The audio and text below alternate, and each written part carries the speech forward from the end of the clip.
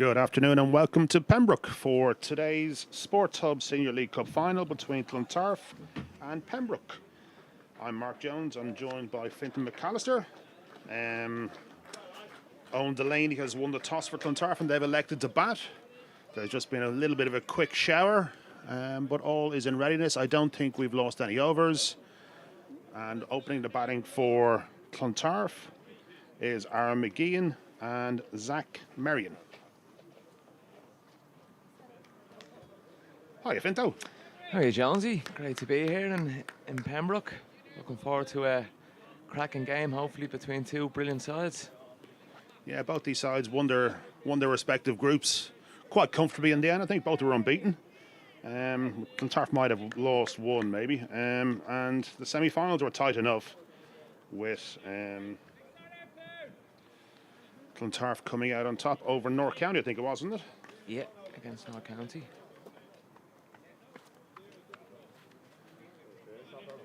Now, we have an interesting one here. We've Punish Meadows. Looks like he's gone open the bowling from the Willfield Road end. Who we believe is a bit of a tight hamstring. He pulled up last week against against Marion. And as you can see there on your screen there, he's giving it a good old stretch. Yeah, just coming in off a couple of yards, keeper up to the stumps. He just bowls a nice line of length here. It'd be tough to get away. Yeah, he's a fine bowler. Now, there is a few players missing today from both sides. There's Interpros, there's T20 Festival weekend up in Breedy. So last week's top three from Clontarf are missing PJ Moore, Fionn Hand and David Delaney, all of who have scored heavily for Clontarf this season, but it gives opportunities to a couple of younger lads. Exactly. It makes the game very equal, in my opinion.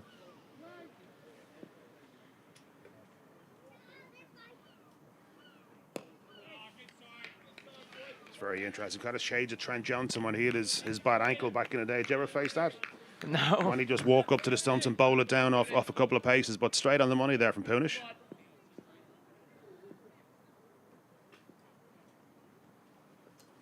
A little bit leg side. I went down and had a look at the wicket just beforehand. Finto was a little bit green. Yeah, might be a bit of movement here early on with the new ball.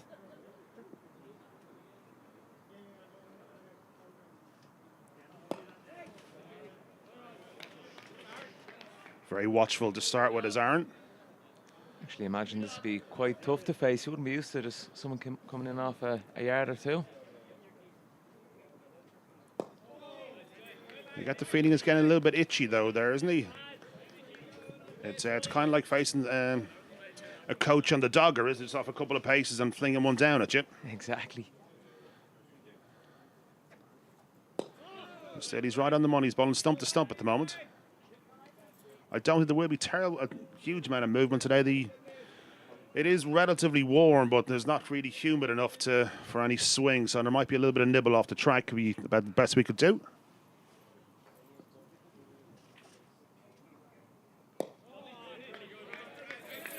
Six out of six, all in and around the off peg. Good start for Punish Method there.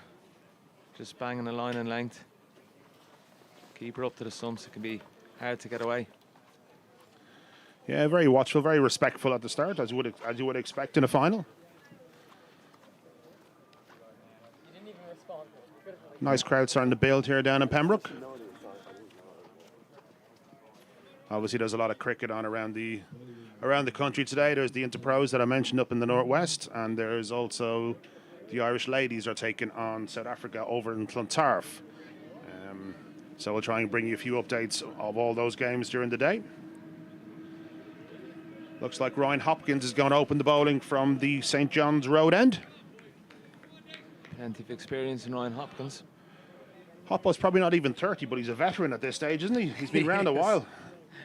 I would say nearly as long as you, Finty, but nah, I don't think so. So how'd Malahide go this year, Finton? We've had a tough start now, but hopefully we can kick into gear later on in the year. Hoppo straight on the money. Looked like that drifted a little bit away. Probably just went with the arm, though. Yeah, it looks like a small bit of swing away from the batter. Very underrated cricketer, Ryan Hopkins. Always does a job for Pembroke.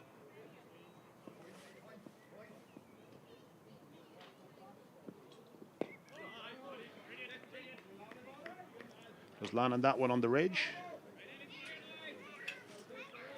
Yeah, So that's 8 dot balls in a row. offers plenty with the bat as well, does Ryan Hopkins. You get the feeling though something's going to give. Still very watchful from Zach this time.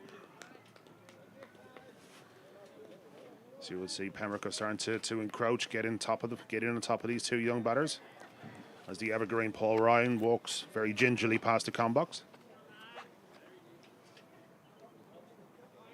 Yeah, Pembroke a young side, and they're always lightning in the field.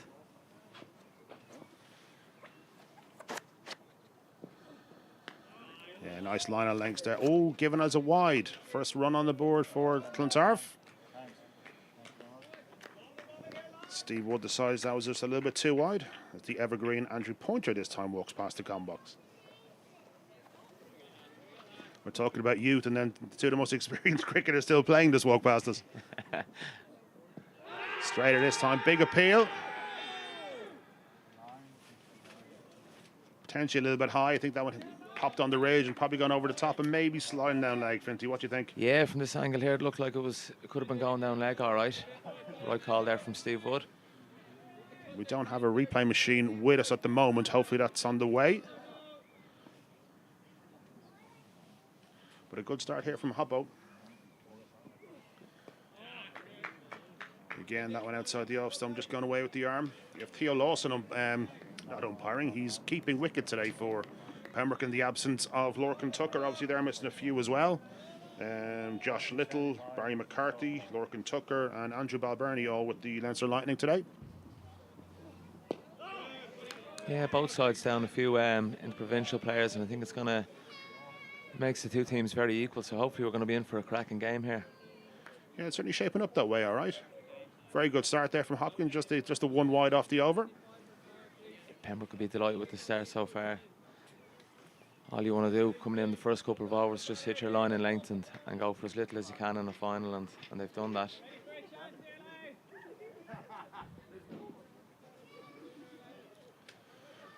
Punish method to continue.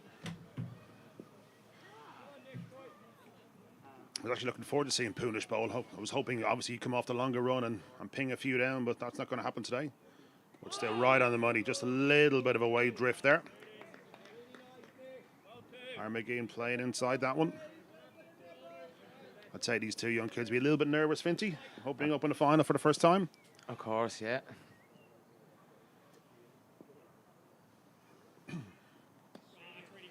Wider this time, just left alone. Have you played in many of these finals? You would have back in the day with your 3 or 4 clubs. 3 or 4, or only 2, Jones. Only two. Okay.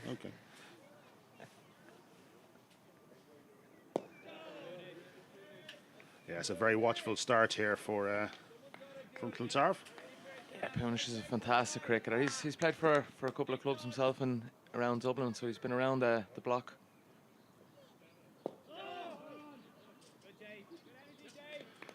Seems to be getting a little bit of a wave movement off the deck. But still very watchful here from the two young Clontarf openers. As I said, I got a feeling something's going to happen very soon. Big shot coming.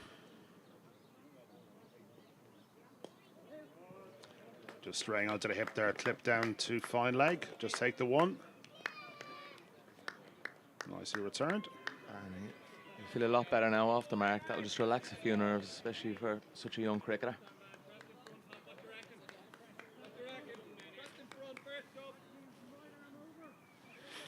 So what do you think would be a good score here today, Finton? In the final, I suppose you can never really tell, but I think you'd definitely be looking at the 220, 250 mark anyway, I think. Would be a decent total. Pembroke lads have got off to a great start here with the ball. Yeah, that's the end of the third over. Just the 2 runs on the board, one of them being a wide. So a very watchful start from the two Clontarf openers. So yeah, have you played in many of these finals? Played in a couple now. We're not in the Sports Hub finals now, but it's played in a couple over the years when it used to be the Conqueror Cup and the league final and things like that. But Much success. You won the T20 a few years ago, didn't you? T20 we won a couple of years back now. I think it was three or 4 years ago in Pembroke against Clontarf actually. Still a few of the same names floating about. Tight single, direct here, could be in trouble. No, well run, well through. Hoppo back on the money again. Yeah, quick single taken there. Something you come to expect from two young players. It's like Paulie Lawson just hanging back a little bit on the at mid-on. Taking on. Bit of a nervy start here now by Clontarf.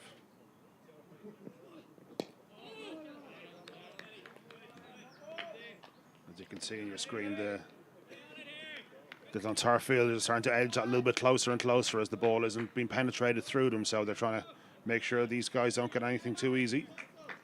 Yeah, and with Hoppo just putting it on a line and length here, it's going to be difficult to get away.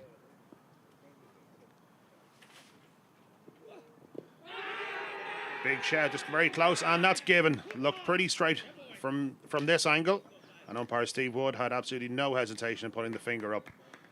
Yeah, it looked like he just fell over it a bit there and trapped in front, and looked like the right decision. Yeah, it looked like his head just went from above him there and he fell over. And he had to go. Didn't look like the height would be an issue with it. And Hoppo has been bowling stump to stump on a regular basis, so you get the impression that was pretty straight and pretty plumb. Yeah, two openers here for Pembroke have started very well. Both just banging down a length with the keeper up. They'll be very happy with this start.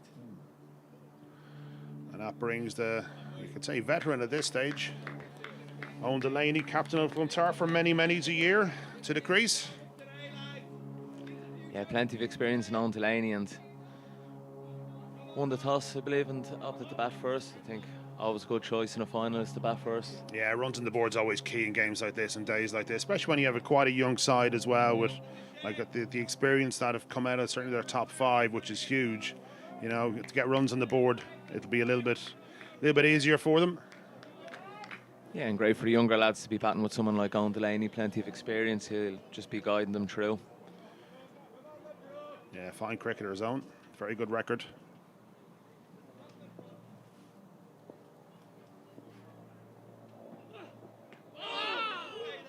Hoppo just puts one outside his off stump there. I think Owen tried to leave it in the end, but I think it was passing beforehand. Yeah, it looks like the ball is just nipping around a bit out there for Hoppo. Yeah, and that little bit of extra bounce there hitting the ridge at this end, as it always does here in Pembroke. The famous Pembroke Ridge that we always keep hearing about.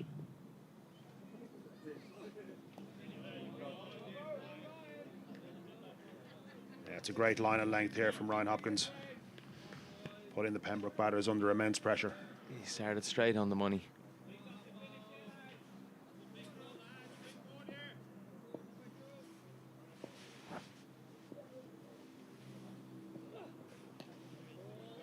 Wider that time, and signals a wide from umpire Steve Wood.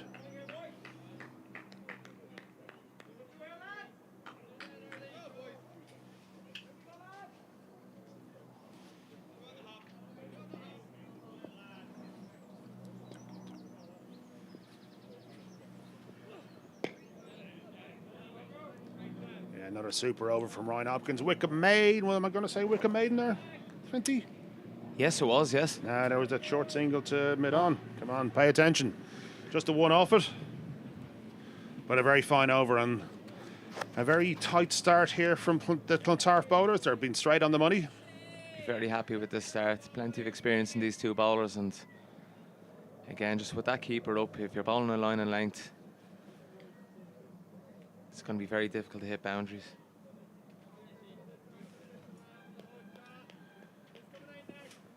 Yeah, Robin Kelly just coming into more a shorter extra cover there.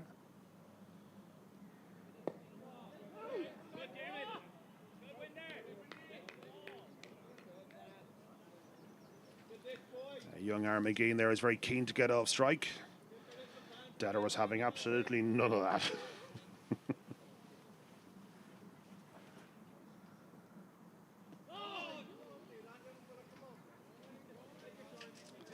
Getting a bit of shape there as Punish. Yeah, a little bit. Seems to be going a little bit all right.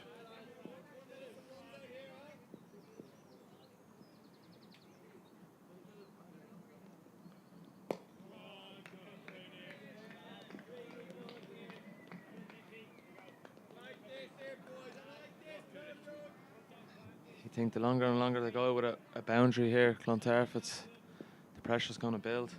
Well, I think a few attacking shots are kind of required at this stage, even if nothing else, but just to push the field back.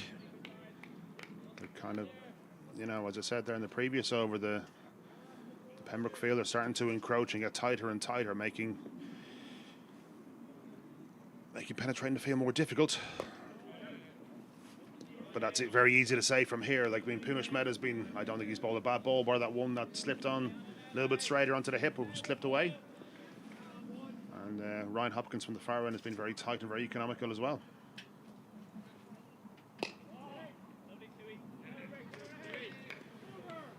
Another tight over, another maiden. That's 5 overs gone.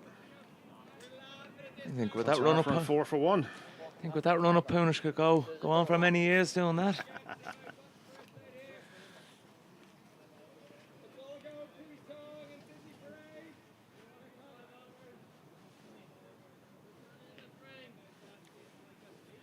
So there's a few clouds knocking around at the moment. The forecast is for the odd shower, but nothing too major. So hopefully we avoid them today.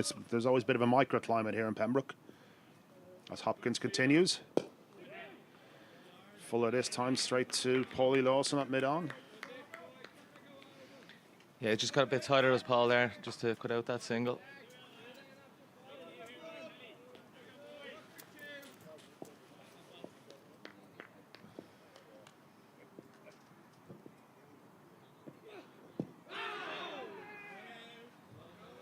Again, Hoppo seems to have changed his line a bit here. He's bowled a little bit straighter that time and a little bit fuller. Yeah, Hoppo knows well. He's plenty of experience. Just needs to stay patient, keep doing what he's been doing. Clontarf still yet without a boundary in the first 5 overs. Adam might feel he missed out on one there though. Back just outside the off stump this time. Played into point. Yeah, just needs to keep it there all day.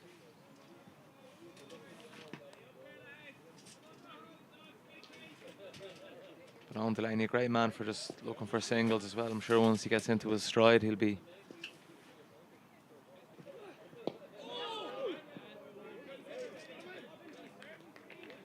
Yeah, these Pembroke fielders are really applying the pressure here.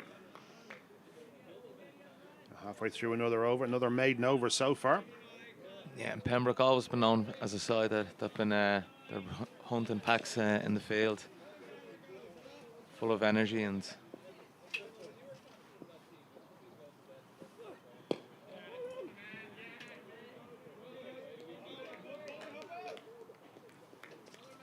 Again, you can feel the pressure building from inside the com box here. Even you can see the lid is just about bubbling on top of it. And there's going to have to be a release shot at some stage.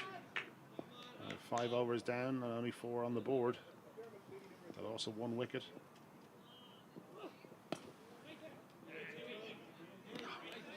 Dad'll be annoyed at that. He missed out on one there, didn't he? Short and wide. Probably missed out on one to get bring up the first boundary of the day, but Pembroke will be delighted with this start, and we have to give it to the bowlers as well. They've bowled a tidy line in length. I'd have bowled really, really well, to be fair. That 6 overs gone. Clontarf are on have progressed on to 4 for the loss of 1. Punish Meta to continue. What would you do here, Jones? You just keep the 2 lads going for the moment anyway, or when would you be thinking? I would definitely not change anything.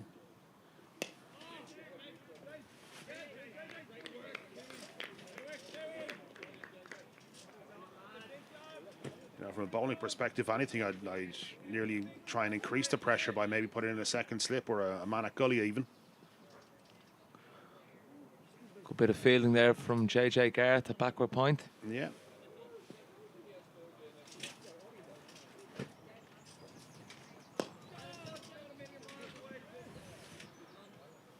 But it just shows you how important line of length is in club cricket, isn't it? Like Punish coming off 3 or 4 paces there. And literally just putting it on a spot, and the Clontarf batters are having difficulty putting it away. Yeah, there's a lot to be said for it, isn't there? It's just... And you know, it's all to do with nerves as well, because you figure you're facing this kind of stuff week in, week out in the nets from whatever coaches you have, and you're smashing them here, there, and everywhere. But with game situations, always very different, isn't it? Of course. Tight single here, taken direct hit, could be in trouble. Oh, direct hit. I think he was gone there, Finty. It looked like he was gone, yeah. Probably just that pressure that's been building. They're looking for quick singles. Quite lucky they didn't hit there. Paul Lawson with the throw just missed out.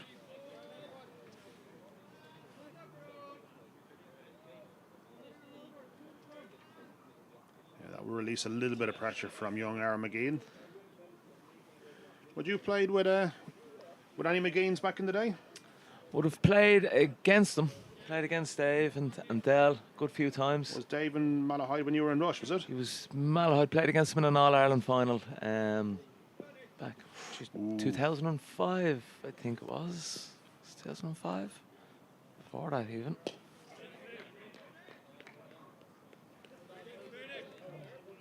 (2002). 2002, so 20 years ago. 20 years ago, yeah. 20 years ago. 20 years ago. Wow. He was skipper of the Malahide team then. The victorious Malahide team? Dare I say it? Victorious, yeah. The end of another very tight over there from Punish. That 7 overs gone. I think that was another maiden as well. No, they took the quick single. 7 overs gone. Clontarf for 5 for 1. And at this stage, something's got to give, doesn't it? Yeah, still yet to see a boundary here at the moment, so they'll be itching to get that first one on the board. That'll definitely just relax themselves, and you know yourself, once the first boundary comes off, you can kind of kick on and a bit more relaxed.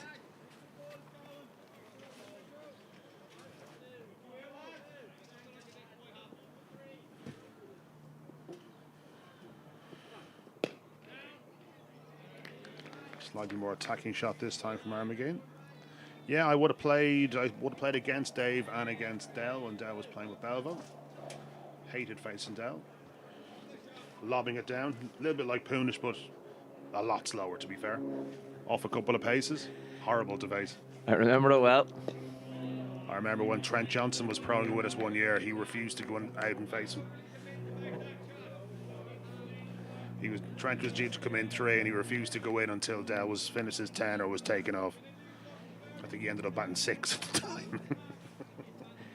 Yeah, Dell, he's got a few pros in the pocket there. I'm part of his. I think I'm part of his golden club, I think he calls it. Wider this time, and there it is.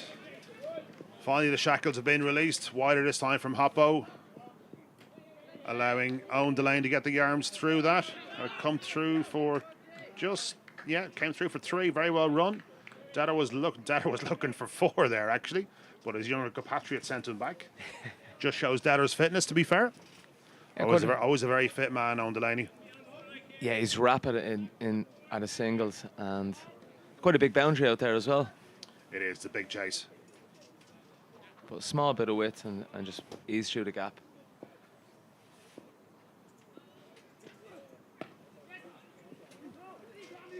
Direct hit again. Ooh.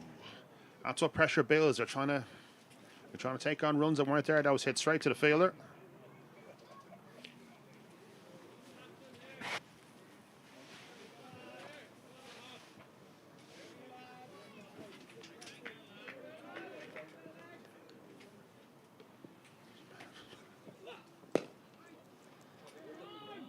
Genuine half volley this time through the gap. Clontarf starting to release the shackles there. You could hear the frustration there from Ryan Hopkins.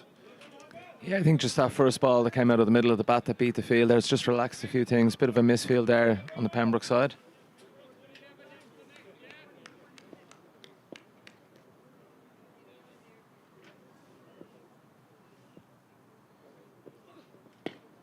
Again, short and wide, a punch through the field this time. Again, another long chase. And this time makes it all the way to the boundary. The first boundary today at the end of the 7th over. Very nicely played by Owen Delaney. And the score races on to 14 off 8. Just released a bit of pressure that over there, and Ryan Hopkins looks a bit disappointed with himself there on that.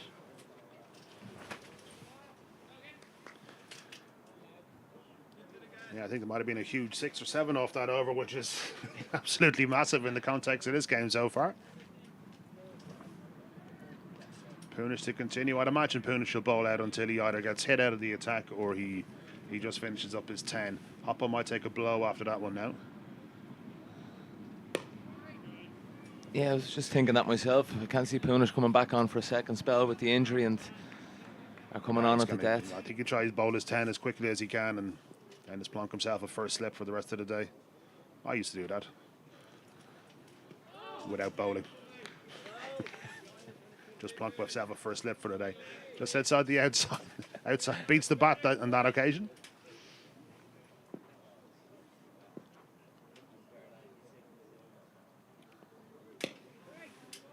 Fuller, a bit of width. Again, young Aaron McGee there will be very frustrated that didn't get through straight to Ryan Hopkins at the deeper man at cover. Yeah, just over pitched and just picking out the fielder. Ooh, I think that was a little bit slower as well, trying to entice him into a false stroke. Yeah, it looked like it just stayed a small bit low.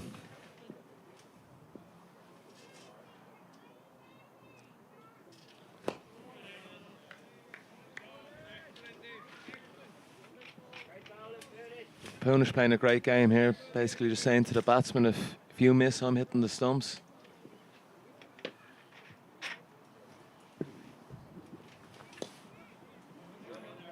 Stepped across there, clipped that one through the vacant square leg area. They come through for a single. The score moves on to 15 off 9 overs. Another great over by Punish there. He's doing a great job for the Pembroke side at the moment. He'll be very happy with his start. I think we might need to have a quick revision of the projected scores here. You were saying 230 or 220 to 250. You gave yourself a nice big band there. I have Chance of committing a little bit to some semblance of a number. have to leave a bit of scope there, you know yourself. That's a lot of scope, to be fair. That's a lot of scope. Like, that's over 10%, mate. Come on. And I'll probably still be wrong.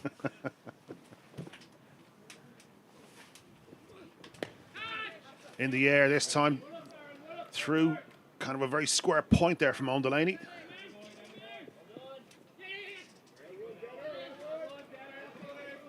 Good running from Pembroke to get through from 3. Yeah, I think that's Cronje that fielded that, is that right? Yeah, that's the... I'd say his heart was in his mouth there for a little bit. Got his width and the right shot to play, just went in the air for a while. Didn't really follow through with it though. He kind of quit it halfway through, so kind of went at a nice catchable height. This time more circumspect. But I was wrong. It is Hoppo to continue.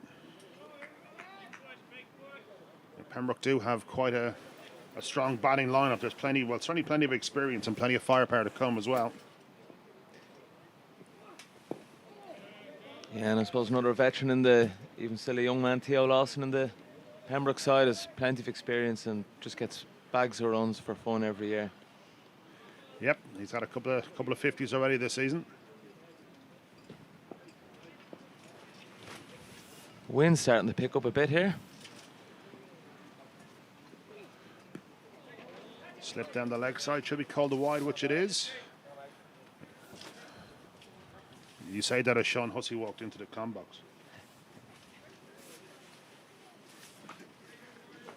Huss is not happy with you at all, Finty. Why is that? He just said the wind picked up.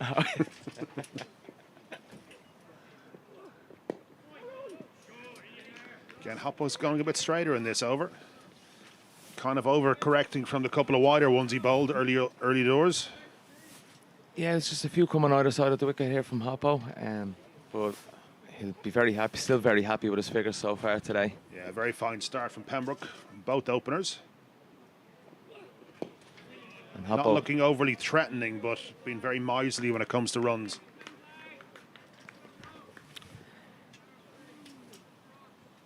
yeah, Clontarf looking like they're probably just going to maybe see these two lads out and see what the change of bowling brings and maybe try and pick up the pace from there.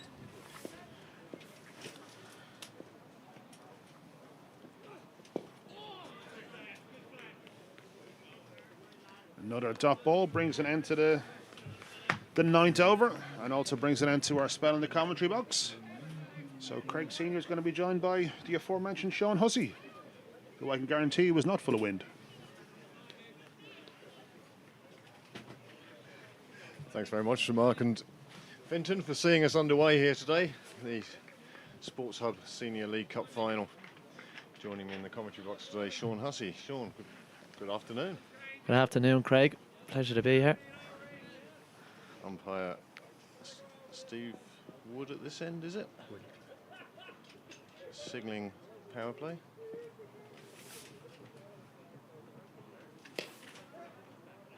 Well, it's certainly been a tight enough start from Pembroke anyway. They'd be happier with the two teams, do you think, Sean? Yeah, I think so.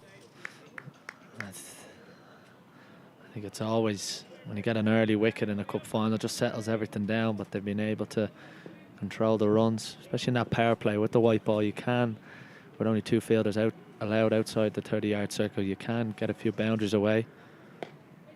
Punish Mehta from this end, and Ryan Hopkins from the other. Just kept it nice and tidy. Obviously Mehta coming with an injury, and he's just bowling stump to stump, maybe testing the patience. Yeah, both teams unfortunately well below full strength with the interpros on. Did you see any of the games from Brady yesterday? I saw the end of the Leinster-Munster game. Fascinating end. One of those situations where nobody seemed to know how the game was ending. But it does mean that, well, both teams are missing 3-4 players each.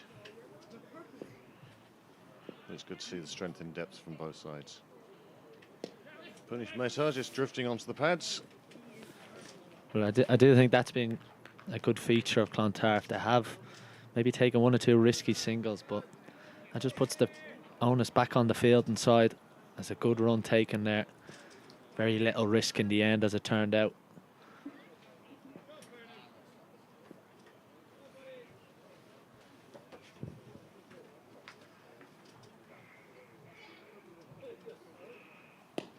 This much shortened run-up for Punish Mehta, paying dividends. He's been bowling a good line and length, keeping it tight. And at the end of 11, the score is now 21, and just that 1 wicket to fall.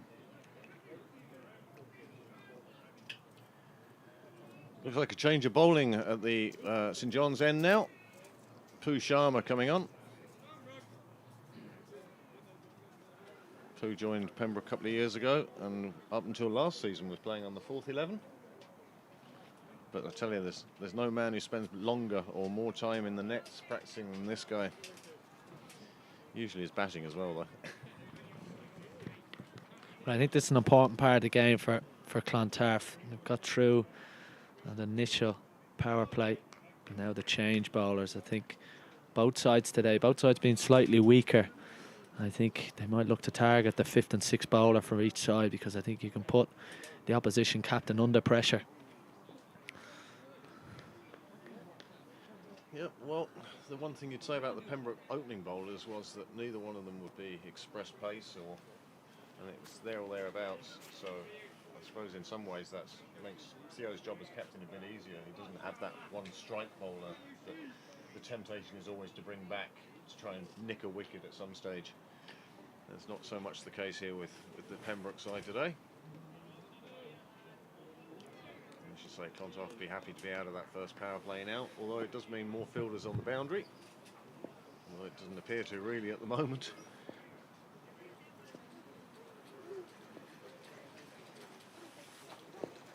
So Pooh Sharma's first ball, just drifting onto the pads, played away. Just a single taken. It's quite a usual occurrence now. The left arm off spinner, Donica Tucker, throwing it right-handed in. You see Jack Leach do that for England. Yeah, bowls left-handed, but throws right-handed, and look, it works for him. Again, drifting down leg.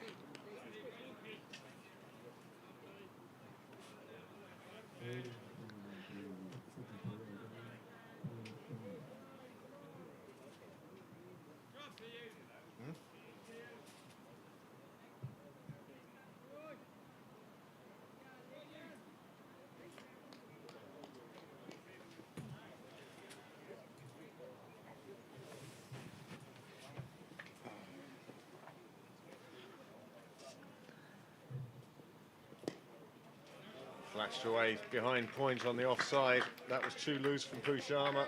Another boundary for Clontarf. Breaking the shackles a little.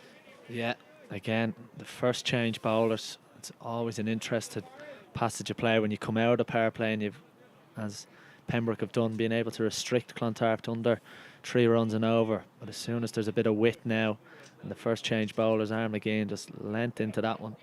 And as a result, immediate change from Pembroke. They put Danny Hogan out to the cover boundary. But it's going to be difficult for anyone bowling from the St. John's Road end with that wind coming across the ground, coming from those familiar here with Pembroke Cricket Club, coming kind of from the dark tracks across the ground back towards the clubhouse. So you've seen Sharma just stray down leg slightly. So maybe he's just trying to find his line and length with this wind.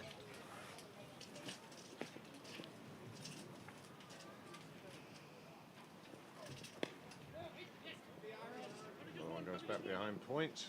Fielder down there. Samit Kumar. But again, just a little bit too much width on offer there from McGinn. Very easy for him then to get off strike. You just find it's going to be difficult for anyone, like I said, from the St. John's Road end.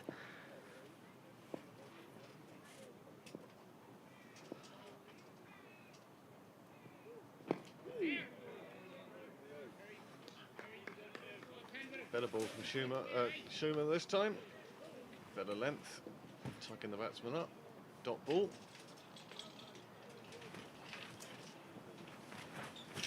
Yeah, it's a shame that these were this game has taken place at the same time as the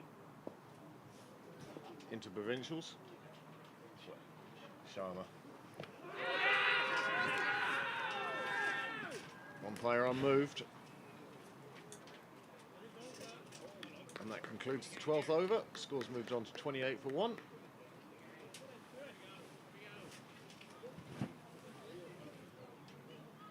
McGeehan's now moved on to 17. Knowing Delaney on 7. Bit of a rebuilding for Clontarf, but going well for them. Yeah, absolutely. Just on that last over from Sharma. His last 2 deliveries just found a much better line.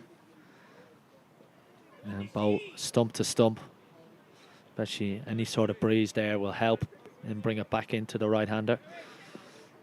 Go. Putting Smetar to continue. This will be his 7th over. I think the plan is just to bowl in 10 and then let him sit down at long leg or something for the rest of the innings.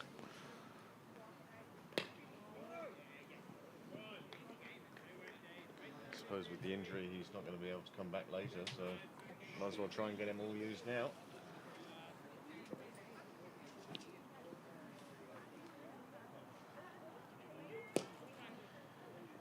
That's lifted over the circle on the leg side out towards Cow. It's going to pull up in front of the fence, one feels. No, the outfield is just as quick as ever. 4 down to the Willfield Road gate. You're starting to see McGinn find his way here, find his feet. That's a really good shot. I've seen a bit of him play. That's a real strong point of his. He hits the ball hard. He just picked that up beautifully. Put it in the air, but knew he was safe once he cleared the ring. Nobody else out there to stop that. It took him on to 21. They're definitely looking to get after him now.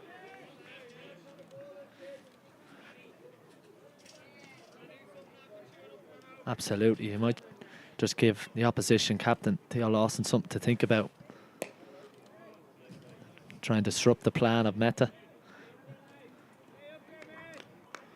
Yes, I really feel that with him having bowled 7 now, maybe looking to get through the other 3 and be done with bowling for the day.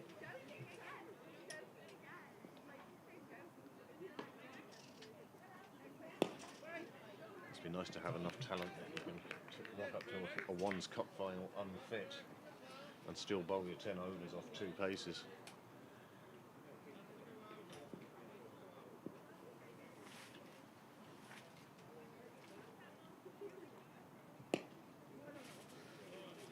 Good comeback from Mehta in the end, just going for that boundary.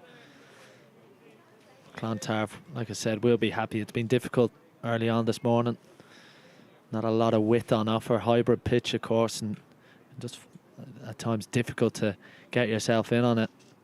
I think both McGinn and Delaney will be happy with where they are, having lost the early wicket. Oh, Punish Mehta will be happy enough. That's 7 overs for 9 runs. Just the sort of opening bowling spell that captain would want. Pooh Sharma now to continue from the St John's end. Another one drifting down leg.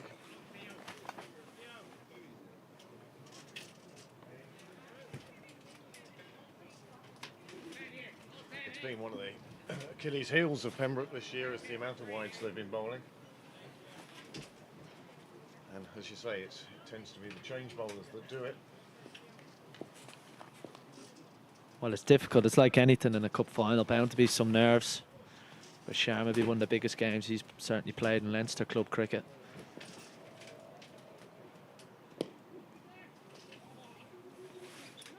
Slight hesitation from the misfield, and the throw from Robin Kelly goes to the wrong end.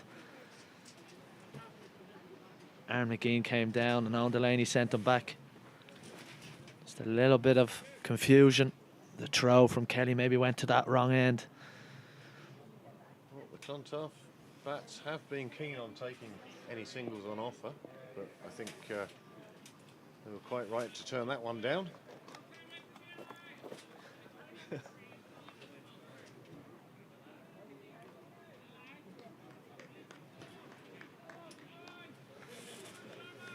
Still not quite warming up. Bit of blue sky off to the right. Hopefully that will visit Sydney Parade soon enough. Bit of a crowd building up now.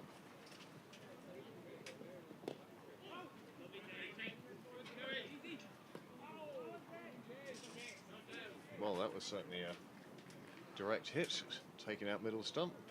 JJ Garth, of course, who had 4 run-outs in the semi-final. You'd have thought after 2 you'd stop running to them.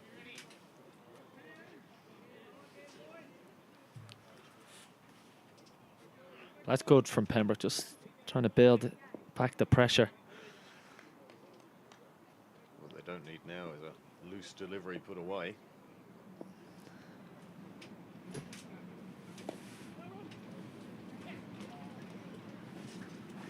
Just a misfield there by JJ Garth. I think it bobbled right in front of him. Yeah, that took some bounce off the edge of the square, past the despairing hands.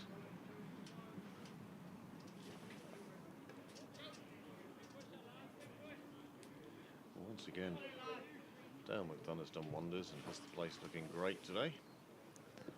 Always looks well for the showpieces.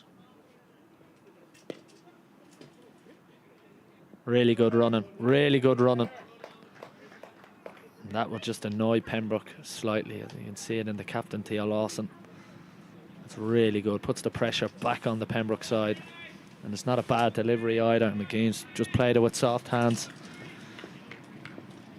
Well, those ones where you don't actually want to hit it any harder because it'll get to the fielder too quickly then.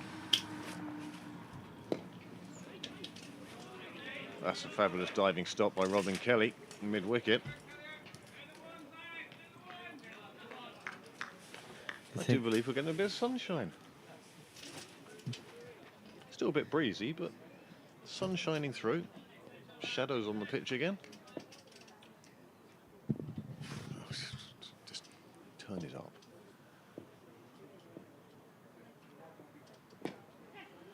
Another quick single taken to the ring. Oh. Even with the ball hitting the batsman, he still found the stumps. But again, as you say, another good quick run. Turning over the strike. Keep the scoreboard ticking over. Keep posing queries for Theo Lawson. 14 overs gone now. Clontarf made their way to 36 for 1. That was a really good end to that over. Just working the singles, building back the pressure onto Pembroke. You do feel McGinn and Delaney here are laying the groundwork for what's to come. You might see a bit of acceleration towards the end if the likes of Andrew Pointer, Bob O'Forrest to come, and John McNally, who's been in great form, and of course the Clontarf pro, Ruan Cronje. And you just feel like they're laying the groundwork.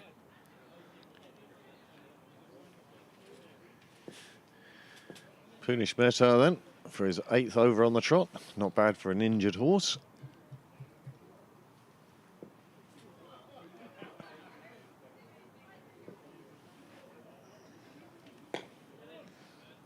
He's packed the leg side, or the offside rather, Punish Mehta. 6 on that offside, including the man right on the boundary. The benefit of being able to bowl accurately and not drift onto the leg side. He's given him. Batsman's not entirely happy, but it was a sharp appeal. It seemed to get him in line. I'm sure Niall will show you the replay of that now. Yeah, brilliant bowling by Mehta. Owen Delaney has to go. The Clontarf skipper. He's found it difficult going out there, but that's brilliant bowling from Punish Mehta. He hasn't tried to change anything. He was hit for that earlier boundary by Aaron McGinn. But he's kept with that tight line outside off stump. Injured, of course, but still able to affect the game here in the cup final. Well, that's it, isn't it? I mean, if you can perform on the big occasion, even when not 100%, it's a big advantage.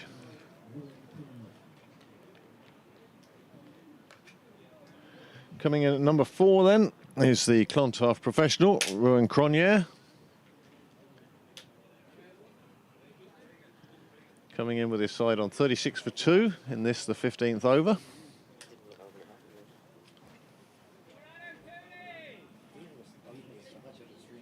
No.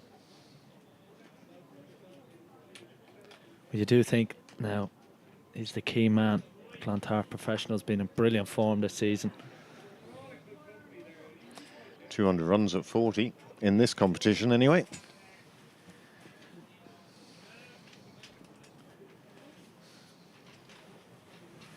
Slip in place now for the new batsman.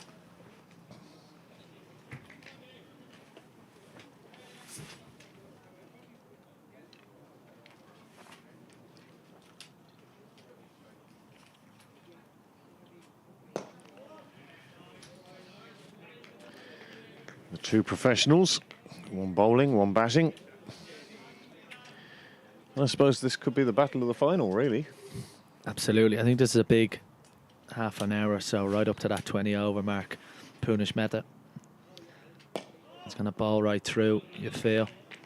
You just feel like something's going to happen here. And if Clontarf can get through this spell, wait for the spinners to come on for Pembroke. Might feel get there. Sells back into this cup final. 36 for 2. Feel like Clontarf can go either way for them here. They have to find a way through it. Both Aaron McGinn and Ruan Cronje.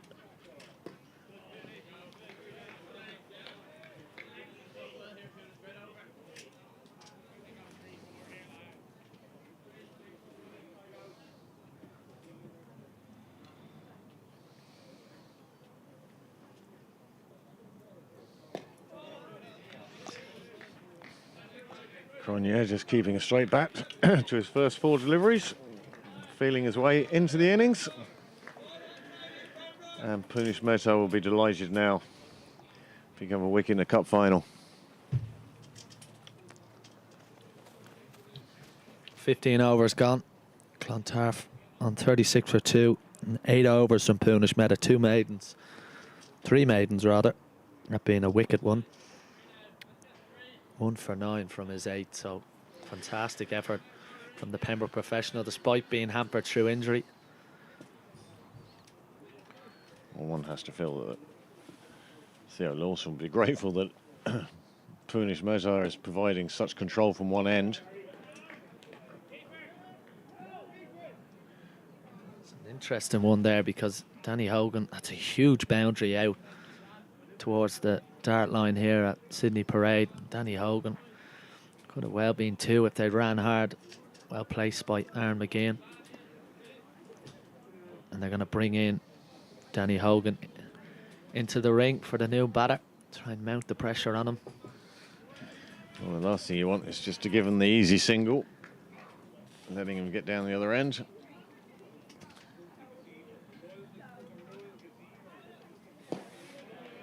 Again, nice straight bat.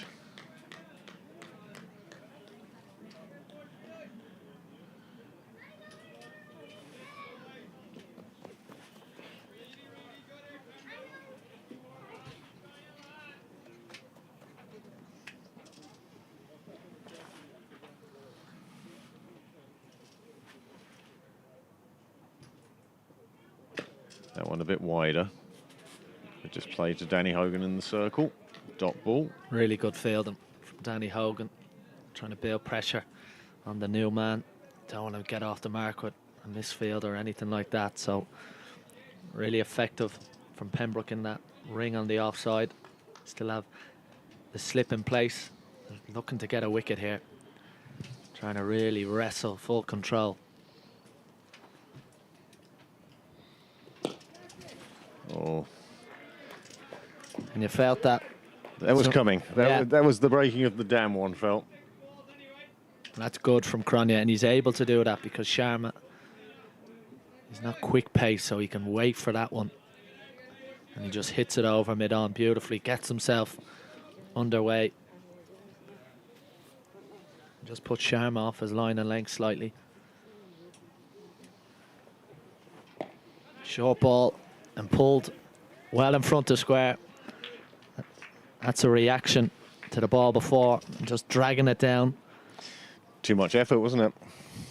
Not enough control.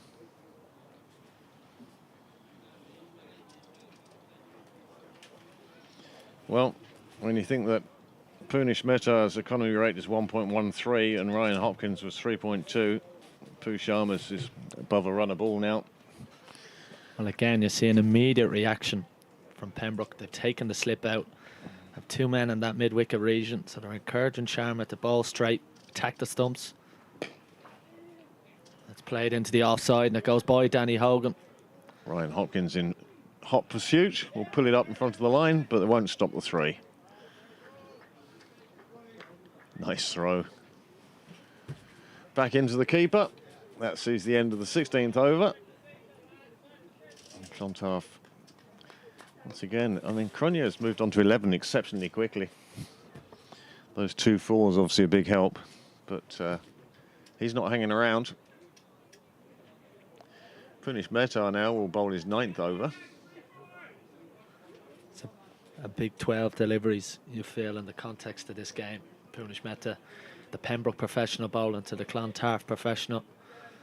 Cronje still have Aaron McGean, who's done really well in a big Senior League Cup final like this. You do feel like this is a big couple of overs for Clontarf. The game still at an early juncture, but an important one.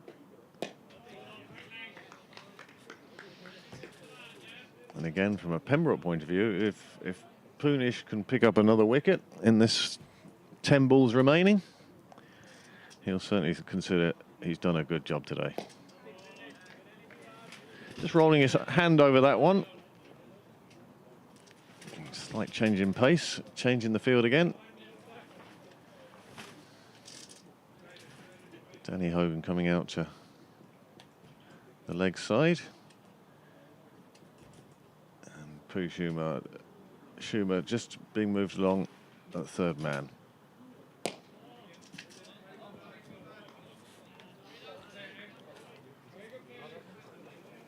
Sharma. It's all right.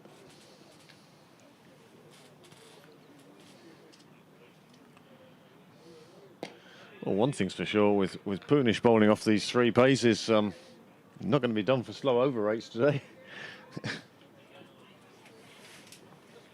What do you feel this anyway, but just given the Pembroke bowling this year and full-time during Pembroke, the base of their Yeah. sheet and batting for this year, averages and that sort of stuff in their careers.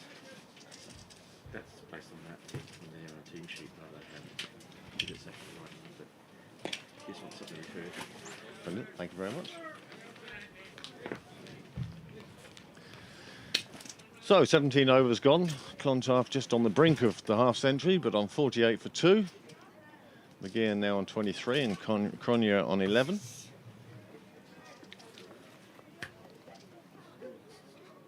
And the sunshine has very definitely come out. Nice blue skies above us now.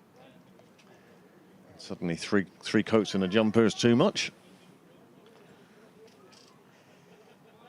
Another really good over, that last one from Meta. You think Clontarf are just happy to see the end of his spell. He's got 1 left, 9 overs, 4 maidens.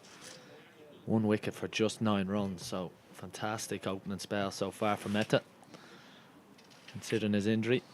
We have a deep square leg and a long leg in place. Oh, that's gone past everybody. 4 leg byes.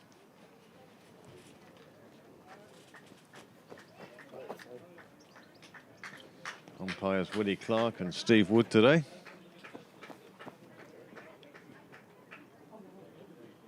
And 4 leg byes to the total. Takes Clontarf past that 50 mark. Takes them on to 52 for 2, and this is the 18th over.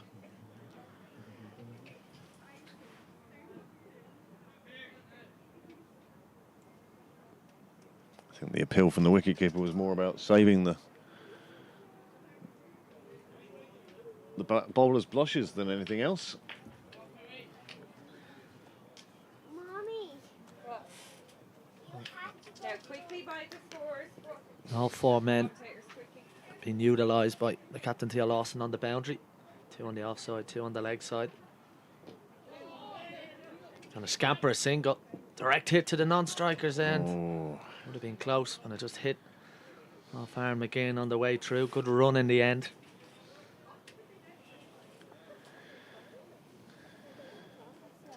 He certainly just kept going in a straight line, and the ball crossed his path.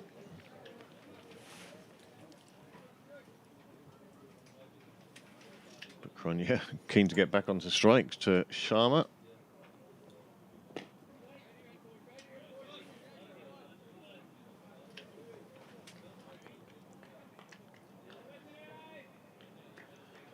Bit of warmth in that sun now. The breeze seems to have died back a bit. Punish Mehta, rather, the pro, just going up to the bowler, encouraging him. It's a much better line from Sharma, that one. And it took Cronje for a bit of room. And it's in the air. It's going to go past mid-on. It does very well in the end. And it'll just be 2. But you see, with the lack of pace from Sharma, that Cronje is able to just wait on that back foot and get anywhere near it. Still managed to get over mid-on for 2. Danger of waiting on the back foot, of course, is the one that keeps low. But as you said earlier, this is one of the new hybrid pitches. I think it gives a bit of consistency to the bounce. Another single taken to the ring. That's another good single. Yeah, really, really smart cricket. There's an added urgency now with Cronje at the wicket. A couple of well-taken singles into the ring on the offside. JJ Gard, one of Pembroke's best fielders, still able.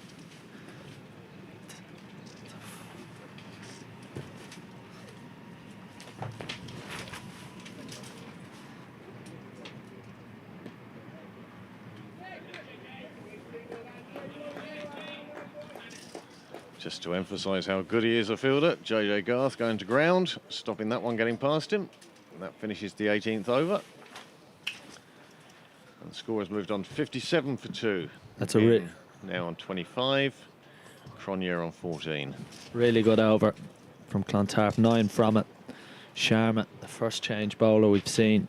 4 overs, none for 28. And we are going to see Punish Mehta bowl his 10th and final over of the game. Seems strange to have your bowling spell done by 1 o'clock, doesn't it? Usually just getting out of the car at Division 13, 15, 17, wherever it is I'm playing these days.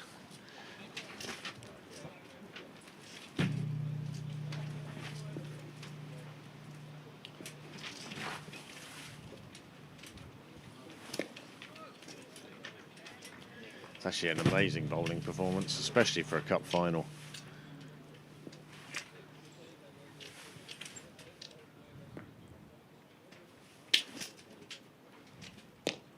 He's almost landing it on a sixpence every time. It feels like you're watching a replay. Just so consistent. The key is not to give any width. And he's just testing the batsman out, and you feel like Clontarf are resigned to letting Punishmeta's 10 overs be done. With just that one wicket, that big wicket of Owen Delaney, the Clontarf skipper.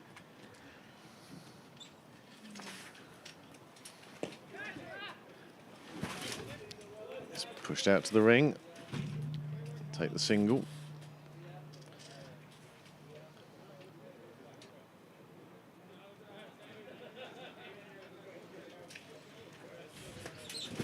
Cronje, they're bringing another man over onto that leg side now. 5-4. 4 men on that leg side. Danny Hogan in the mid wicket.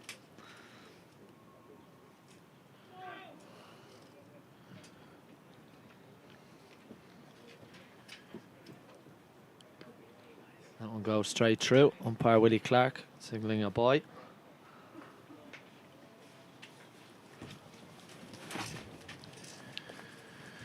Just nearly took the edge of the bat, and that's what Lawson was playing for. And as a result, he ended up missing it.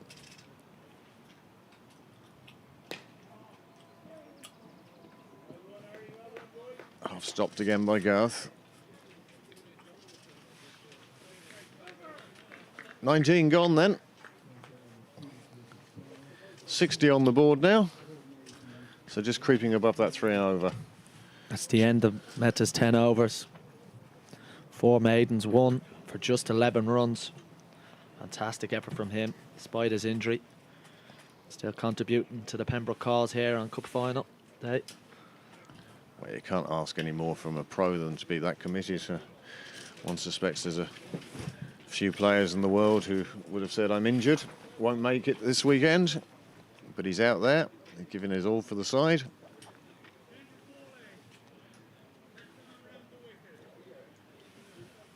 Well, one assumes that this will be Donica Tucker. Left arm around.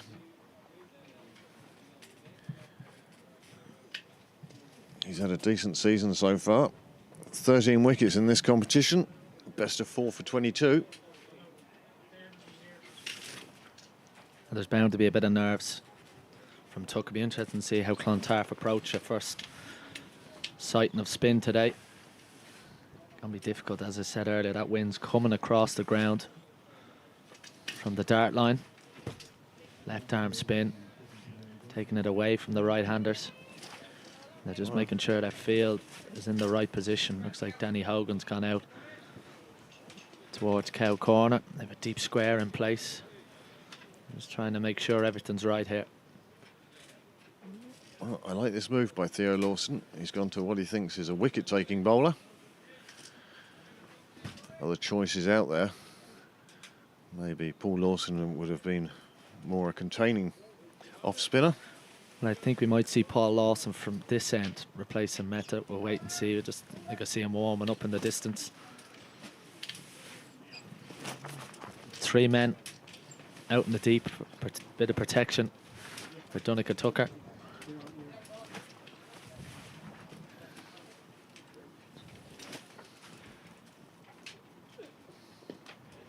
That is a real strong spot of Aaron McGinn. That leg side to the spinners.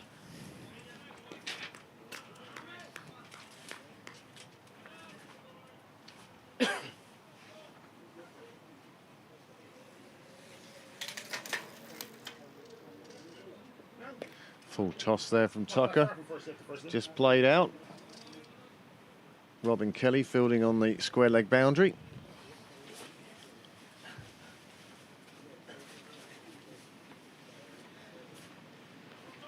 He'll certainly be looking to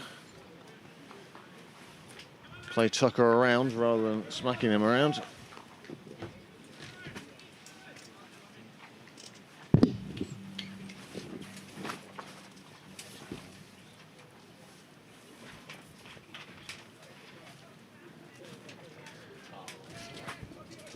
Well, that was aerial, full toss. Full toss off the edge of the bat.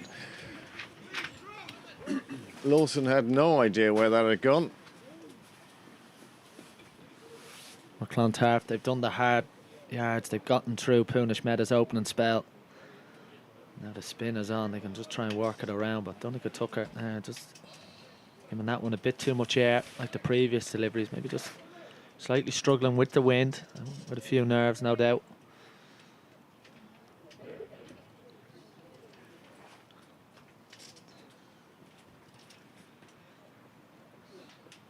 Another one on the full. That's 3 out of the 4 balls have been full, and this one reaches the boundary. The 2 fielders have bisected perfectly mid-wicket. Tucker's going to have to get the ball to come down a bit quicker than that. It's well placed by Aaron McGinn, because there are 2 men out on that leg side boundary in front of the wall. Very easy hitting with the wind as well, but very easy to find it down the throat of one of those fielders. Tucker just struggling slightly. Much better.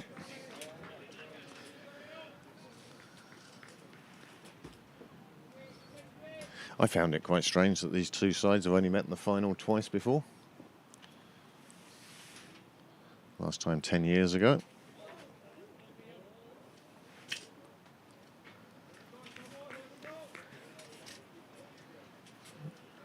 Just straining down leg with that one, Tucker.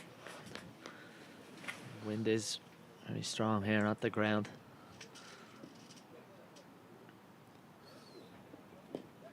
And that's really good. Really good from McGinn. He's looked right at home here in the Senior Cup final. It's the end of the 20th over. And Clontarf have moved on to 67 for 2. 60. Scoreboard just catching Sean out there and changing the commentary box as Sean makes way. Finton McAllister joining me in the box. Well, Finton, where do you feel we are at the moment? Yeah, I think Clontarf have brought it back a bit quite nicely after the start. It was a slow start, but they're starting to build a bit more here. I think it's just important that they keep wickets in hand. Well, that's the thing, isn't it? Wickets in hand going into the last 15 or 10 overs. That's where you make up the big runs. But what a spell from Punish Mehta for a guy who's injured. Yeah, he'd be delighted with that. Unbelievable figures. I don't know if we could call it a run-up. It was nearly a walk-up, really. It was, wasn't it? What a fantastic day here in the Sports Hub Senior League Cup final.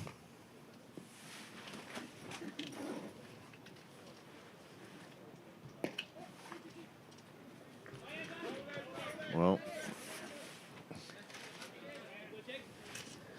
Paul Lawson's bowling, of course, been no surprise to Clontarf. I've seen him many times before. Yeah, he's been around the block as Paul Lawson, and he's a fine bowler. Gets through his overs very quickly. Another one who doesn't have a run-up per se.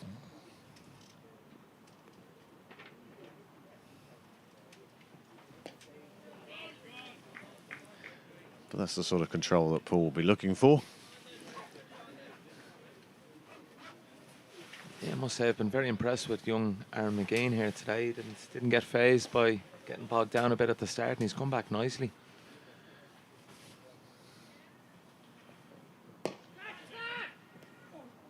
Oh, it's put down. Mid-on, Dermot Tucker putting that down. It was a chance. Oh. Yeah, it'll be very frustrating for Paul Lawson, that big wicket of... That would have made a huge difference.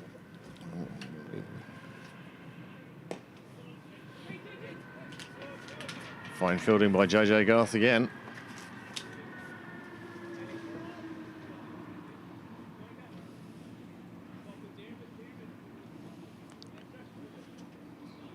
Slight change in the field.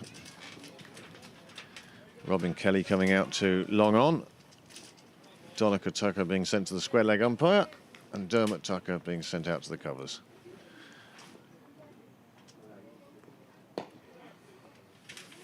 This one's on the full, gets through the despairing hands of Garth. Yeah, and Paul Lawson a bit frustrated there, and probably rightly so. Chance gone down and just a little misfield there. And let's be honest, Paul wouldn't be slow in letting you know he was frustrated. Ooh. He's an experienced campaigner. He'll know just to stick to his line and length and get through his overs as quick as he can. He's the sort of bowler that getting out of the over is the expression for him. You get the feeling that he always wants to bowl, but he wants the over to be over as quickly as possible. Yeah, I love that from bowlers as well when I'm out there. In fact, last time I saw you, you had a big leg brace on. How's the leg now? Yeah, and he's doing fine now. Back playing every game. So we didn't have too good of a campaign in it so far, but yeah, it's been a great spectacle here put on by Cricket Leinster. It's amazing how Cup final day has changed since it's gone from, what was it? It used to be Leinster Cricket Union, and now Cricket Leinster. The professionalism is certainly showing, not just on the off the field, but also on it, and how they stage the finals and the such like. Yeah, it's very well run. Just having live streaming and lots of hands on deck around, helping around. First big blow of the day, first maximum. That's a very big shot. But again, this is a big challenge, one that he probably hasn't faced before for Donica Tucker. Two set batsmen now. They'll be looking to get after him. Yeah, probably a couple of nerves in there for Donegal. He's a young man. He's had a fantastic season so far. That's a good answer, though. Tossed it up even a bit further that time. Nice comeback.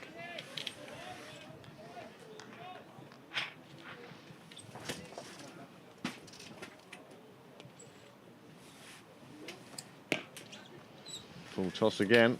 Again, that's pumped down to the car park gate. Another 4. And suddenly the shackles seem to be coming off, and Clontarf starting to score a bit more freely now. Yeah, definitely a bit of pressure taken off. They'll be delighted where they are now at the moment, Clontarf. Again, after that slow start, they've picked up the run rate nicely here. And Cronje looks like a fine player. When you think that we're into the 22nd over now, and Punish Mehta's 10 overs cost 11 runs, which leaves 69 off the other 11 overs.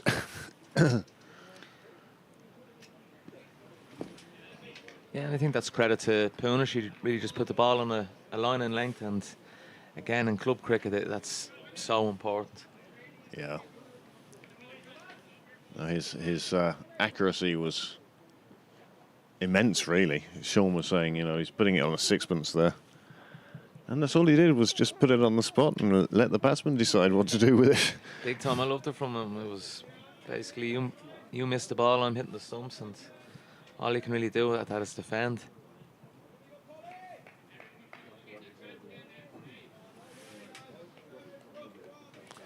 So Paul Lawson to go again now.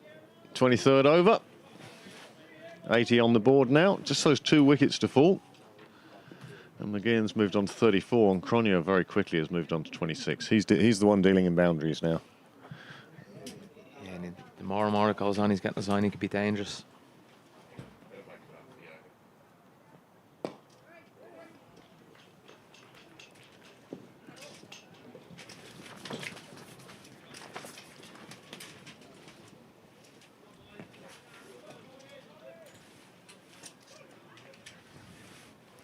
Still a couple of spots in the car park for those of you who want to come down. Expecting a bit of a crowd to turn up this afternoon. That was just pushed out to long on. Robin Kelly there. Yeah, and Clontarf are playing it nicely here now, just looking to work the ball around and look for their singles. Well, they know they can wait for a bad ball to put away, so take what you're given in the meantime, just keep the scoreboard ticking.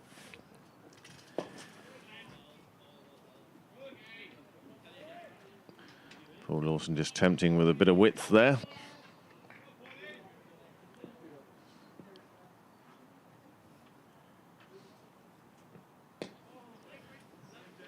Another good ball right up at the batsman's feet. JJ Garth. Fine bit of fielding there. Yeah, he's a fantastic fielder. He's had a few great stops here today, and he's been electric in the field.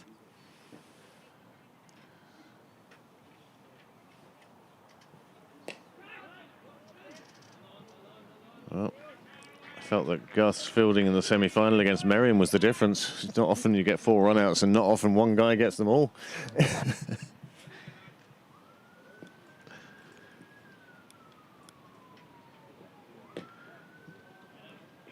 So, as I said earlier, once you've pushed 2 to him and had 2 guys run out, surely next time you push 1 to him, you just pass on that, thanks.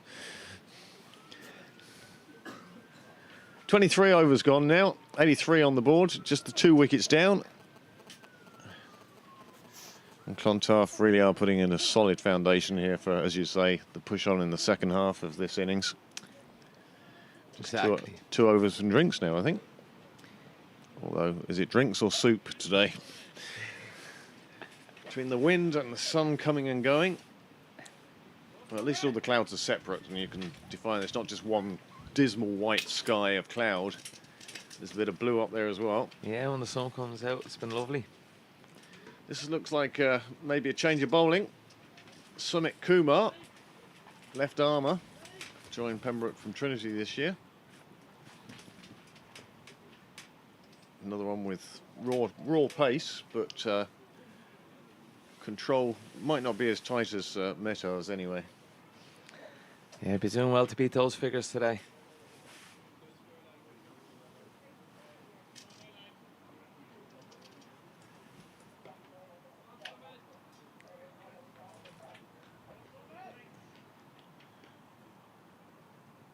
Theo Lawson with the gloves today. I think he's been standing up to everybody. He has so far. Again, not a lot from Punish actually got through to him because it was stump to stump and the batsman just keeping it out. One suspects he's not going to stand up to Summit.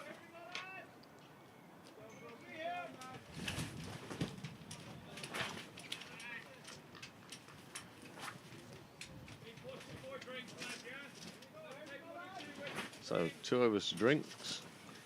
And the first of those 2 will be delivered by Sumit Kumar.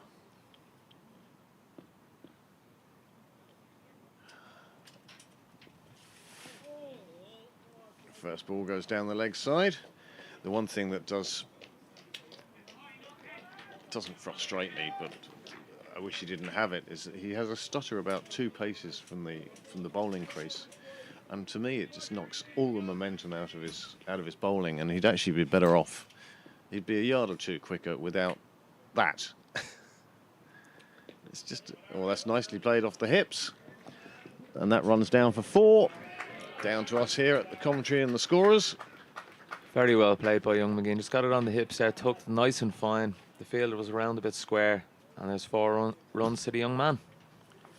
Well, he knew that he didn't want to actually hit it that hard, just get bat on it and let the pace run away. That's another 4 onto the total for Clontarf. And McGinn's now moved on to 40. Well, not wishing to prejudge, but he deserves the half century. He's worked very hard here this morning. Flies down, fielder on the boundary, keeps it to a single. Overthrowing Lawson. It's great to see a young man like Aaron come in and play the innings he has. I'm sure he was very nervous first up. Yeah, it's that wait for that first ball to hit the middle of the bat. So, oh, that's how it feels. Yep, okay, remember that. But he certainly has grown into this innings now. And I think he'll enjoy batting with Cronje, because Cronje takes all the pressure off him. Yeah, and there's a few very experienced cricketers in the Clontarf dressing room, and the more you kind of bat with these guys and learn from them, it can only help.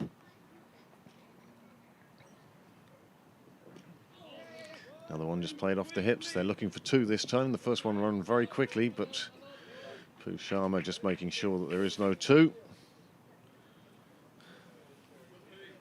Again, Sumit Kumar just drifting onto the hip. The batsman able to play that away.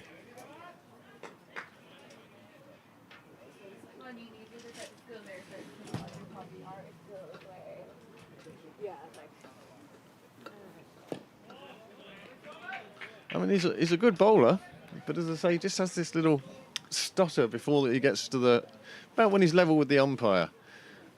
I can only think that it takes a yard of pace off him. Definitely.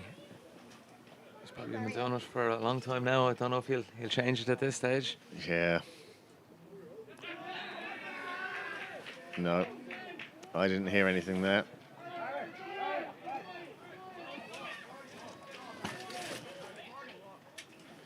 He's walked that far. He's got to keep going now. Yeah, it looked like it must have been a feather. Must have been a very light feather, but fair play to the batsman. He walked. Umpire wasn't giving it. Yeah, fair play to him. Didn't look like he was going to be given out, but he kind He of made the walk off. He obviously felt it and decided to go, and one can only applaud that. Certainly, yeah. I mean, it's great to see at this level where you have neutral umpires, and often the temptation is that's the umpire's job, let him make the decision. The tricky one is when you're playing down the divisions and you're self-umpiring and you're putting your own teammate under that sort of pressure. I've always been of the view of I'm not going into work on Monday and saying, oh, I got 50 for 3. You know, if you're out, get off. No, I have to say fair play to young Aaron McGean there. That's been a fantastic knock. Yes. Such a young man. He's really done a great job for his Clontarf team here. It certainly has been a rock on which the rest of the innings have been built so far. Super knock on a kid with a bright future. Yeah, I don't think that will be the last time we'll see him on Cricket Leinster TV.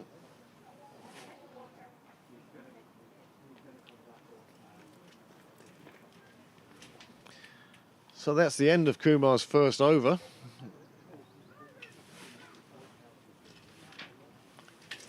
And now the score 90 for 3. Scoreboard not quite caught up with reality. An incoming batsman, Andrew Pointer, plenty of experience. And probably between himself and actually Theo Lawson, probably the two best sweepers, I'd imagine, in probably Ireland at one stage.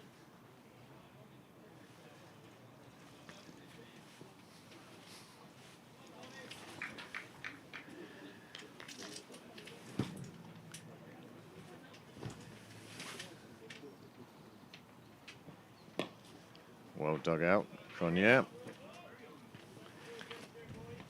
Yeah, plan now will obviously just try and build a little partnership between these two. These two can go very hard at it in the back end of the innings. Yeah, if they're still in with about 15 to go, I expect to see fireworks at that stage. No matter how slowly they get to that 35 over mark. If these two are still in, then Clontarf are in for a very big total.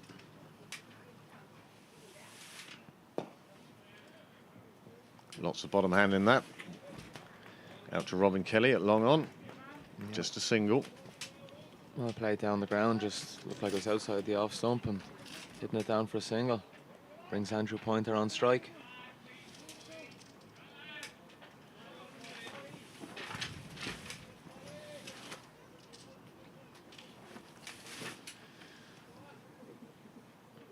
This wouldn't be Andrew Pointer's first date at the dance.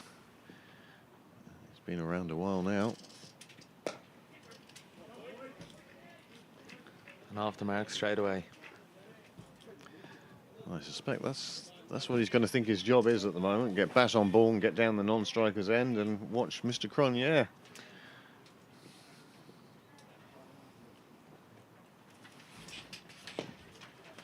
Just trying to give that one a bit more air, turning it into a full toss. Just pushed out for a single.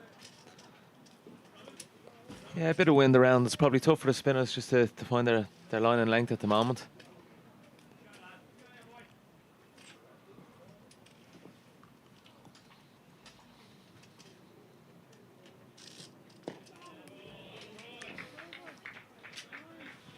Good finish to the over for Lawson. That's 24 gone.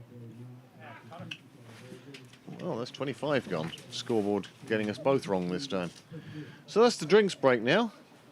And who do you think is going to be happier of the two teams at this stage? Yeah, I don't think either of them will be too unhappy at the moment. I think the next 5 or 6 overs is going to be crucial. Clontarf obviously going to try and build a partnership without losing any wickets, and Pembroke just trying to bowl a tight line, but brings up drinks in the Sports Hub Senior League final.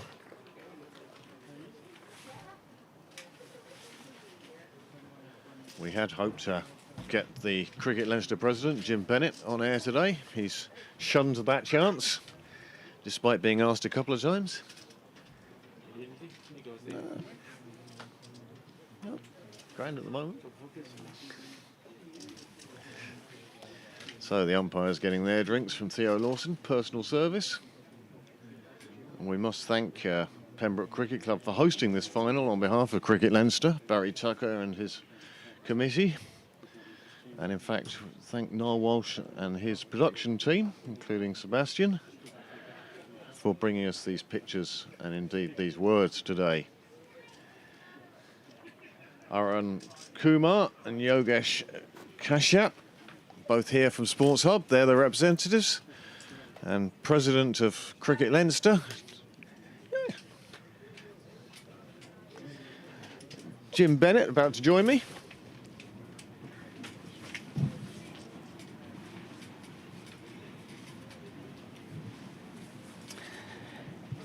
Joined here now by Cricket Leinster President Jim Bennett.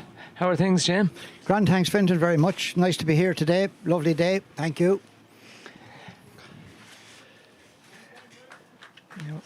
What do you reckon will be a decent total here now today, Jim? Would you be looking at 220, 230 anyway? Now, they were slow, but in fairness to them, they've come back in. They've gone from 2 and over to 3 and over to nearly 4 and over. So they've good knock by young McGeehan, and fair play to him for walking. Yeah, I have to say, I don't see too much of that these days, and it's been fair play to the young man. There's a few nerves, I'm sure, there as well. And No, fair play to him, and he says it was off the face of the bat, so it's hard to argue with that if you're caught behind, you know. But fair play to him. No, he walked in because it appears there was a bit of confusion that the umpire signalled a wide. Yeah, seeing that. And how has the first year as Cricket Leinster president been going? It's been going great, Fintan. COVID is a help in some ways because there have been very few club dinners. So all I'm doing is going to cricket. And I sort of committed myself to going to as many matches as I could. So we were in Longford, and Mick Dwyer got off in Mullingar because he wanted his photograph taken with Joe Dolan. We went to Wexford, and we went through Vinegar Hill and all these places and signed the boys at Wexford and Kelly the boy from Killaan. So we have a trip to Stradbally. This is our seconds. So that's a lot of Sundays, and we have been in Comber. We watched the Lightning in Comber. So it's been great. Looking at cricket is never a problem. Of course, yeah, no, plenty of matches under the belt at this stage. Going well, yeah, and I've seen the Hills. I've seen the Hills first every time they've played, and I've seen the seconds. I think that's it so far, yeah. And tomorrow now we'll be in the Vineyard for the game against Phoenix.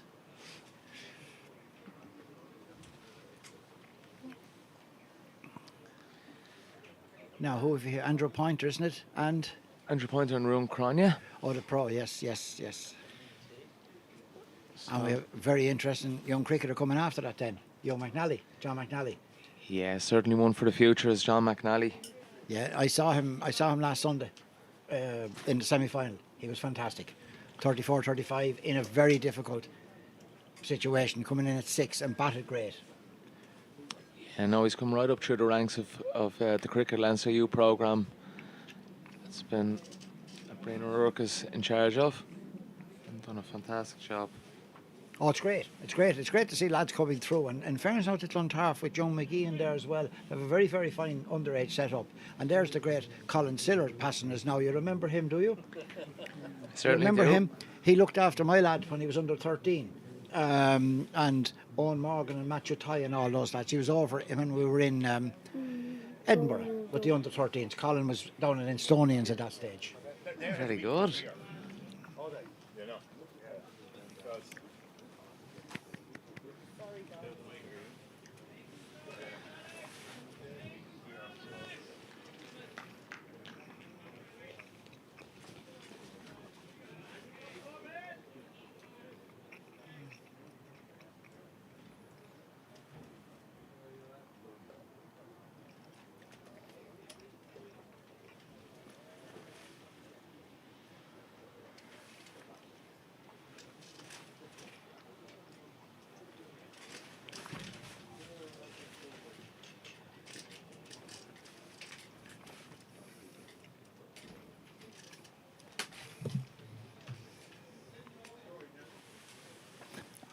Change of bowling, I think. Have we Marty Block going to tell us? Play about to resume here now. Clontarf on 93 for 3 in the Sports Sub Senior League final. Could be.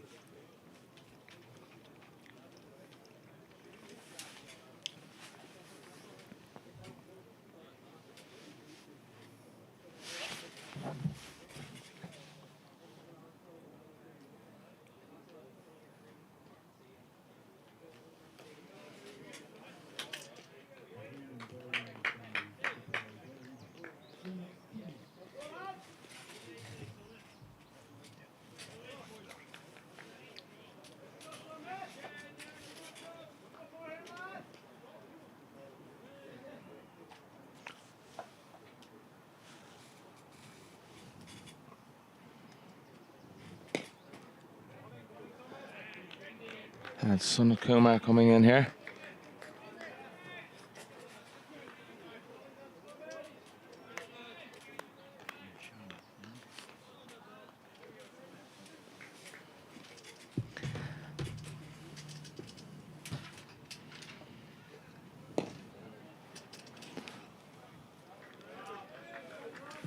Beautiful shot down the ground there from Grania. Brings up 4 runs to the total. Have you been impressed, Jim, with the standard anyway of the cricket around Leinster? Yeah, I've seen some very, very good cricket this year. You know, we were here now against Pembroke, and that's the only day we didn't play well. Lurkin Tucker got a beautiful 100. Now, he was absolutely tremendous. But, I mean, we've had 2 of our players have got 100s this year. Levon Shields, or 3 of them. Levon Shields, Colin McLaughlin, and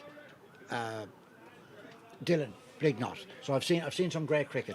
Fielding is very good in general. You know, I suppose there's a discussion, Fintan, as to whether, and you as a man who's played a long time, as to whether the bowling is as good. I mean, what do you think? Yeah, true. That's always been a big debate around from the present, I suppose, to the past now about the bowling. There's been some fantastic bowling over the years with people that have come through. Well, I met Simon Corlett last week up in Comber. He agreed with ball tampering. He didn't want any restrictions on the bowlers because he didn't know why batters had to retire at 50 and bowlers had to be taken off at 10. He said that he used bowl from April to September without a break. So, and he felt that every regulation has been introduced in the last 50 years has been in favour of batters. You can definitely tell he was a bowler then in that case. He's anyway. a fully paid up member of the Bowlers Union. He would ball tampering. He said he couldn't see anything wrong with it, good, bad or indifferent. Now, he didn't go around with bottle tops, but with your nail and that, a play with the seam. And but he was, I would go with him, Fintan, and I don't know, particularly at this level, I think it possibly is wrong to have restrictions on the bowlers. At this level. You know, down the grade you want to involve people and you want to give them a game. And I mean, if a youngster has to go down the country, he doesn't get a bat and he doesn't get a ball. There's not much interest in the game. But at this level, you want the best batters facing the best bowlers. And I know the likes of Matt Dwyer, our friend in the Hills, outstanding bowler, they would argue very strongly that the standard of bowling has gone down because of that. Because having to field at least 5 bowlers. I mean, for years, lads bowled 25 overs each. 2 lads bowled, and until he died, then another fella took over. But you know, it was so it's a very difficult. But I personally, I think at the top level. Now, I know you're a batter, you wouldn't agree with that. But you know, if you come in at number 5 or 6, there's a fair chance you'll get runs because the bowlers are not as Of course, good. if you use 5 bowlers in a game, yeah. Yeah, and you have to pick 5 fellas who, because they have to bowl. Now, if you only had to pick 3, you could have more batter and so on. And, you know, I don't know, Fintan, but I know Simon anyway was vociferous with regard to all these. So it was a very interesting. Now, he also was fantastic on technique, you know, on bowling techniques. You know, that he knew if a lad was bowling a lot of wides, if a lad couldn't get the ball to bounce, you know, grip and that. He was very interesting. You see, if you have 2 hours between the games, you have plenty of time to share philosophies with lads, you know. So that's what we were doing up in Comber. Here we are, Philip. Here's a catch. Oh, no. That's a beautiful shot there from Andrew Pointer. Down the track, over the top, and 4 runs. Brings up the 100 for Clontarf.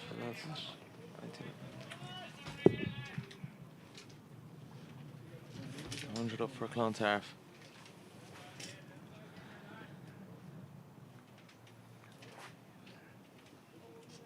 Gone again. This is coming to us, Fenton.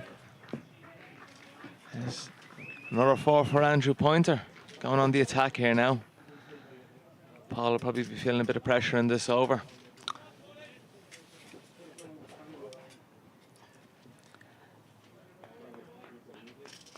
And have you seen many young people playing the game on the travel so far in Leinster? Yeah, we have indeed. Or anyone you've been impressed by, Yes, really well, impressed? we have Jeremy Bray is our coach, our head coach, and he's bringing through a pile of young lads and has Matthew Weldon, Faruqi, Ajaz Faruqi's 2 sons. We've a whole pile of good young cricketers coming through. The day we were here, Donica Tucker bowled, left arm. No, he didn't bowl as well today initially. He was fantastic against us. And you'd know, as a proud son of Fingal cricketers hate spinners with a passion. They probably feel that they shouldn't be allowed bowl at all.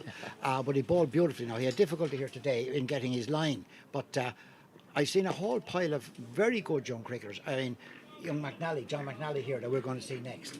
Aaron McGeehan.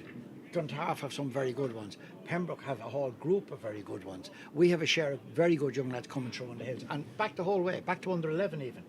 Luke Clinton, that you would have played with, has 2 young lads who are very good. So it's very promising. The trick is to keep them at it. It's not them being good. I mean, I can remember my younger lad was retired at 17. And then returned at 19 for about 3 matches and then retired again. So you want to keep lads playing cricket, Fenton, I mean, of course. You were after, lasting and playing a long career and being great adornment to the game, I know it's great to see, and plenty of youth on show here today.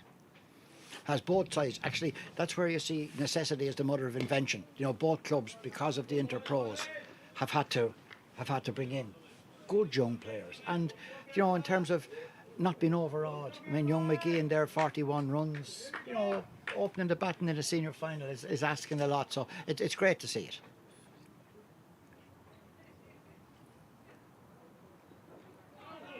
Oh. Look like just a bit of movement off the track there and down for 1. Clontarf, 110 for 3 of 27 overs. The Sports Hub Senior League Cup final. These are very nice sweets, Fenton.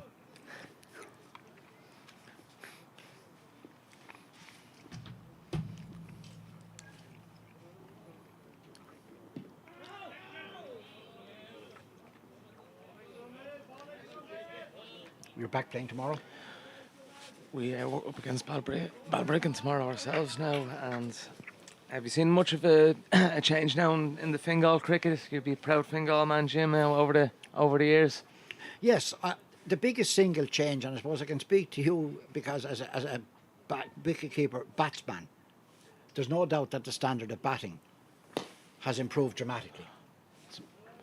That's a beautiful shot from Andrew Pointer there, straight down the ground, and he's. With the wickets better in Fingal and with coaching and so on, the batters have improved. Now you could say the reason is because the bowlers haven't, because Fingal always produced magnificent bowlers, but not as many good batters. I mean, it wasn't until the coaching got organised and you were seeing likes of Owen, yourself, and these lads coming through. I mean, up to then Eddie, John Mooney. You saw batters coming through, but prior to that, Fingal cricketers were playing Senior 2 cricket rather than playing at the top level anyway. I mean, the Hills are only in senior cricket since 1983. So the wickets have improved, the grounds have improved. Look at the developments everywhere. Balbriggan, the Hills, Rush, yourself, everyone. From an era when you came down and you looked and that's the field you're playing on, that you had cows on it the previous week, that's out. Another 4 here, and here's Andrew Pointer is really going on the attack and taking it to the bowler, putting the pressure right on them.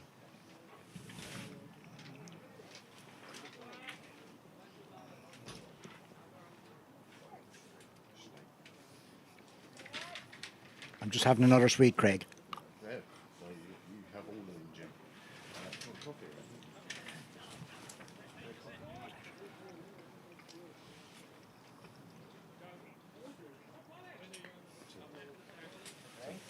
and then it's Sean and Mark anyway.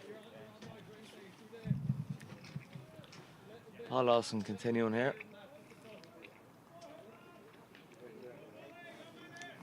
He'd be no stranger to a few finals, Paul Lawson. He's played in a few of them at this stage He's now. played, Pembroke and have been has very had a successful. Very, very successful career, Paul Lawson, you know, and deceptive bowler, takes wickets, knows what he's doing, and then is very competitive.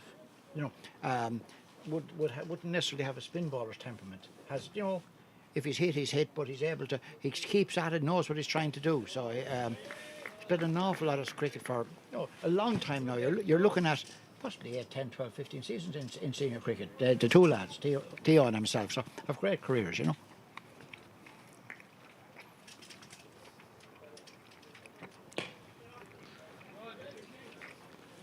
ball there, well fielded by JJ Garrett. Have to say, Pembroke looks magnificent today. I have to say, fair play to Dale and his team. It's beautiful. It's a great credit to them. The time and effort that they put into it, particularly we say on the right over there, where on the rugby pitch, where it just be, well, interesting would be one adjective. There are probably another range of adjectives, but interesting would be one, where you might lose your teeth if the ball came up at you. It's now beautiful. It's a great credit to the club and to everybody involved in it, how beautifully Pembroke has turned out. Yeah, I have to say, Dale's a magnificent groundsman. He produces brilliant tracks, and he gets a lot of cricket on the ground. And it's a big ask, and no matter how big your square is, it has to be maintained. So it's a lot now. We'd have 4 or 5, but on our square, the ones closer to the woods really are not. So it's the contest isn't fair. The bowlers. There's one's now. I just dragged one down on the offside there. Yeah.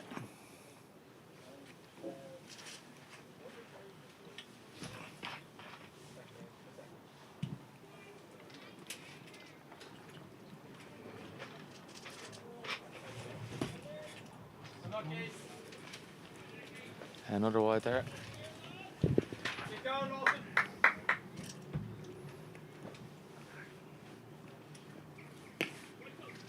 I'd failed it. Pembroke Clontarf have built it back quite nicely here. I think they'd be happy enough with where they are from Yes, the moment going. Yeah, because you would have a sense where they let Meta bowl. He bowled 10 overs for very few runs. I think 10 overs for 11 or something, I'm told. Would that be right? 11. Yes, yeah, and possibly let him bowl. But we're now seeing a different situation where Clontarf are taking the fight to them. So it's prospects for a very, very big score for Clontarf. Yeah, still 20 overs to go here in it.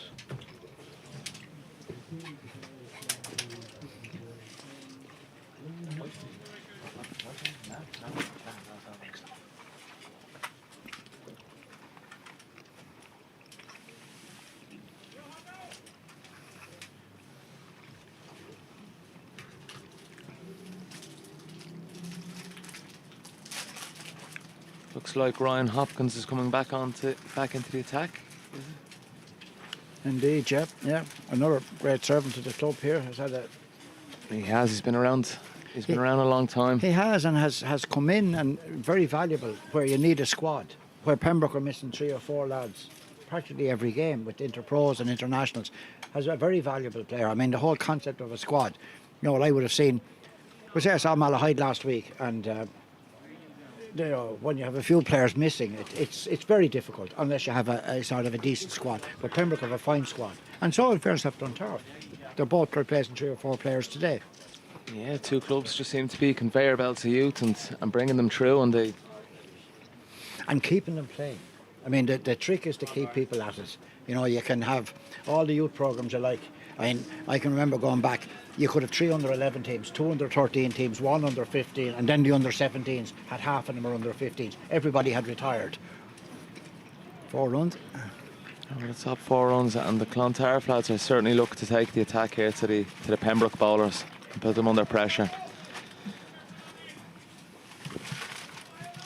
There's no better feeling when you're a batter starting off, getting a boundary off the first ball. The rest of the over you can. And for the bowlers, it's the opposite. That kind of depression that descends on you. If the first one goes for 4, where are the rest of them going to go? So it's the bowler's under pressure straight away.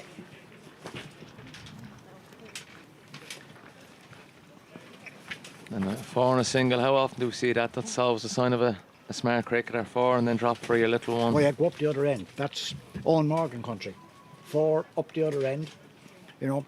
Whereas we'd have lads, 6 and then try another 6. 6 and out, which is the other trick, Good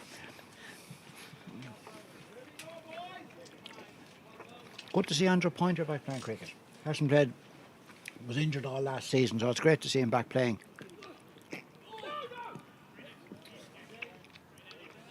Yeah, it's great, and he's certainly putting the Pembroke bowlers under a bit of pressure. He's coming in and looked to attack. He's been positive. Oh, he's very positive, yeah. I mean, he's at 18 very, very quickly, and, he's helping his friend up the other end as well. Cronje's just settled in nicely now, and they've moved it on. I mean, if you look at the old sort of traditional thing of double your score at 30 overs, they're now looking at a decent score.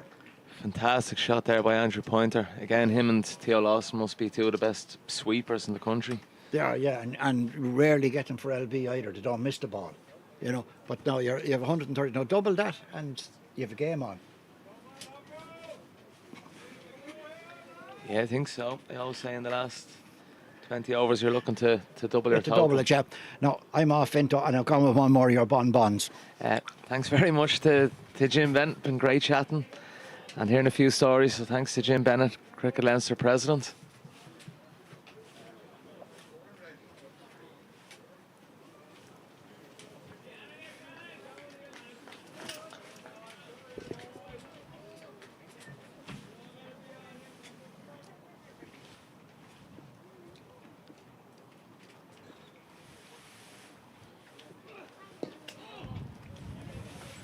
Tucked into the leg side and joined by Sean now for the...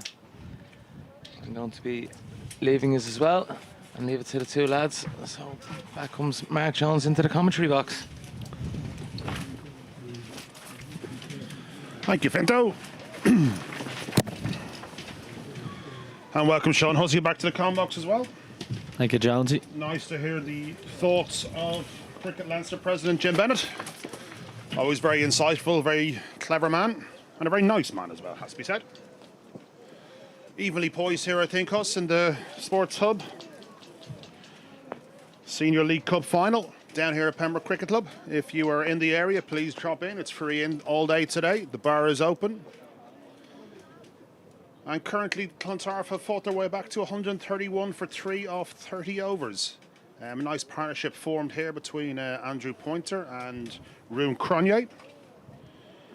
Finty was saying he gave a very broad score kind of prediction. He went between 230 and 250. I'd say now we're looking at the upper end of 250, Huss. Yeah, absolutely. They weathered a bit of early pressure and they've attacked the change bowlers of Pembroke. We're going to see the return of Donica Tucker, having bowled earlier from the St. John's Road end. He's going to bowl now from the Wayfield Road end, with the breeze again coming across from the train tracks.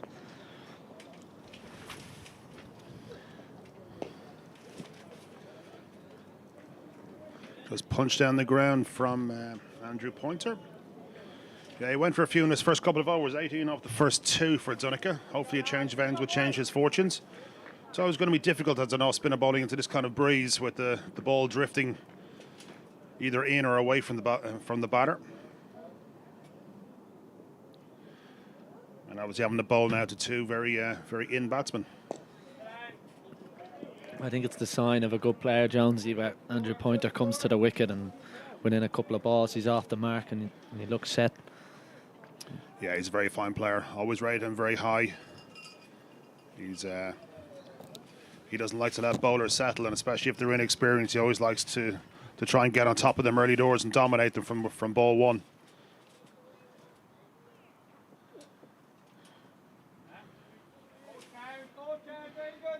Shorter that time, I'd say. He was looking to get away with a wide there, Dermot Tucker.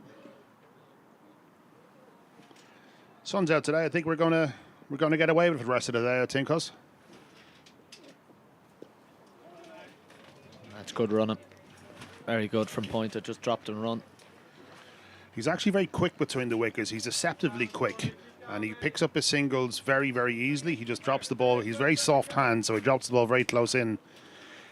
into the wicket where it's far enough away the keeper can't get it, and you know the man at point can't come in and cut off the single.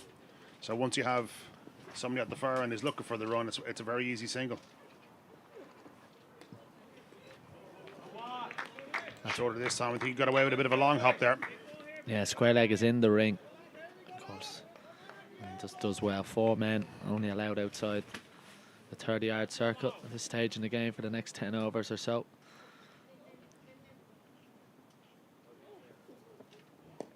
You almost always feel, Jones, like you're a fielder short when it's like that, don't you? You do. You always want 5 on the ring, or sorry, 5 on the boundary. That time, as you say, the gap was left at deep square, and he got away with one there.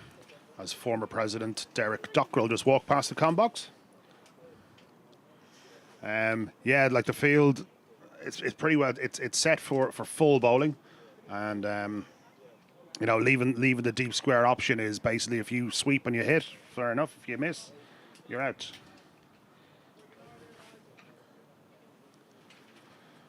Score moves on to 34 off 31 overs. Nice crowd starting to build here. The famous Pembroke wall is starting to fill up.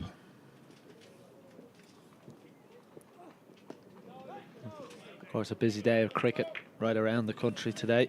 The Irish women's team in action against South Africa over the other side of the city here in Dublin and Clontarf.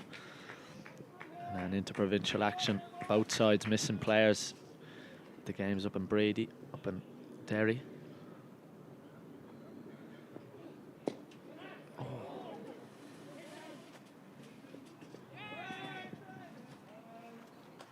A lot going on there. Just came through for a single though at the end. Punch pass back to bowler. Big despairing dive from Hopkins. Don't think it was a catch though. Straight into the ground, I thought. And Danny Hogan takes out off peg. But points had comfortably made it through for the single. Well, that'd be interesting later on in this innings if we see a little bit more slower balls and balls into the pitch. Just that one seemed to held up a little bit off the wicket. Yeah, it seems to be quite a placid pitch, all right. Not too much swing, not too much seam movement, not too much spin either. Well, it's one of the new hybrid pitches installed here in Pembroke.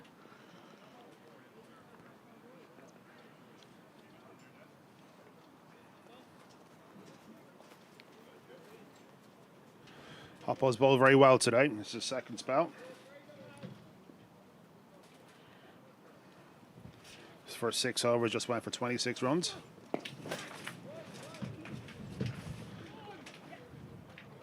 Bit of a slug sweep this time from Cronje. Probably catches the bottom edge of the bat, but it manages to race through the vacant deep mid wicket area for 4. He's a very good-looking player, is Cronje, but he plays a lot with his bottom hand, doesn't he? Everything seems to be going through the mid-on, kind of deep mid-wicket area. Yeah, well, he does seem to wait for that ball almost. Again, Hopkins not the quickest bowler on show, but he just has that ability, Cronje. Again, uses that bottom hand, but he just kind of waits for the ball to come almost into his arc where he can play over onto the leg side. Yeah, he plays it very late. Obviously very comfortable and very confident playing it with the cross bat as opposed to straight down the ground, which is where a pointer favours. So you'd like to see there might be a few changes in the field, but there hasn't been. Keep the same feel for both batters, which I'm quite surprised at.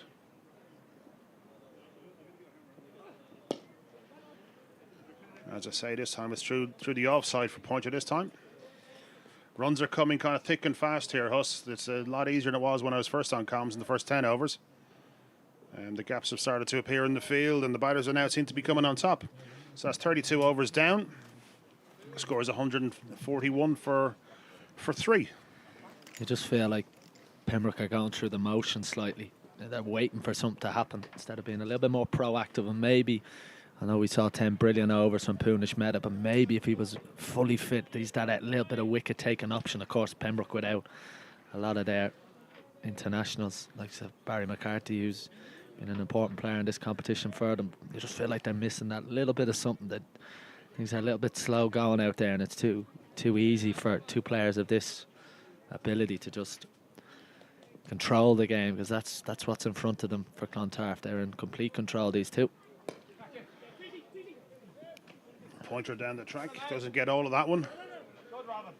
The initial cry was for 2, but well around by Robin Kelly. long on. So again, Pembroke are leaving that free area being deep square. There's a man at long on, long off, covering on the offside of deep cover, and a man out at cow corner. Oh, and Donica Tucker slides one down leg side there, and that's just meat and drink for a player of Cronje's class, and that brings up his 50. Very well played. That's easy pickings. That's easy as you like for Cronje. It just helps the ball on his way. You can't bowl, not also that length, but that line. No one out, a deep square leg, and that's raced away for a boundary. Yeah, that's 50 for Cronje off 57 deliveries, 7 fours and 1 6. So he's certainly gone on with it since he's come in. There was a big spell earlier in the game when Punish Mehta, the Pembroke professional, was bowling to Cronje. And Cronje just understood the game. He knew he could afford to block out Mehta. And in the end, Mehta comes across with very economical figures. But now Cronje's gone to task on some of the change bowlers for Pembroke. That's a sign, again, of someone who's just in control out there. Yeah, you would have thought that the Clontarf guys would have talked about this before the game. You know, had a few plans together. Someone just walking past the side screen there. You know, obviously Josh Little and Barry McCarthy out of the Pembroke attack leaves a big hole. And now young Joe Prendergast is in there as well. He picked up a hamstring injury in the semi-final win. You talked there earlier, Jones. It's a good runner for 3. You talked there about them having the same field. For someone with of Andrew Pointer's ability at sweeping the ball, you think deep backward square legs and must there. That was almost very much so, helping. especially if he's going to bowl that kind of straighter line. There's no point in having the man. And all spinners like to have the cover on the offside for the one that drops short, but if you're going to bowl straight, then you have to have a man at square leg, especially for a guy with Pointer's ability, as you say, who just loves sweeping. Just as I say that, the man in deep cover comes into play.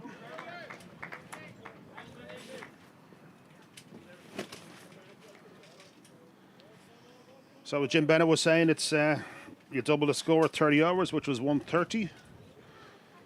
260. Is that realistic from this position, you think, Cos? Yeah, absolutely. I think as the reverse sweep comes out, big appeal. I think that was comfortably going down leg from this angle. You do think Clontarf now, with these two at the helm at the minute, will be thinking anything above 260, 270, and should well be on their way. It should be, but it is a high-scoring ground. The wicket looks pretty flat, as you say. It's a hybrid, so you know there was that little bit of moisture on earlier on for the early shower.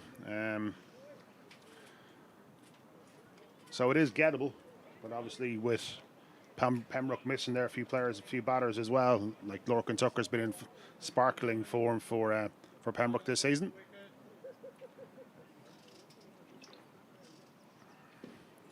Dermot Trucker's got a number of runs, and the evergreen Theo Lawson has been doing the stuff as well. Going to see a change of bowling from the St. John's Road end. Going to be Sharma, who we saw a little bit earlier. He was the first change bowler.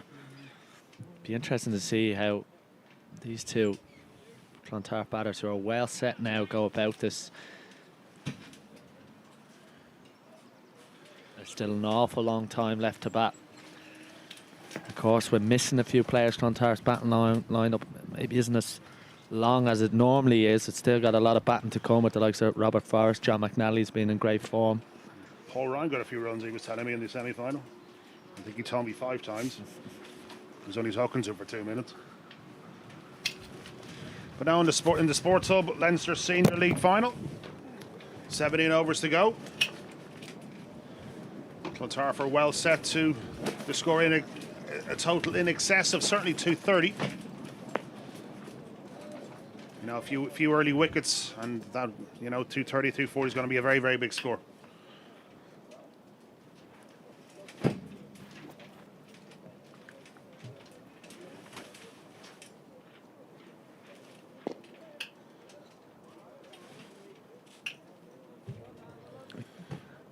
Again, Cronje was just waiting on the back foot for that. You do see that's a bit of a trademark of his game. He's not afraid to bring it into the leg side. Again, the field is spread here now. He's got lots of single options. Yeah, but again, the field's not changing for Pointer. There's no man. There's a huge gap between a deep square again. But that's just stand and deliver from Andrew Pointer. Another one of his favourite shots through the offside was a long half volley, and he just absolutely spanked that through the offside for 4 runs. A little bit on the up, but a pretty safe shot. And I think Pembroke are missing a trick here. That is meat and drink to Andrew Pointer. Mid-off inside the ring, and he's looked to go over there, and the ball's just come into his arc. Now Theo Lawson looks to bring the changes in. He's brought cover in.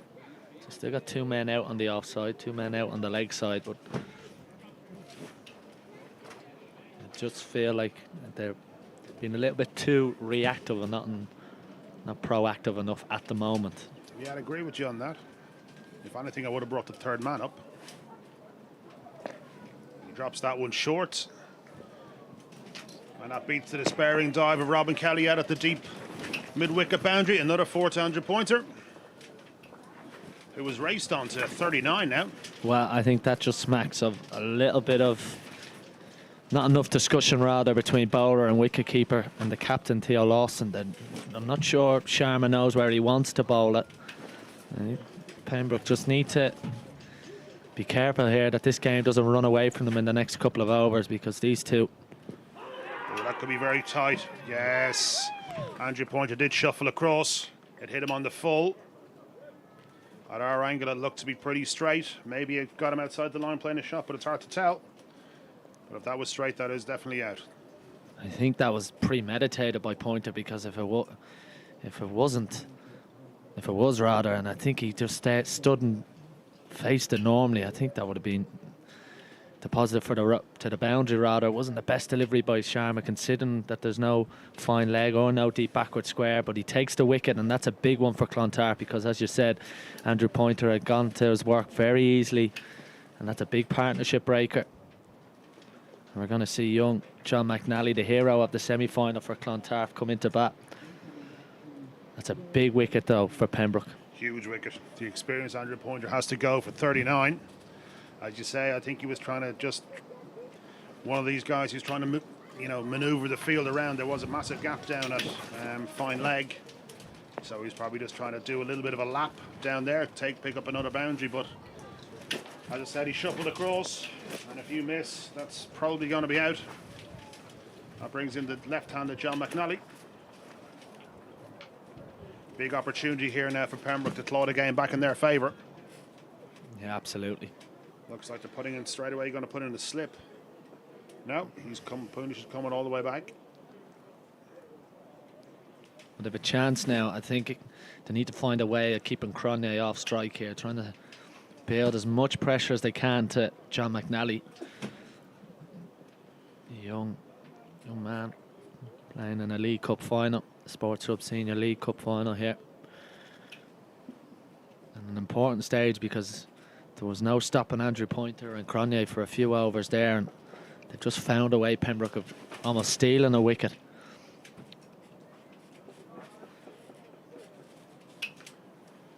Yeah, it's always one. It's one of those kind of shots. If he hits it and it goes to the boundary for 4 runs, everyone's waxing lyrical about what a great shot it is, how innovative it is. You miss it on your out, you feel like a bit of a fool. Straight on the money this time, beats the outside edge. I think Pembroke have to try and look for another wicket here. You can't afford to just let John McNally. I'd like to see a slip in, to be fair, Huss.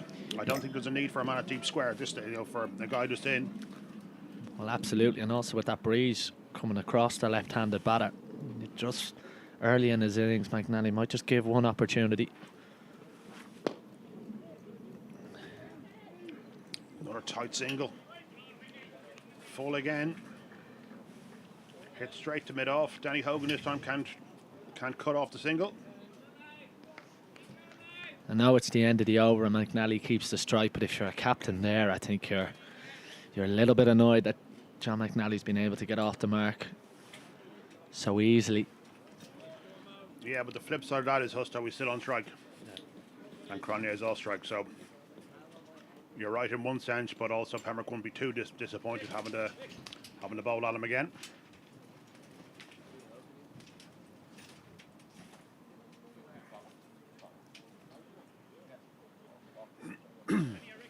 Dermot Tucker to continue from the Wilfield Road end. Sorry, Dunica, sorry.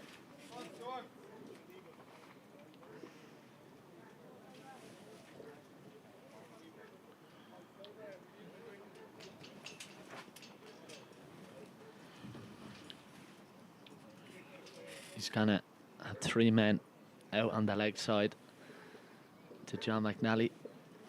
And just the 1 man at deep cover. So long off is in the ring. Of course, McNally would be hitting with the breeze towards this leg side boundary. Short and dispatched. Poor delivery, just really dragged down. And it's pretty much a free hit for John McNally, who dispatches it over short, fine leg, and 4 runs all the way. For all the good bowling that Pembroke have done today, there's been a fair number of easy runs as well given away via full tosses and long hops.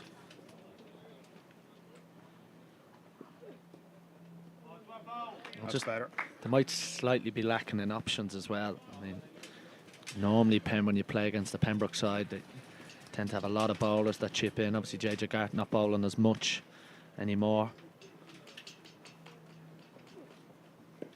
And of course, Pembroke missing their interprovincial player, so that option for the captain's gone slightly, so he has to find overs from the likes of Sharma and Tucker.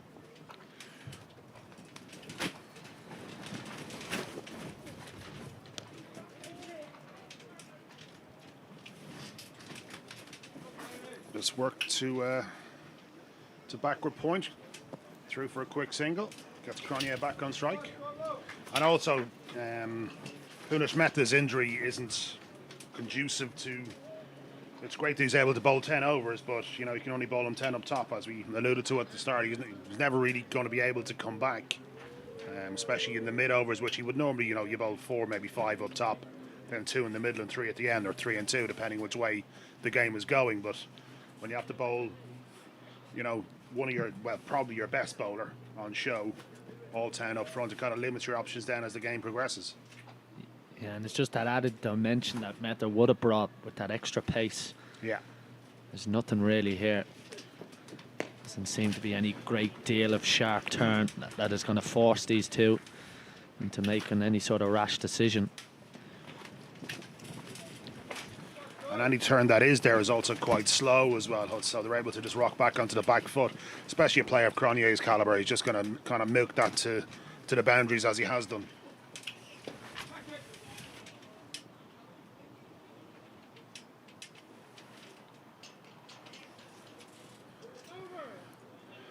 That's 35 overs gone. The score has moved on to 168 for 4.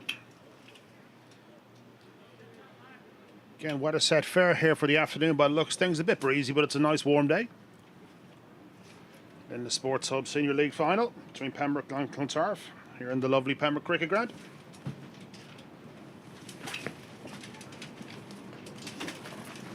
How's your season been this year, Huss? You played much? Played a little bit, playing for the Marion Seconds. Probably the less said, the better. We'll move on, shall we? Okay. Just keep missing straight ones, Jonesy, if you have any advice. You can need a couple of nets for that one, I'm afraid, mate.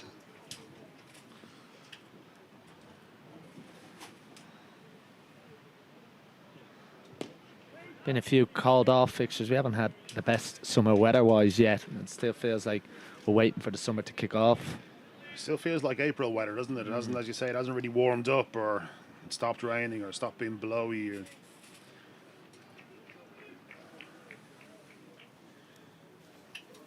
there's been one season for the last 6 months by the feel of things.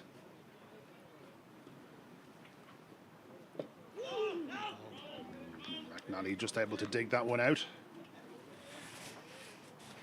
But that's better from Sharman. They're just slightly building a little bit of pressure. That's the only thing that Sharma would be looking to do here, is just try and find a way of taking a wicket, trying to build a bit of pressure on McNally, maybe even Cronje at the other end, just keep him starved of the strike, slow him down as much as anything.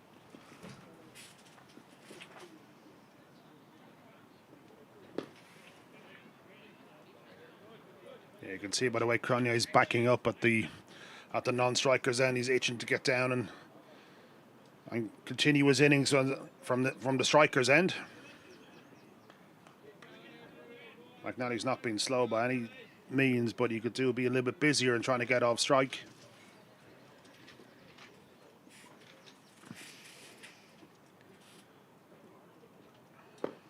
Well, it can be hard when, as Sharma is, he's bowling very tight. He's got his line very well down to McNally. You're almost waiting for McNally to try and find a way of getting off strike, maybe trying to improvise. So Sharma has really taken to this left-hander well. I just wonder, will it affect Cronje's game slightly, because Andrew Pointer was as much the accelerator as Cronje was.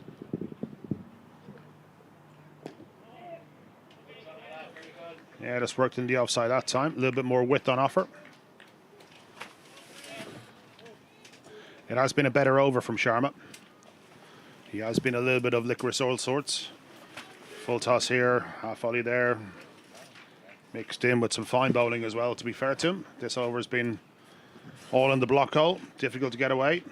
We see what Cronje could do now. Hopefully he hasn't been too frustrated at the non-striker's end.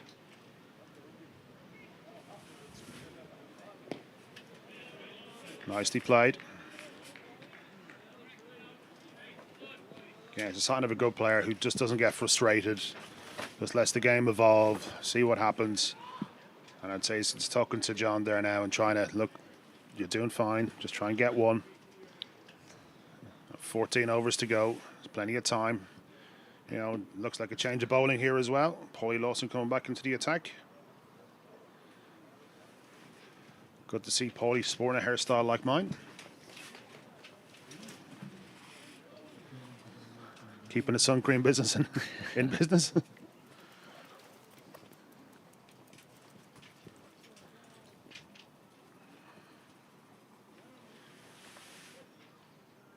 He's going to come around the wicket to the left-hander, John McNally. Again, he's going to have 3 men on the leg side, taking the shorter boundary of the 2.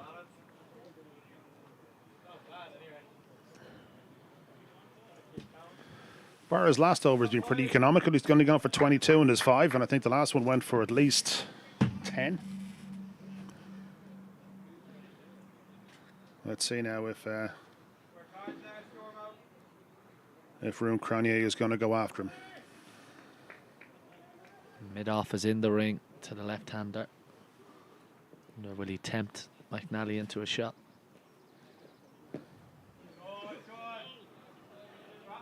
He's looking for that gap in mid-on there with that shot. Just trying to flick one to mid-on to get the 1. Paulie Lawson just bringing the man around at deep mid-wicket to a more cow corner kind of direction. Goes down the sweep and that's straight to short fine leg. That's going to frustrate him now, I think. That is really going to frustrate him. He's tried to get off strike in the last 2 balls. He's probably had opportunities to do it, but just found a fielder twice. Well, I think it's a good change bringing Lawson back in. That's good field and backing up his bowler, but Paul Lawson so experienced. And you just feel like something from McNally might give in. It's an awful long way to go in this first innings.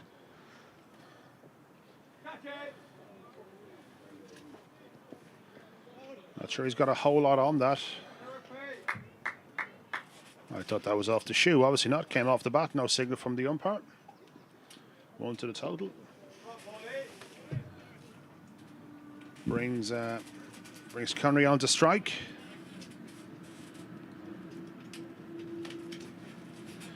Again, they're going to persist with no man at deep square. Keeping that area open. Same field as as Tucker had the last over. And again, they pay for it. Poy Lawson this time just went too full. Cronje turned it into a full toss and just helped himself to a very nicely timed, controlled sweep down to the vacant deep square leg area. 4 runs. Well, the old left-hand, right-hand partnership there as well. Sometimes that can just affect the bowler slightly, because I'm sure Paul Lawson would not want to bowl there with that field he had. Well, that's just help yourself, I'm afraid. And just when you'd started building a little bit of pressure, that boundary ball comes, and Cronje is too good to take. He just misses that reverse sweep. It is on. There's only one man behind square on the offside. That's another over gone. 37 overs gone now. Clontarf moved on to 174 for 4. Yeah, Cronje was dropped by Dermot Tucker off Poy Lawson when he was on 15, so it's been an expensive enough drop so far, and you know that's what you want to see from your professional, that he comes in and he really makes people pay for their mistakes, and he has done that so far. It's been a fabulous knock, other than that one slight error. It's almost been the battle of the two professionals so far. We saw Punish Mehta, despite being injured, bowled brilliantly up top. Now Cronje into the 60s for Clontarf. Again, Sharma on the money straight away, bowling at John McNally.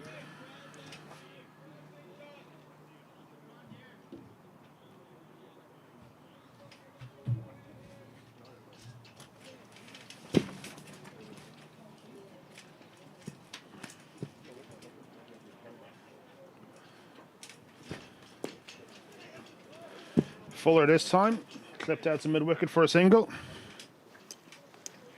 Brings Cronje back on strike. Crowd's building here nicely today, Hus. Nice day, not much other senior cricket on around the traps today, with the Interpros up north and the ladies' game on out in Clontarf. Of course, Ireland are playing just up the road from us here in the Aviva later. I'm sure things are getting busy in this area. I'll get a few down to Pembroke. That's good fielding by Mehta. Make sure there's no single there. He's had a bit of success, Sharma, when he's bowled full and tried to take the pitch almost out of the equation, getting a full right in the block hold. I've seen a few to McNally. Just saw one there. Just get under the bat. A little bit of Cronje. Yeah, it's interesting when you're bowling from that end, you tend to try and focus on the ridge and try and hit the ridge so it comes through just, you know, just above waist height. But the fuller you bowl, as that's just punched down the ground, the fuller you bowl, it tends to be easier to hit. But when you get at Yorker length, obviously, it's going to be difficult enough to hit. Just a quick update from Clontarf. Ireland women all out, all out 69. South Africa women are 47 for 1 in the 13th, so not looking too great there for the Irish girls. We'll give you updates on that when we can. As you said, Hus, the soccer's on in the Aviva just 5 minutes down the road here, so if you are going to the game later on, sure, why not pop in here for a bit of cricket and a pint beforehand for the Sports Hub Senior League Final down in Pembroke Cricket Club. Free in all day. Of course, the Ireland women just off the back of a narrow series loss 2-1 to South Africa here on this very ground. Played last week. A fabulous win in the first game.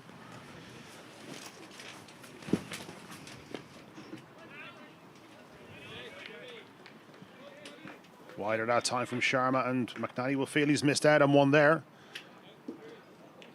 Good stop at backward point. 38 overs gone. The score moves on to 176 for 4. Evenly poised, I think. Pembroke have kind of pulled it back a little bit. Yeah, you They've still been smart enough bowling to McNally and trying to keep Cronje off strike, which they've done quite well. you still feel like Cronje is in complete control here. He's the key for both sides. At the likes of Bobo Forrest, Paul Ryan. Still a bit of batting for Clontarf to come, but Cronje is just, as all good club professionals do, is just in complete control. He plays that down to long on.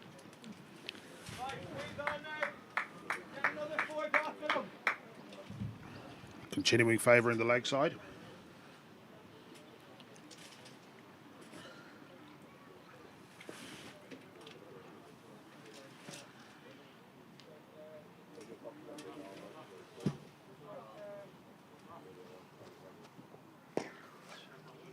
That's good from McNally this time.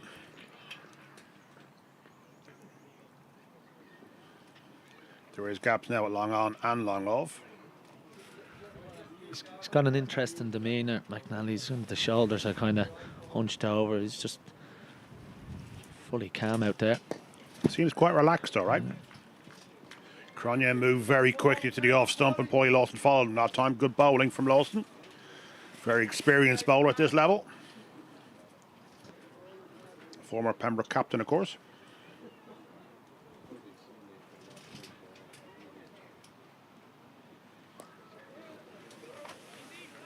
That's a deep square this time for one, which is better from Clontarf. Keeping the scoreboard ticking. Score moves on to 180, 12, 11 and a half overs left. We are pro 160, you're looking at 250.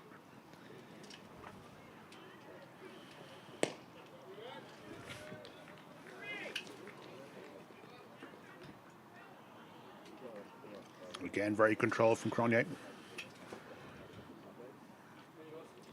You just get the impression here, Huss, that he's waiting for the last 5 or 6 overs to really unleash. Yeah, absolutely. Fuller this time. And a very good catch out in the deep square, deep mid-wicket boundary. Full toss, straight to Dermot Tucker. Very well taken, just above his head. Just inside the rope, and John McNally has to depart for 12 runs.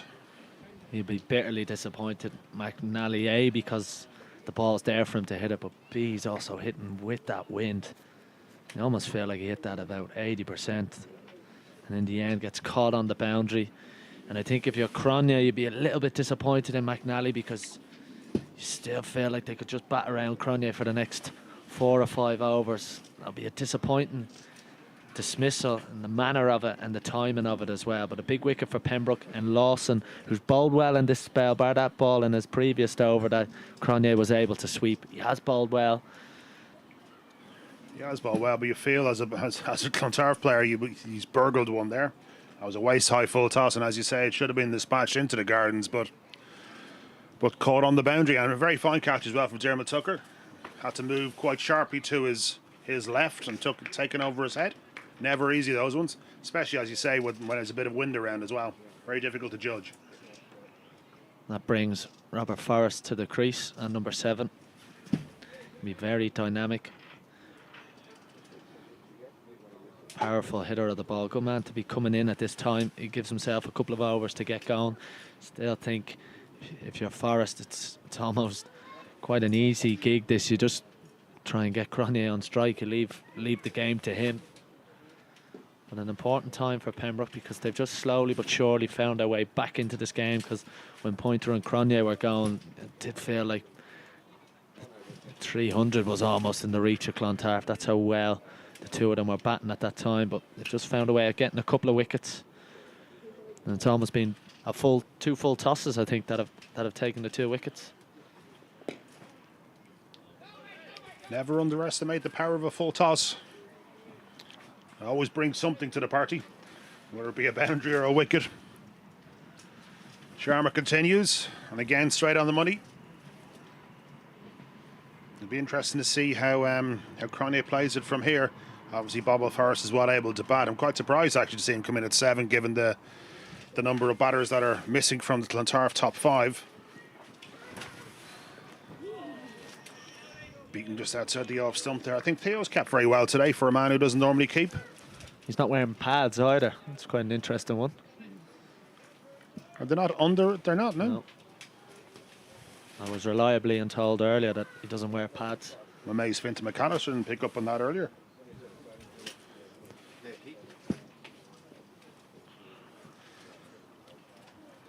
I would say one job Fintan, but You don't want to give out to me. That's him. That's him giggling at the back of the score box or the commentary box. It's been a very tidy spell, in fairness, from Sharma in his comeback.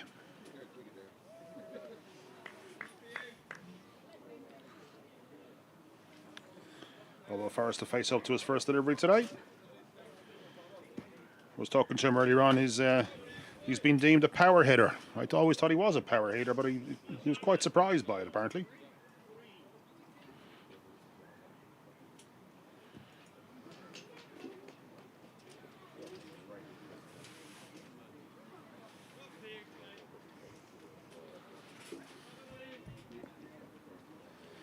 Now, will Sharma get it right from word go here?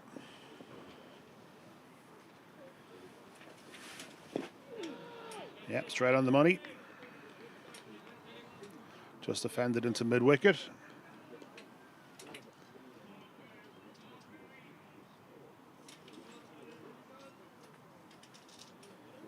Given the Pembroke pullback of the last 5 or 6 overs here, Huss, do you think 230 is now a more realistic option than 250, 260? Well, it all depends on Cronje. I think another wicket falls here suddenly, and if they can get him out, they'll really get themselves back into this game. They get him out, they could be all out for 200. Still the likes of Paul Ryan to come. Bobo Forrest in now. Just think the sooner they can break this partnership and try and get into as much as a Clontarf tail as possible, and also wrestle back the momentum going into the second innings. Know how difficult it was for the Clontarf batters early on this morning.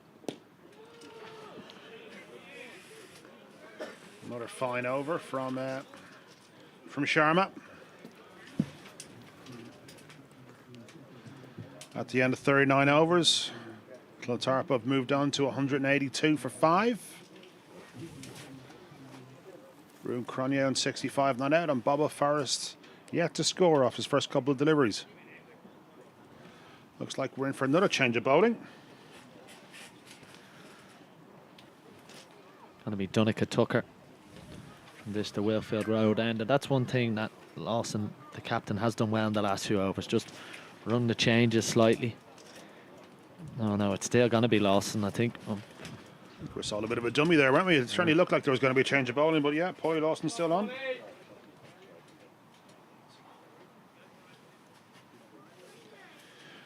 And with that, change in the commentary box. Welcome back, Craig Senior and Finton McAllister. Thanks, Jonesy. Well, 10 overs to go, 182 on the board, but 5 wickets down. So, what do we do? Revising final totals? What did you two say? We said 230. 230. I think I called that at the start of the day. It was somewhere in your spread, all right, Finto? Well, he went to play the reverse. Looks like he thinks he hit He it. thinks there was a bit of bat in that. He's been given out, and he will have to leave. Stay there as long as he wants. The umpires are meeting here. Batsman walks directly between the two umpires. Umpires have a word.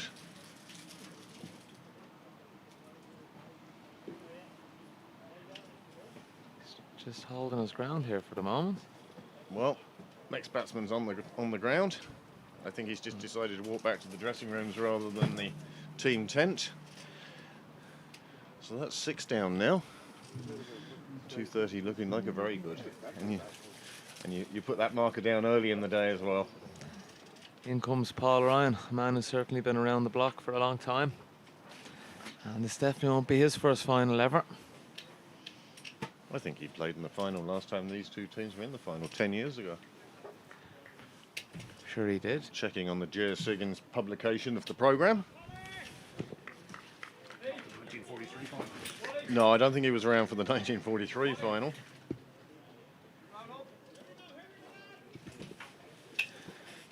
Well, certainly Andrew Poynter was playing 10 years ago. And Owen Delaney.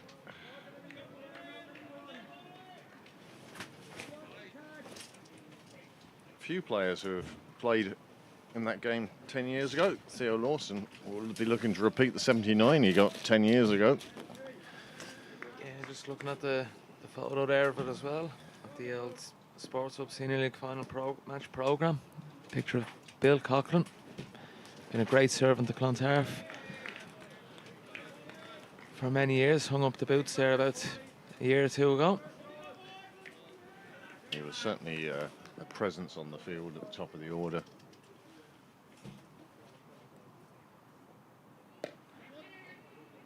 This is Paul Lawson bowling from the Wellfield Road end.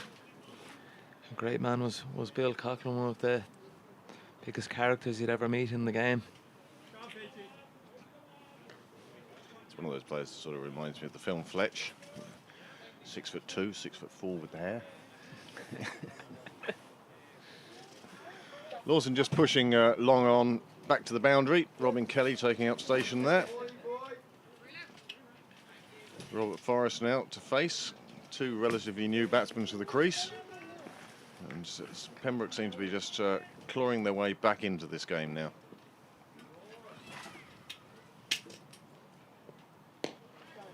Oh, that's beautifully lifted.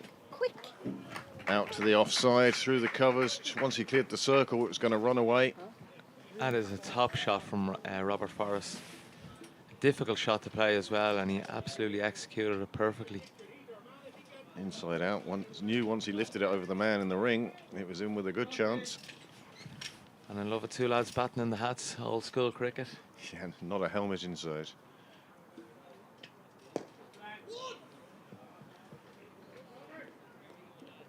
Excellent from Robert Forrest there. 4, 1 down the ground. Pressure on the bowler.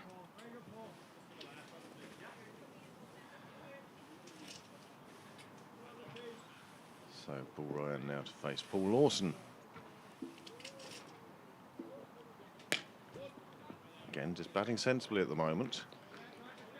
Feeling their way into their innings. Still 4 wickets in hand in these last 9 overs to go. 41 gone, 188 for 6 on the board. And that 230 still well within reach.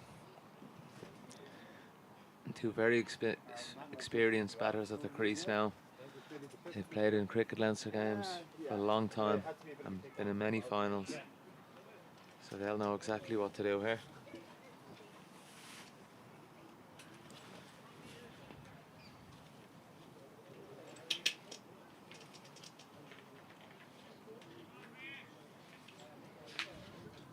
So Jess Higgins has done a fabulous job with this programme.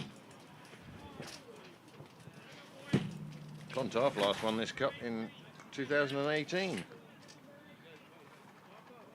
fact, they've been consistent winners 1, 2, 3 in a row, 4, 5, 6, 7 times in the last 15 years.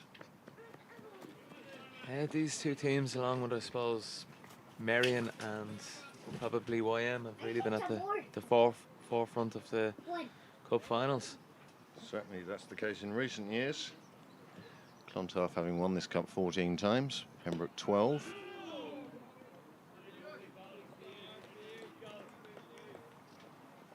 Although Pembroke haven't won it this century.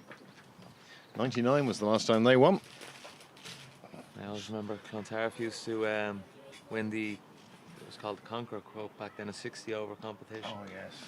Clontarf used to be called the Clontarf Cup, I think. They'd won it that many times. The Conqueror Club and the Wiggins Teep League. It was all paper-based back in the day.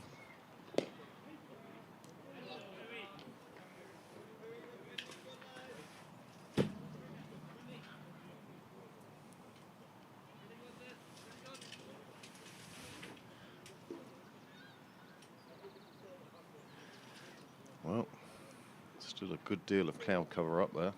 Little snippets of blue sky if you are coming down. I'd recommend a hoodie or a jumper.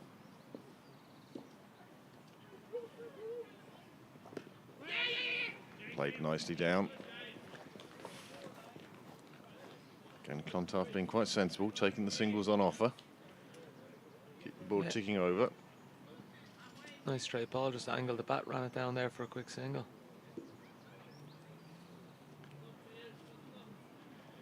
And again, Sean of the Irish Internationals, the Pembroke bowling attack doesn't quite have as many teeth as it would do with a full strength side.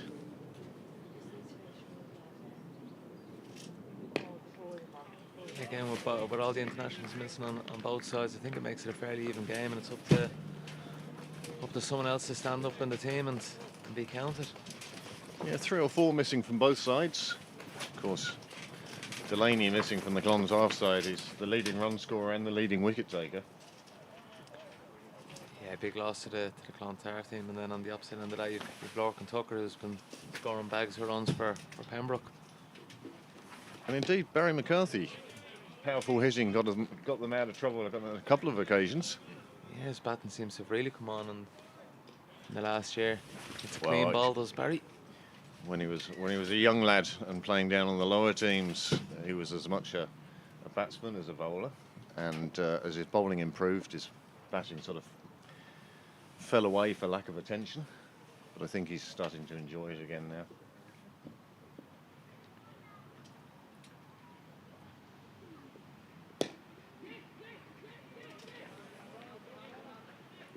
Always busy in the middle, Robert Forrest.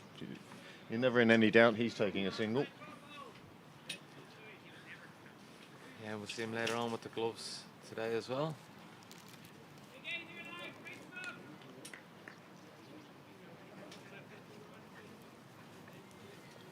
If these two stay in, we might see a few bombs being hit, all right? Well, with They hit eight clean balls. 8 to go now, you get the feeling the accelerator is going to be pressed very soon. I think they might tick it around until about the 45th over and then decide maybe. Well, to bowl the 43rd will be Ryan Hopkins from the Wheelfield Road end. President-elect Marty Block on the PA today, keeping the crowd informed as to what's happening in the middle. I don't think I've seen quite as many hats in a crowd for a long time. They seem to be coming back into fashion now. The Panamas and the cricket hats and the floppies. And as somebody said earlier, it's kind of refreshing to see 2 batsmen without a helmet. Yeah, I don't see it very often these days. But yeah, no, when the sun has come out here, it's been a beautiful spectacle here in Pembroke. Dale and his team have done a magnificent job with the ground and the pitch. Spectacular fielding. Can't stop the single. Again, probably Forrest, good judge of those singles. He knew he was going to the danger end. He was willing to take on the fielder. That brings Ryan on strike now. Paul Ryan facing Ryan Hopkins.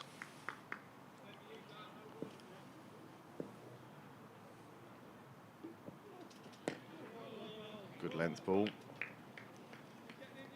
Paul Ryan doing the right thing and just keeping that out. Wait for the one with a bit of width. And then we'll see the arm swing with a bit of room.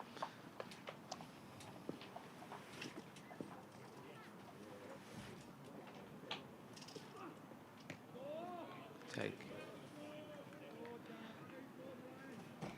Good take that by Theo Lawson. Sandy, they've got an excellent keeper as I suppose a backup to Lorcan Tucker there in Theo. It's strange when Lorcan isn't around. It's strange that Pembroke sort of Robin Kelly has kept for them. Theo has kept for them. Theo taking the job on today. There's a few people who have come through and filled in the role.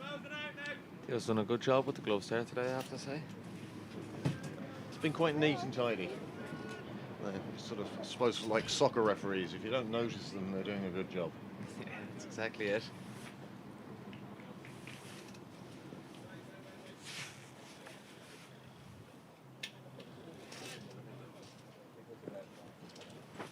Such a pivotal role within the side wicketkeeper. Good over so far this by Ryan Hopkins. Hasn't gone for many. He's one of those enigmas, Ryan Hopkins, because he doesn't train. He's a new family and new house and new business. And then he comes down to play and just turns up and is as good as he ever was.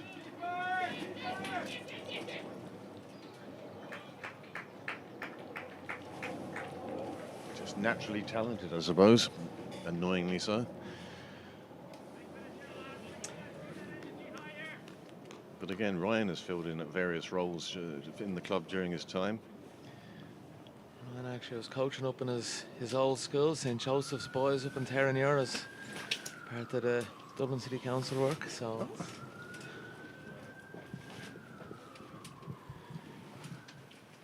And you're enjoying the development work and that side of things?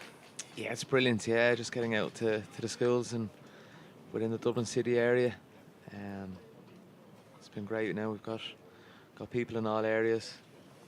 Brian O'Rourke and Fingal and Naomi Scott Hayward out in South Dublin.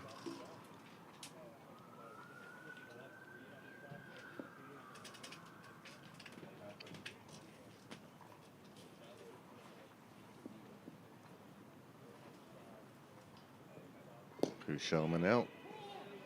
Bowling the 44th over. Starts with a dot ball. He'd be pleased with that.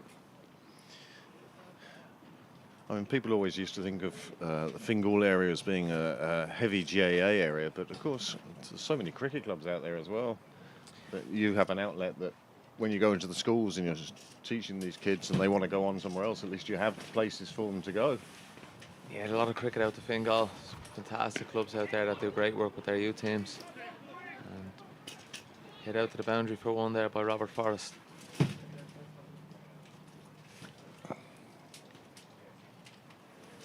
Or Bobo, as everybody knows him. Yes. I'm surprised Dick Forrest isn't down today so far. I'm sure he'll be down at some stage. He's heavily involved in the Leps team. Keeps trying to drag me out for games. Some great characters in the Clontarf Cricket Club, that's for sure.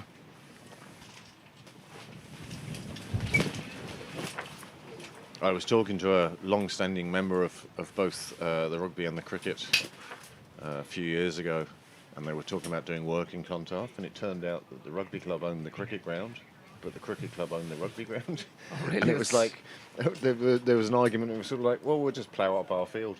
And then cooler heads prevailed in the end, but it was amazing how the two did own either side of the clubhouse, but the wrong way round. That's an interesting one now. I never heard that before now.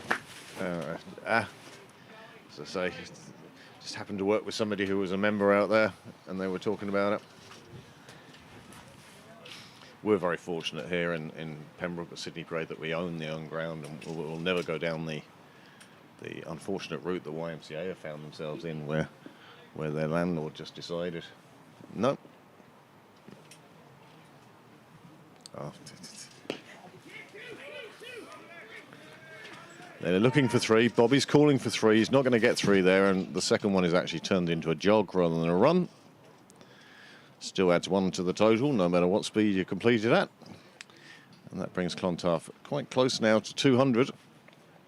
Yeah, no, Pembroke quite blessed they are with the two pitches here as well. One down the bottom end there for games. It's you don't mind playing on your second ground if it's only an extra 100 yards away from the bar. You know, it's when your second ground, like Merion's second ground being CUS Bird Avenue. It's it's a trek to get out there, and you know you're at a second ground.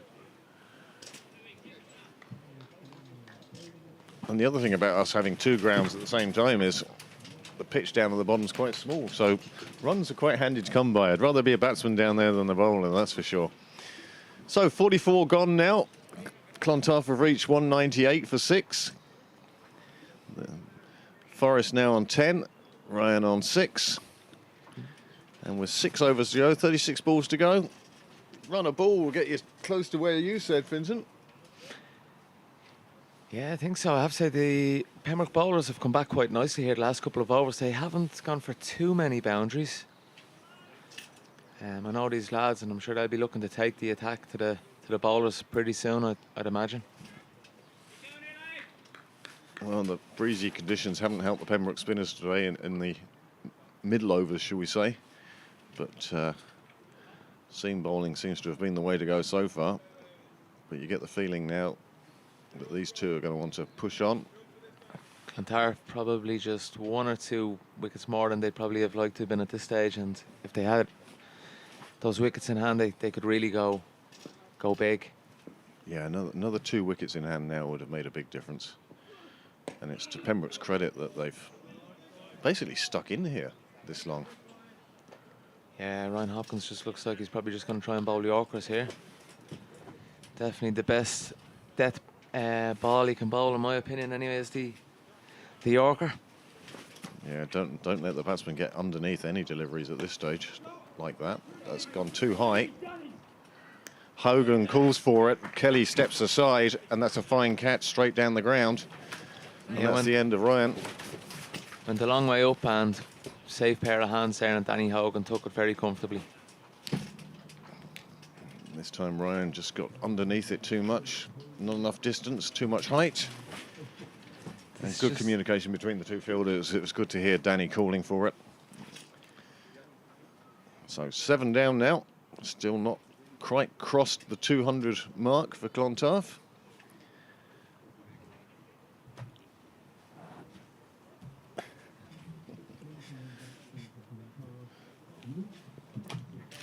One of these had no... Ah, there we go.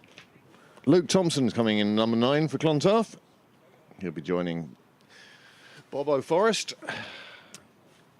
Yeah, another young man to the crease, and it's been great to see. There's plenty of youth on show here today that have all come through the ranks of Cricket Leinster. It's brilliant to see them in their first teams and performing each week and seeing their names in articles on the website, and it's been great to see. So And on the live streams. And on the live streams, yeah, of course.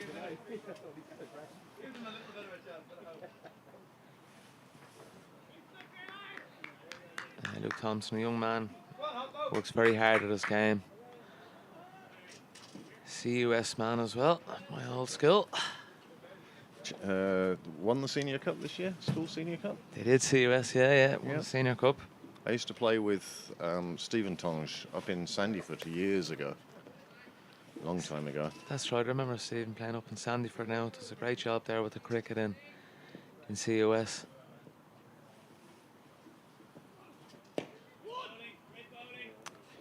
Hopkins again, searching for those Yorkers.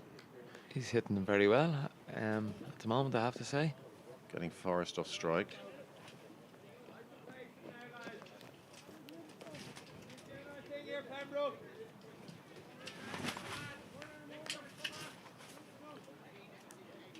Now Thompson's face is first.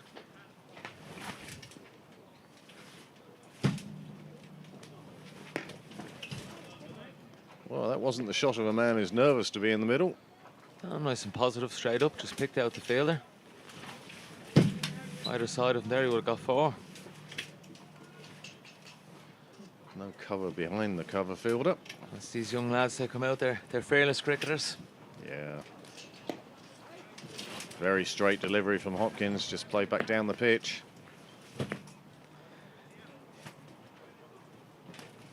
Clontarf, they can't go on the all-out attack at the moment. They still want to bat out their overs and try and pick up as many runs as they can and bat that 50. Yeah. So they have to be quite watchful as well at times. Cardinal sin not batting your overs, really. Happens far too often. Another ball right up at the feet. That will just be a single. Dug out. Over. Top 2. over by Ryan. End of the 45th over, and Clontarf mark it by crossing the 200 boundary. 200 for 7 now. At one stage they looked like they were going to go a lot bigger than 230. But Pembroke really have dragged themselves back into this innings and given themselves hope for the second. I've been 200 plus. Once you've runs on the board in a final, you know, nerves start to kick in the later ends of games, especially, again, there's a lot of young youth on show here today, which is great, but it can be a nervy time for a young lad coming into bat in the latter ends of a game.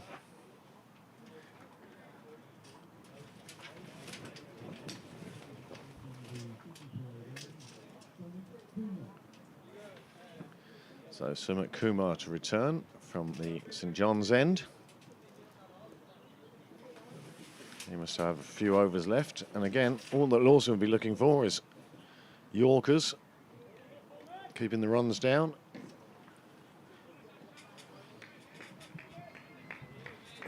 Hidden away in the cave of the commentator's tent.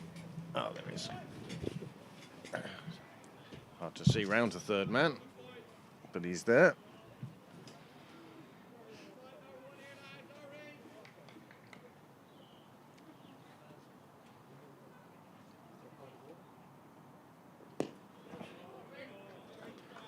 Good start. But again, Thompson didn't look in any trouble. He just knew it was a good ball and kept it out. Definitely big job for him. It's just going to be to get Forrest on strike.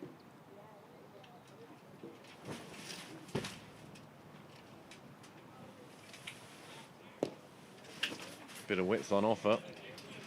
Thompson knew he wanted to play it square up, but just in. Timing not quite there. Yeah, Was a bit too anxious and got to it a bit too early. Just hitting Playing a few it. fielders at the moment. He just needs one to come out the middle, and even if it only goes for a second, just to feel good. Oh, slashed away past point. Fielder down on the boundary, keeps it down to 2. It's in the air for a moment there, but flew past Garth. In that, just behind point, Jonty Rhodes' position. JJ Carty's had a brilliant day in the field, I have to say. He's definitely been the pick of the fielders for Pembroke. Duracell battery. Oh, that's nicely played by Thompson. He's taken on the fielder. Made it quite comfortably. Again, showing a lack of nerves. As you say, fearless. That's it, just drop and run. Get Bobo on strike and see what he can do down the other end.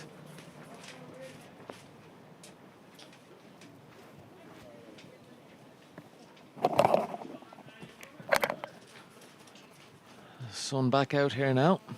The old famous Pembroke wall becomes a heat trap when that sun is there.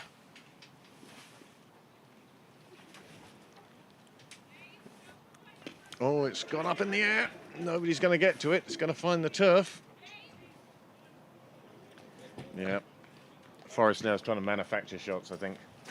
Yeah, got a bit lucky there. Didn't go to a fielder. Oh, we have somebody running onto the pitch. He's now going to... Did you get hit in the head? There. Oh, just a drink at this stage.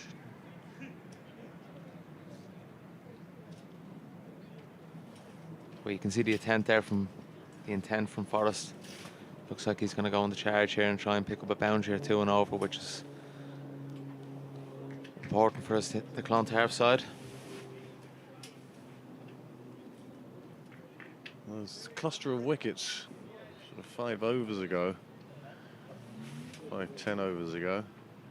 Really have sort of pegged Clontarf back.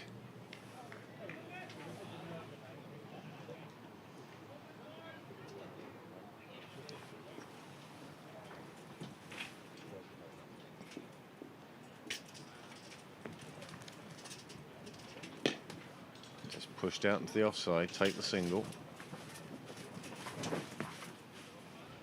That will conclude the over. 46 gone. 205 on the board.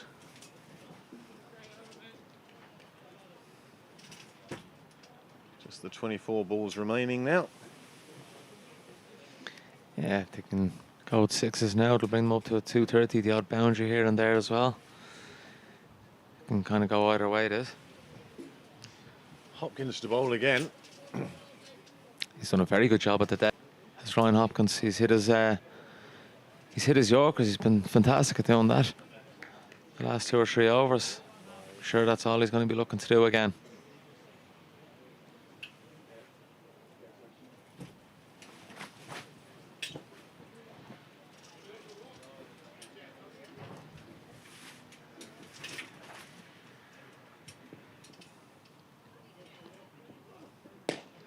It's hit straight down the ground. Danny Hogan was caught in two minds. He thought about diving forwards for the catch, pulled out of that at the last second, and then couldn't make the adjustment as the ball hit the ground, spun past him and went for four. Yeah, one of those horrible balls that comes down to the boundary.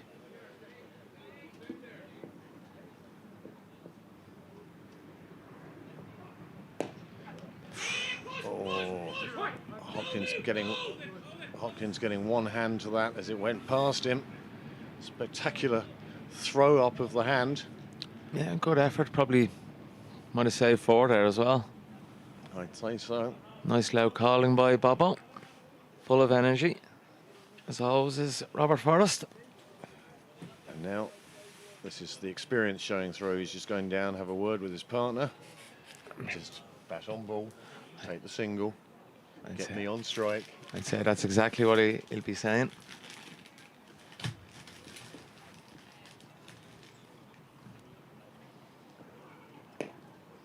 That's well well bowled by Hopkins. They decided they were going to take the single no matter what. Yeah, Robert obviously eager to get on strike there. He's probably the one who's going to be hitting the boundaries. So again, just important that Clontarf bat out their overs here and try and pick up any loose runs they can and get themselves as close to probably that 220 to 230 mark.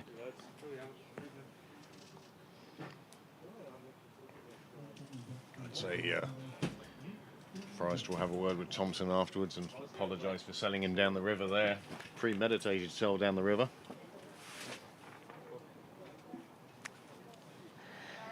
Brings to the crease, looks like Mick Granger coming in.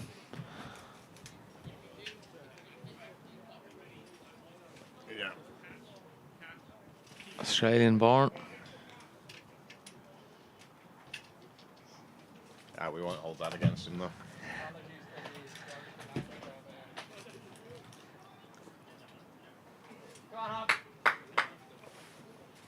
Refuse to apologise for any. You know the way Sky commentators are always. Sky commentators are always apologise. And Well, that's intent. it's a great shot. That's a super shot from Forrest. Hitting over cover he's been brilliant. Real strength His of. arms, doesn't he? And goes through inside out.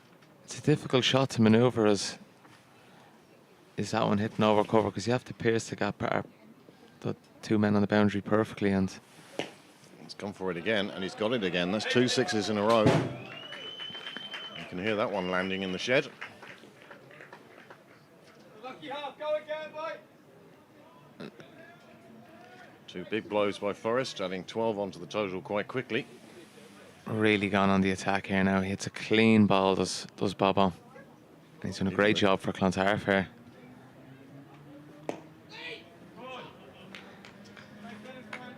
Super little ins. He's raced to 30 here, really. 13 off nothing, really, isn't it?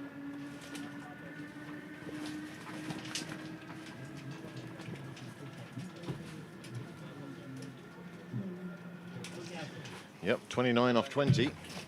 It's scoring at a good rate.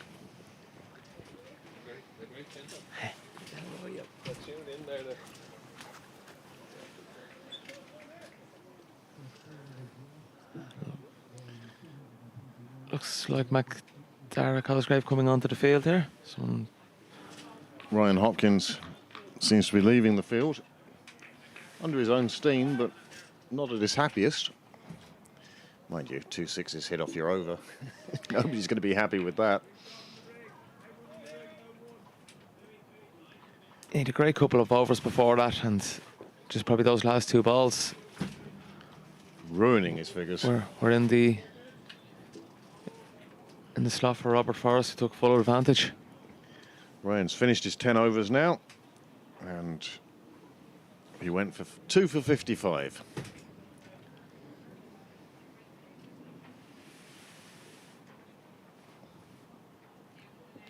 Sumit Kumar bowling the 48th over. First ball angled across, And Granger has just edged it through to Theo Lawson behind, and the 9th wicket has fallen with the score on 221. Yeah, it sounded like a big enough nick. Straight through. Pembroke will be really trying to keep Robert Forrest off strike here now. Yes, I don't think there's going to be any holding back now. No, this is... Robert's definitely going to go on the attack straight away, and it's actually a crucial little period here. This can be the difference in winning a game, whichever way it goes here. If the bowlers get on top here, Yeah, if Pembroke take this wicket with no further runs being scored, 221, they'll be delighted. But if Bobo Forrest gets going and hits another couple of sixes in this over and 2 more in the next one, 250 is still on the cards here. And coming to the crease now, Ben McCabe, I think. I think you're right. I look forward to having a look at him bowl later on. Left-hander, along with the multiple changes in the field that no doubt will follow.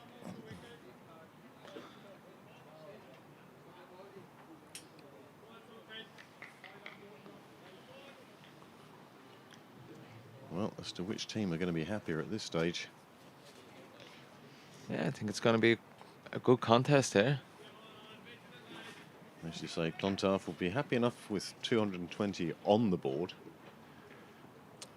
As you say, that the scoreboard brings its own pressure. Definitely, and something for the bowlers to bowl at, and we could be in for a cracking game.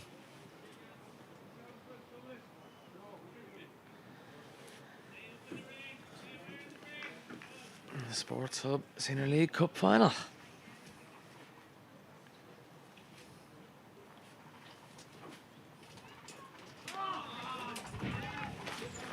Well, you'd miss Izzy in the box today. Izzy Joyce, normally our lead commentator. Unfortunately not with us today. I hope, however she is, things are going well. Yeah, fantastic commentator is Izzy. Taking a dive again.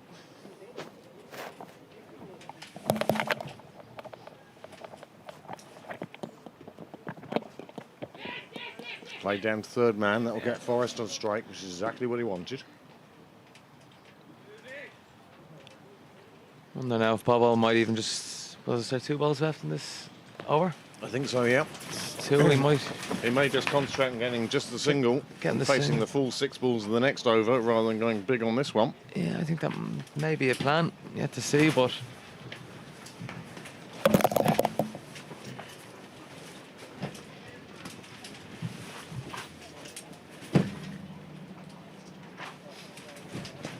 Yeah, Lawson making those adjustments to the field.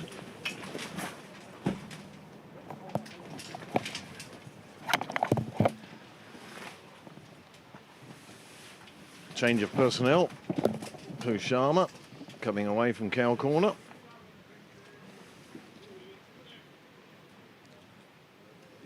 Making sure the right fielders are in the right place now. Bet they wish they'd done that earlier.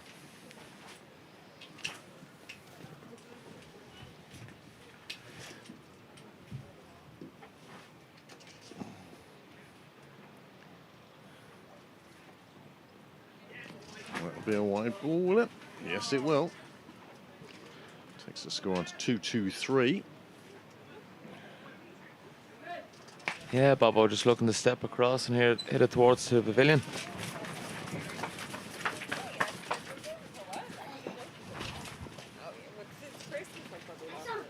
He's looking.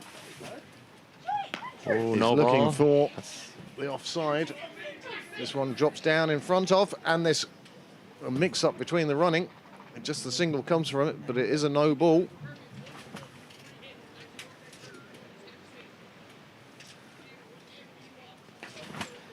Bobo desperate to get back on strike now with the free hit coming up.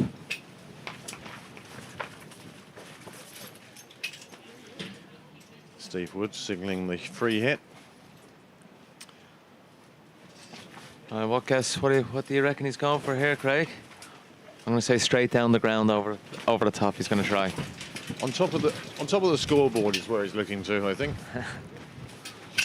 Now, that having been said, it could slice off the back and come down to us here at the other end, but I think it's going to be a full swing of the bat here.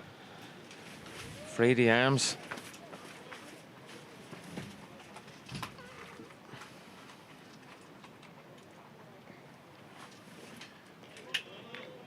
Wide ball, it will be another free hit.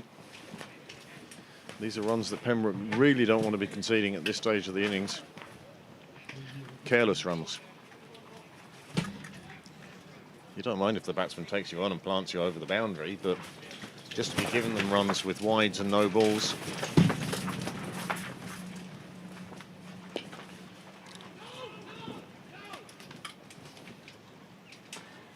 They refused to take the single there to keep Robert Forrest on strike. 1 ball remaining in the over. And I'm sure the plan is just to block this one out. I think Robbie Forrest will be just sitting on his bat here. There won't be too much backing up going on. Don't think there'll be much movement, all right.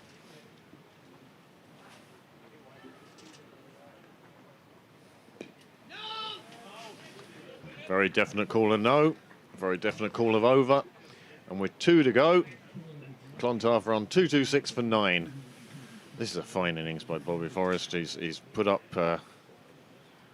30 off 22 balls. Just what his side needs. 2 4s, 2 6s. And we might have a bit of last minute entertainment here from Bobo. Yeah. Been enjoying the innings so far from him. And Paul Lawson to bowl. This will be a good competition now. 2 experienced heads.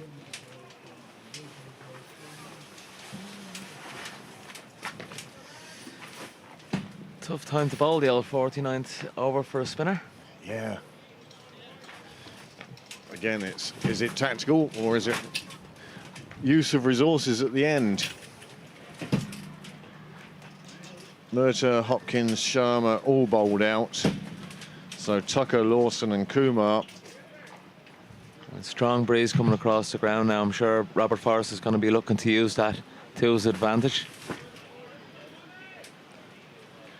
I suspect it will be Kumar to bowl the last over after this Paul Lawson over. Can't see him going to anybody else at this stage. I like the field here, actually, that they've said here. They've got a deep extra cover somewhere where he's been targeting the last couple of overs.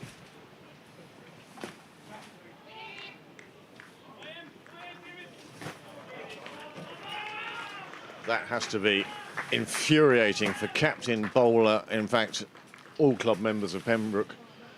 That one just spinning past Tucker on the boundary. He's been put there specifically to stop Forrest getting boundaries in that area.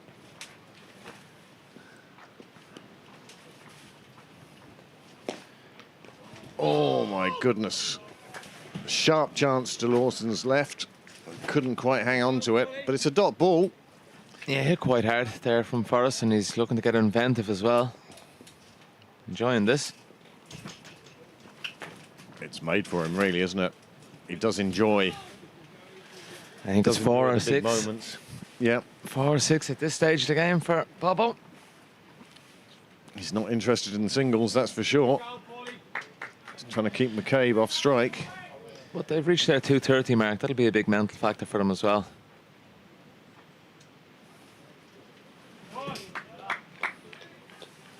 Premeditating the reverse. It's not a bad shot to take on. If he gets it fine, there's no fielder down there. But this time I think he's going to go straight back over the bowler's head. Well, that's what he tried. Robin Kelly. Fine pick up and throw. All done quickly. And that leaves McCabe on strike. Again, I think he'll just try and see out these last couple of balls and give Bobo another 6 for the final over, and hopefully bat out their overs and pick up another boundary or 2.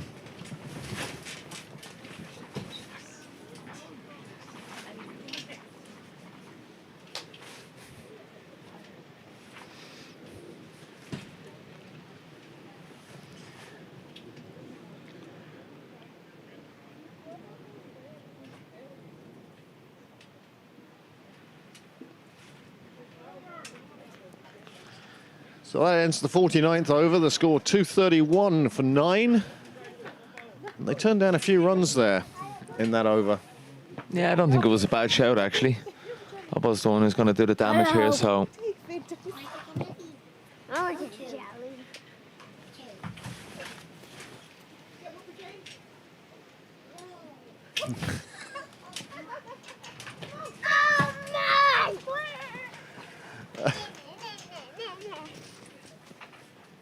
Who's going to be the ball the final over here? It's definitely Kumar. Left arm over. This will be interesting.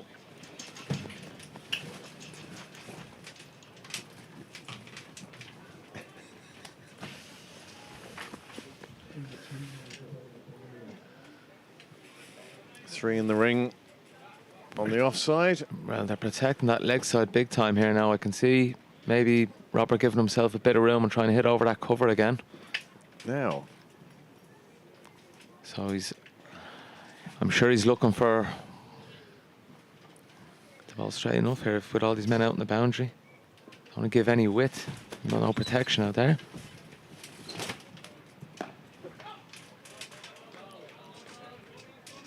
Another single turn down. He really is protecting McCabe here. He's only going to go for 2 if it doesn't cross the boundary rope. He's only dealing in even numbers here.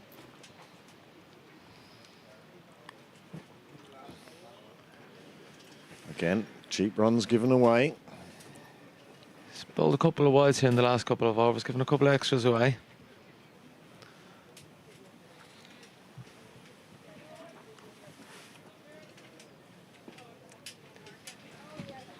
$20 extras in this inning so far. Oh, that's gone straight up in the air. Nobody's calling for it. And it manages to reach the turf again.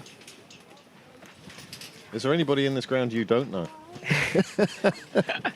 Everybody walking past the commentary box gets a little wave or a thumbs up. Small circles. I was going to say, anybody think this is your home club? But it's great to see so many people down. Ah, brilliant. All the great people of cricket. Clontarf came out to watch.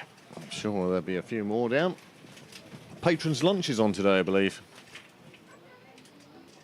Oh, that's a nice shot. It's gone all the way down to Cow, and it's going to carry for 6. That's the shot he's been looking for. That's why he's been turning down the singles. Again, this is going to be really good for Clontarf. If they can again get up that 240, I'd say 3 overs ago, there's no way they were looking anywhere near that. So, a few lusty blows from Robert Forrest would be the difference.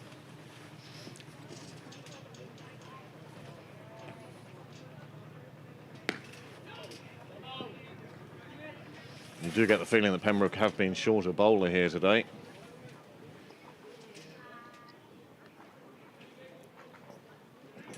As well as missing the internationals, of course, Joe Prendergast injured at the moment. Yeah, pulled hamstring. He was quite miserly.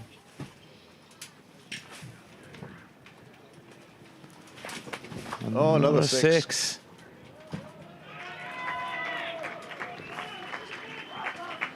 And suddenly turning down all those singles looks like the right move. What a cameo this has been from Robert Forrest. And it's just 3 short of his half century now. Fantastic knock.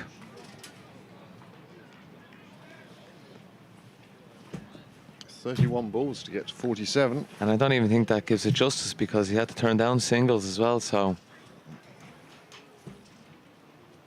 A balls. Yeah, go That's 2. right up in the block hole. He's looking to get 2 here, is he? No. He's finally left McCabe there to face one. But he won't have to. That's concluding the 50 overs. 245 being the score from Clontarf in that first innings. And I have to say, I'm no wiser now as I was at the start of the game as to who's going to win. Yeah, I think we're set up for a bit of a cracker here. It's a shame Bobby Forrest didn't get to his half century because that was a magnificent knock of 48 that really pulled the tail together. Absolute outstanding knock from Robert Forrest. Hit clean balls and he hit them to all areas of the ground as well, which was great to see. Enjoyed watching it out there. 2:45. Will it be enough for Clontarf? Well, you'll have to join us in half an hour for the start of the second innings, and we'll find out then whether 2:45 will be enough for Clontarf to win the Sports Hub Senior League Cup final.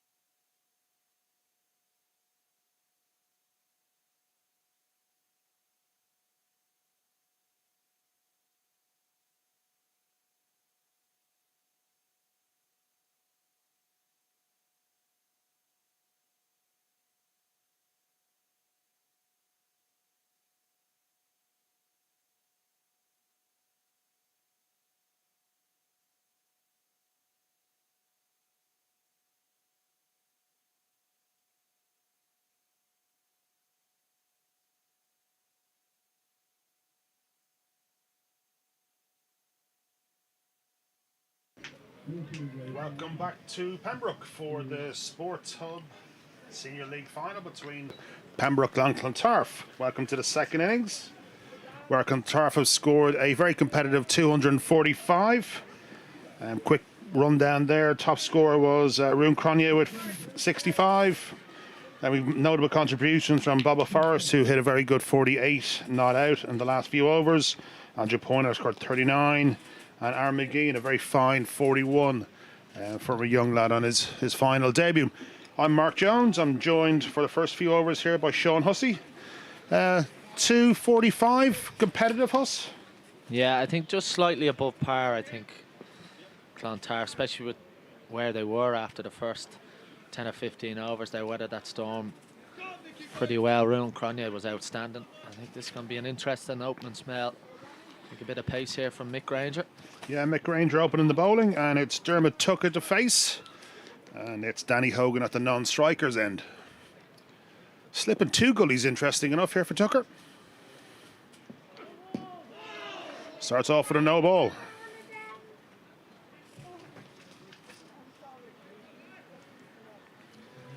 So free hit straight away. Nice start if you're a batsman. Yeah, not a bad start. I think the two gullies are in place for Dermot Tucker because of his bat face. If you just watch his bat face when he comes in, he tends to, hit the ball through that angle there. Even when he drives it, you just see it there when he lifts it up. With a free hit, good way to get yourself into the game.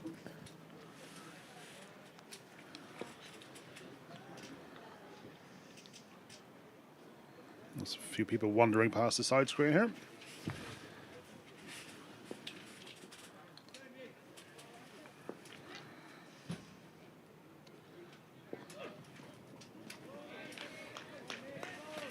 And a swing and a miss. Bit of extra pace there, a bit of oomph put in by Granger. Yeah. He's done well this year for Clontarf. First real bit of carry we've seen today. First guy with any bit of pace about him, to be fair.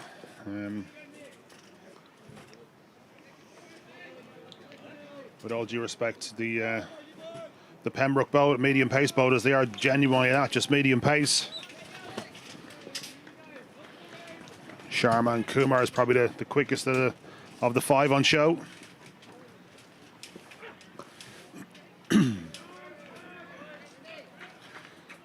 Thickest outside edge there, the point, well fielded. Now looking back on the Clontarf innings at one stage when Poynter and Rune Cronje were together, like certainly 300 was on the cards. The two of them were batting so well together. But obviously Pembroke pulled it back, and then the game kind of went away again a little bit when Bubba Forrest came in and plundered a few at the end. So very topsy-turvy kind of game so far. Yeah, he managed those last few overs really well, Bubba Forrest.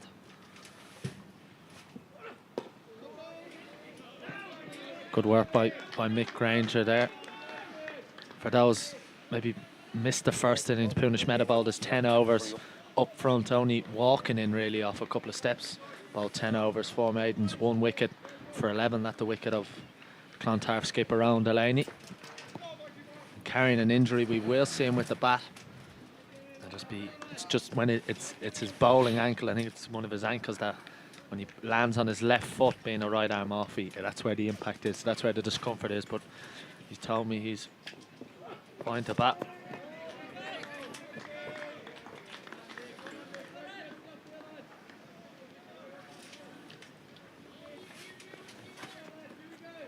I think Granger might cause young Tucker a few problems here. He certainly seems to be playing the ball very late, whether intentionally or not, only time will tell. I think Tucker's just waiting for that bit of width. You saw him and hit one through the point region earlier.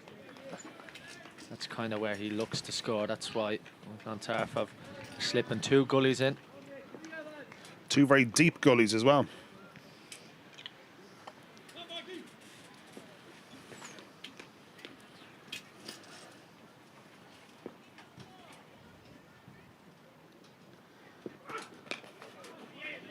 Thickest outside edge just runs down to third man for a single.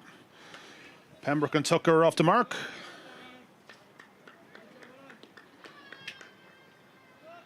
That brings Danny Hogan on to strike.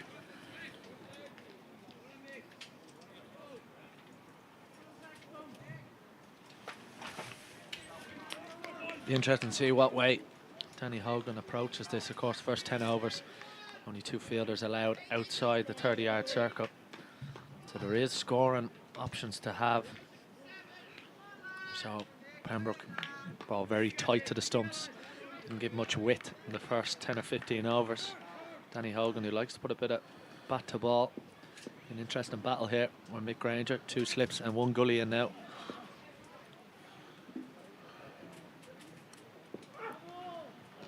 Another no ball. This time widest outside the off stump. I don't think the captain on the lane is too happy with that. That's not how you want to start. He's just checking with the umpire there, Mick Granger. Standing umpires today, Willie Clark from the Wheelfield Road end and Steve Wood. St. John's Road. Yeah, 2 no balls in the first over isn't exactly an ideal start. He got away with the first one. Let's see now we get away with the second one. He's elected not to change the field.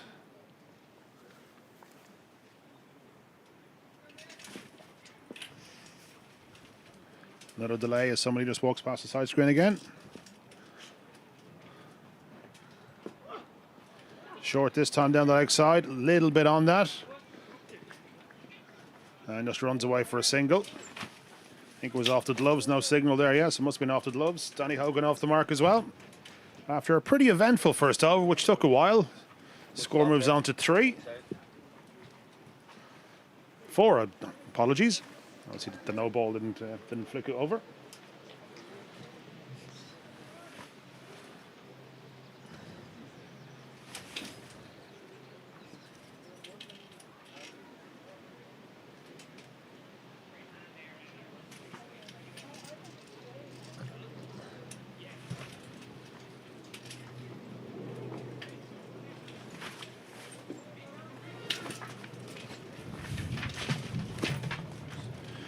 As you might have noticed down in Pembroke today, it is extremely windy as everything just goes flying off our desk. You probably noticed that the camera is fluctuating quite a bit, causing our production manager, Niall Walsh, all told problems, who has just cycled past us from the far end again. We're going to He's see doing Trojan work today. going to see a bit of spin now from the St. John's Road end. Going to be Ruan Cronje, the professional who batted so well earlier. Ball's leg spin tends the ball pretty quick. And a slip in place from Bobo Forrest. And a good start. A little bit of turn as well, I think. Yeah.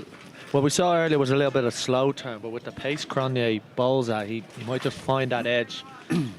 Yeah, the Pembroke offies were always a bit slow through the air anyway. Certainly more pace on it this time. Got a fine action as Cronje. Certainly give the ball plenty of revs. Whipping that shoulder through.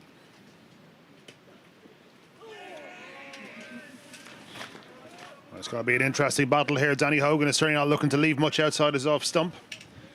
Had a go at that one. Certainly Andrew Pointer at first slip will be involved. Actually, it's Bobo Forrest. Actually, apologies. Got a man out a cow corner for Hogan. And the other fielder out deep cover, out to the long boundary there towards the railway track here.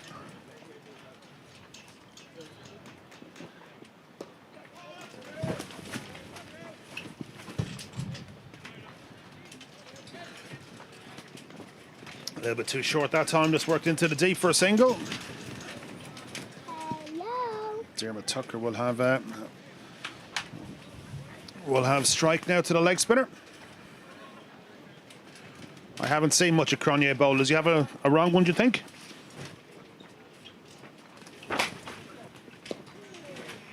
I think he does, yeah. I think as a leg spinner now, the expectation is that your wrong one also almost in white ball cricket, particularly T20 cricket, that's almost your kind of your go-to now. That could be your big wicket taking option. There's another good over there from Cronje. Start us off from the St. John's Road end. After 2 overs, it's 5 without loss.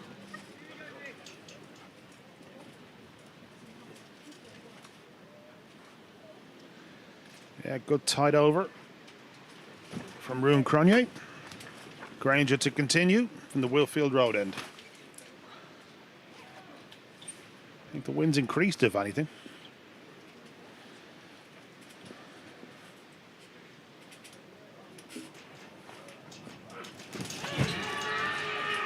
Big appeal, but umpire Willie Clark has got absolutely no interest in that. It looked a little high from our angle.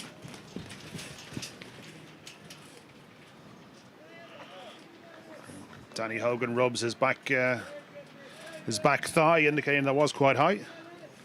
Just making sure the umpire knows these things. The oldest trick in the book. That's always a good one to make sure the umpire knows and almost give an indication to the umpire that that decision was right. Just a little bit of cleverness. That wind is coming across the ground, so it is going to be hard for Granger and the ball going away from the right-hander with that wind. Anything. Edge, oh, did that carry?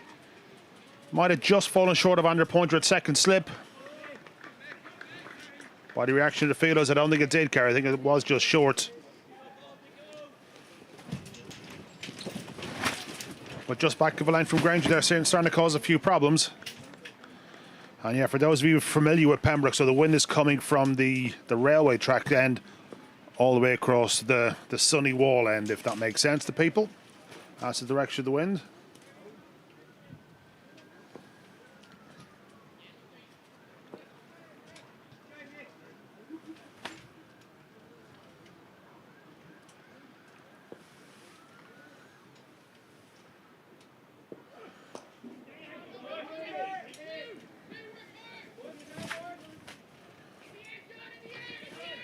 Looking for three to... Yeah, very well rung by the two Pembroke batsmen. Bit of an inside edge. No fielder out in the deep there, a very long chase. Well tracked down to save the single, save the one run even. Well, there is value for runs in the power play. If you can't beat the infield, you can get a little bit of value. That's the long boundary, one of the longest boundaries you'll see across the pitch. Granger now to Hogan, 2 slips in a gully. It's beaten on the outside there. Potentially no real need to play at that, but Danny Hogan seems to be, he likes to feel bad on ball. He's reaching for that one.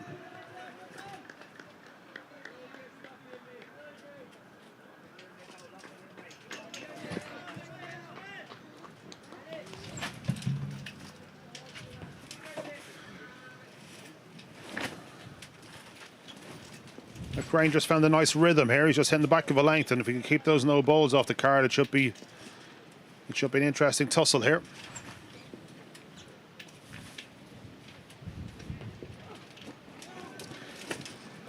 And the inside this time, and that's run away down to the very fine late boundary for 4 runs. First boundary of the day for Pembroke and Danny Hogan. Mick Granger just slightly ticking. Found the edge earlier in the over from Danny Hogan. Didn't quite carry to second slip, and that one just has the inside edge and runs away for 4. And just slightly ticking. Bowled a couple of no balls. He won't be happy with himself from that first over. Such an important part for Clontarf. If they can pick a couple of wickets in front, they can really manage the game.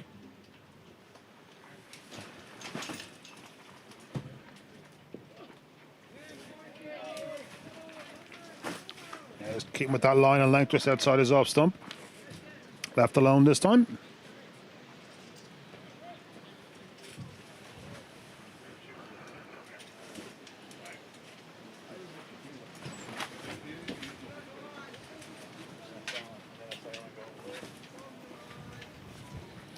That's the end of the 3rd over. The score moves on to 13 without loss.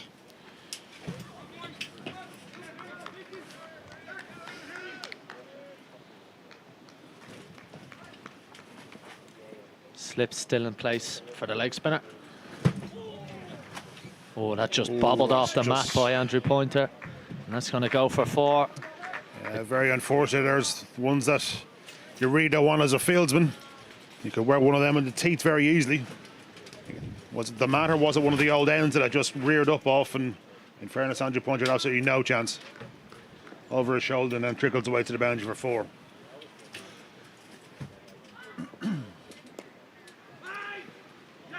Wider outside the off stump, and the spin this time is beating the fieldsman. All happening here at the moment.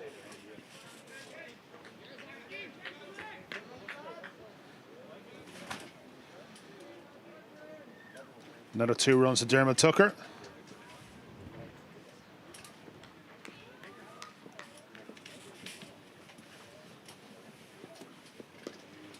Again, that one hit through the cover point region.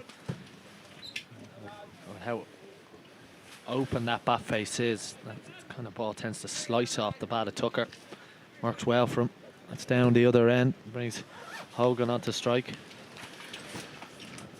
I think Cronje though is he's probably wider of the crease after the boundary first ball, which is quite a straighter delivery. But the last couple of deliveries have been certainly well outside the off stump, allowing the batter to free up their arms. Well, I wonder if he's maybe trying to factor in the wind as he drags that one down. It is difficult, not easy conditions for leg spin bowling.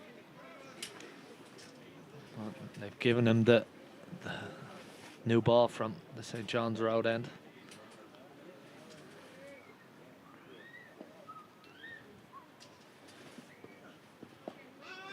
Oh, that was just played into the ground as run straight back towards the stumps and just about missed off stump. End of a very eventful over from Rune Cronje. Score moves on to 20 off 4.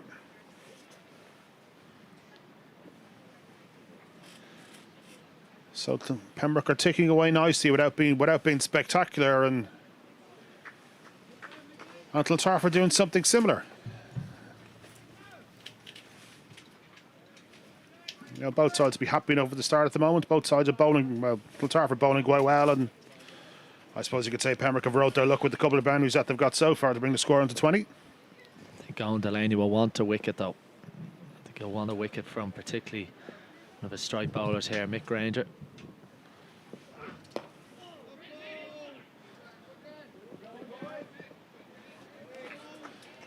He almost clears that front leg out of the way, Dermot Tucker, and tries to get his hands through the ball. That was a well-ran single. Yeah, that's the advantage when two guys are looking for the runs. Just bottom edged into mid wicket, and they pretty much stroll through for a single. No danger at all. But I'm liking the effort that Granger is putting in pretty testing conditions, to be fair. He's running in hard. Again, that coming off the splice of the bat.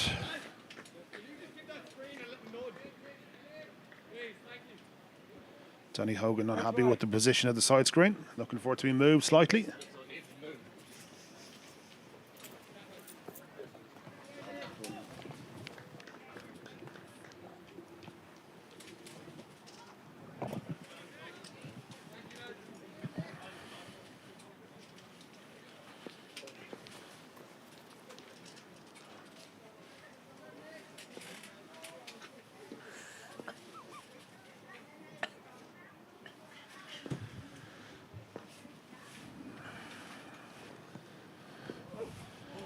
Shorter this time, a little bit more effort, and again a no ball, unfortunately.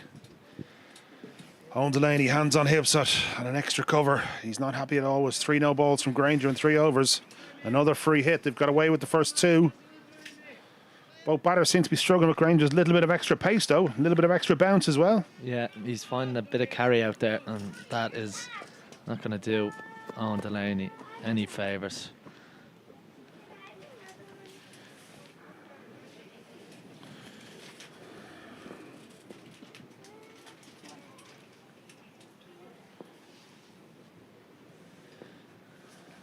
We have a few sweets on the desk here, and kids are running up thinking it's a sweet shop and just taking sweets off us. Thick outside edge. Bobble Forrest with the one hand to it, which prevents 4 runs. Nice swing and a miss, or swing and a hit that time on the free hit. But again, you could probably say they got away with one again. And they've haven't been able to really connect with any of those free hits. I still think with the extra pace of Granger, he is causing them a few problems. Definitely the quickest bowler we've seen today on show. He's also just bowling back of a length and coming up in and around the kind of waistline area, which can be uncomfortable for players who like to get on the front foot, which these two like to do. A little bit of movement there as well. That one certainly came back into Danny Hogan. Well, the one he did find the outside edge of was, again, back of the length, and hasn't really given many balls for these two to be able to, like you said, get on the front foot and drive it. But it's been a decent start run-wise for Pembroke. At times they've been a little bit streaky. But as long as they can get through the next couple of hours without losing a wicket, I feel like they can really get in to the teeth of this run chase. Uppish this time just lands in front of short mid-wicket. Again, that length is really causing Danny Hogan a few problems there. He's jumping on the front foot straight away, where potentially should be playing him off the back foot. Our colleague on commentary, Fintan McAllister, would be completely the opposite there, jumping on the back foot, nurdling that one down to fine leg.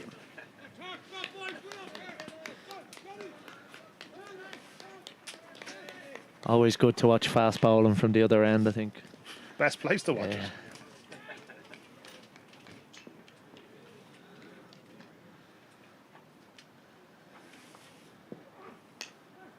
And this time, wide outside the off stump. Kind of did him with the three-card trick there.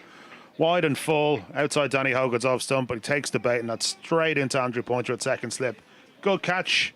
Went at a fair clip. Reasonably difficult height. Very well taken. Yeah. Good reward for Granger, because he has bowled well, and that was the first one he really kind of threw up there. And Hogan tried to get that through the covers, and that's what happens when you've been rewarded with two slips in a gully, and it finds his way straight into the hands of Andrew Pointer. Now the hero from the semi-final for Pembroke, JJ Gart, comes to the wicket. But Clontarf will be happy they got an early breakthrough, because Granger deserved it.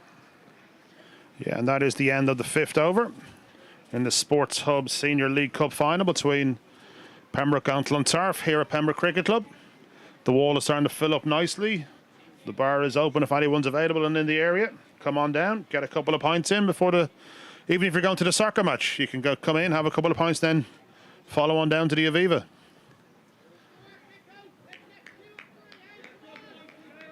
So at halfway through the game here today, there was a patrons lunch inside, which was sponsored by Sports Hub. Very well attended.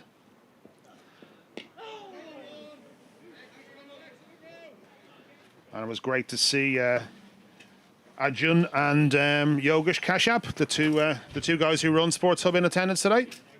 And they'll be making the presentation later on, along with our president, Jim Bennett, who was on the mic earlier on.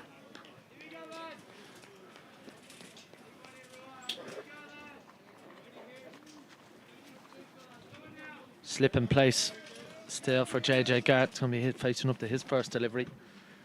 Maybe you might like to see that deep cover come in. Maybe try and put a little bit of pressure, but again, a little bit of protection given by Owen Delaney to ruin Cronray. He gets off the mark straight away. Very nicely played. Thrown a bit wider outside the off stump, allowing JJ just to release his hands through it.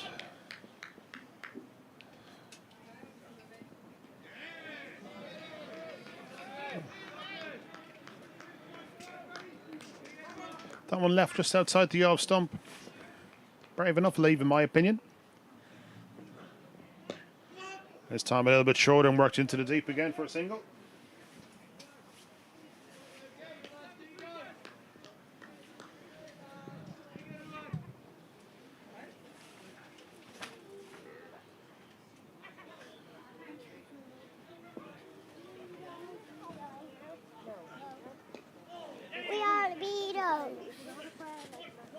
Little bit more air this time, flighted outside the off stump, finds the outside edge, but unfortunately for Roon, it has gone very, very fine, down to third man for 4 runs.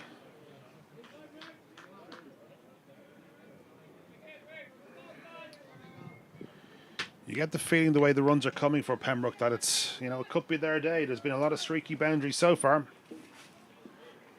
Clontarf have put the ball in the right area. Just been a little bit unlucky in the first 5 or 6 overs. Pembroke rely pretty heavily at the end of the 6th over now. It's 31 for 1. They rely quite heavily on their top order. Theo Lawson, their captain, to come in next. Big wicket. Irish legend Andre Botha just walked past. Good to see him back in Ireland. You would have only been a nipper when he was playing. I was there. Fine cricketer.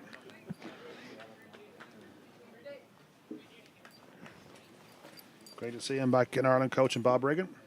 It's his 2nd season at the helm there. Bob Riggin going from strength to strength. And Under his tutelage. First time in the Premier League, I think, for a while. Bob It is, Brigham. yeah. Maybe first time ever. Yeah. Fantastic for them. Of course, Ranger continuing. Swing and a miss. full round of senior Premier League fixtures and championship fixtures, I think, tomorrow. I think Clontarf are up the road in Merrion, if I'm not mistaken. And, of course, the Clontarf out and still in all formats at the Irish Senior Cup next week. Pembroke got a bye from their performance in it a couple of years ago, winning it for the first time against Warringstown. Finalists get a bye every year, which I think is only fair enough.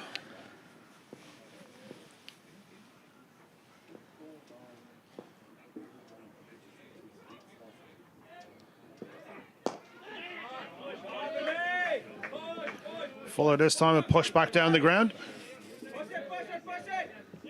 Just going to pull up short.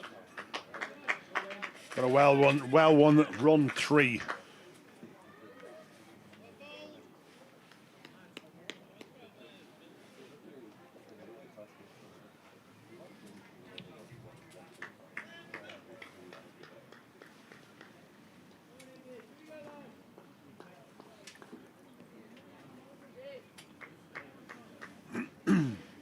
That brings JJ Garrett on the strike now. For the first time, he'll face up to Mick Granger.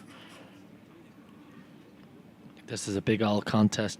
JJ Garrett, who opened the batting in the semi-final, coming in 3 today. But Mick Granger, you do feel, is one of Clontarf's big wicket threats, especially up top. Already gotten the wicket of Hogan. Wonder, can he get Garrett? Slide down the leg side. That'll be 5 wides. I think Granger got that one all wrong. The head fell over, his body fell over. He just pushed that one down leg side.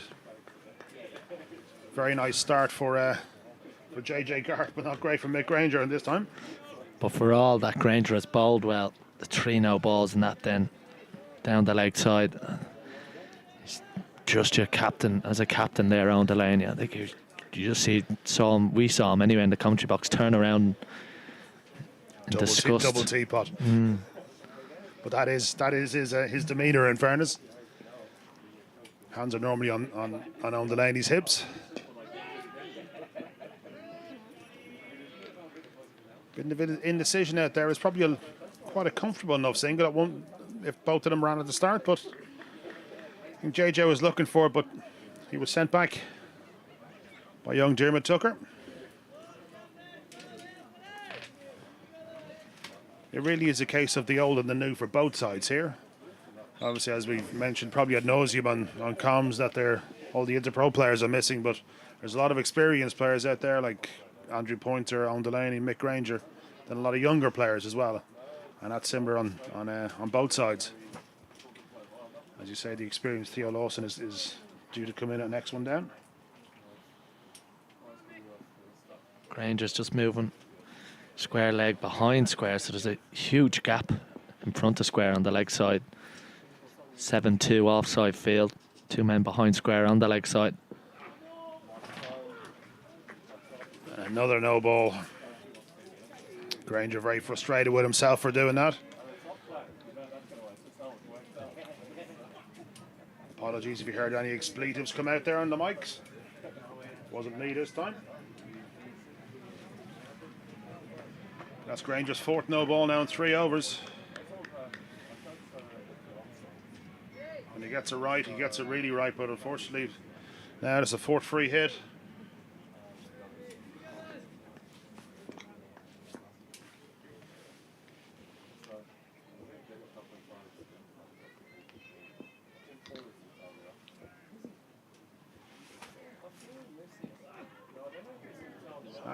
Again, he's got away with it. Another swing and a miss.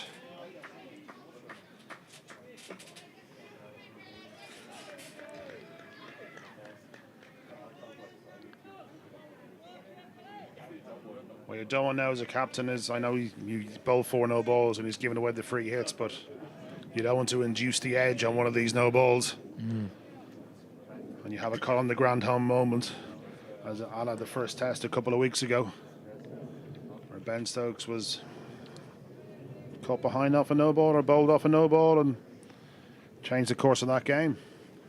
Similar could happen today. I've seen David Warner. I think he was dismissed for 99, the Ashes a few years ago, by Tom Curran off a no ball. There's a discussion here. I think Andrew Pointer said to Owen Delaney he's made to get the gully out and put him in front of square on the leg side, but they're happy with the way it is. 2 slips and a gully to JJ Garth. And another no ball.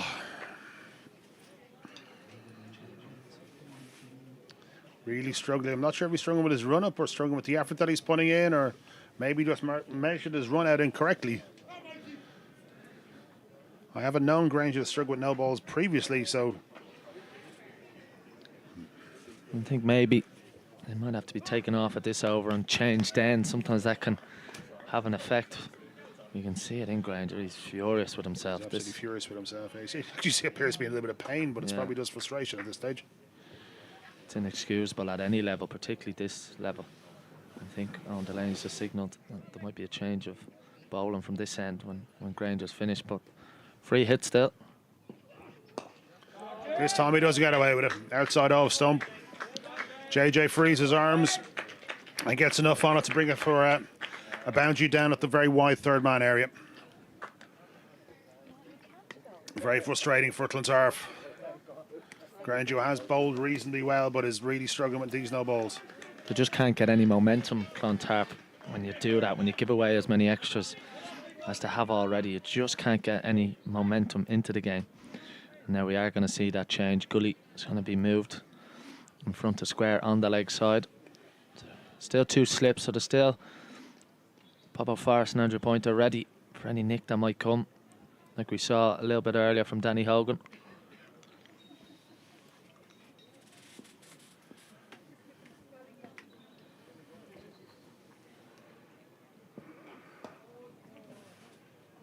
Fuller this time. Nearly gets onto the bat. Again, the end of an eventful over. In the Sports Hub Senior League Cup final. Pembroke have moved on to 45 for 1 from 6 overs. Dermot Tucker on 18 and JJ Garth on 9. Looks like we're going to have a change of bowling from the St. John's Wood end. And it looks like Ben McCabe is coming on. Bowled a few seamers.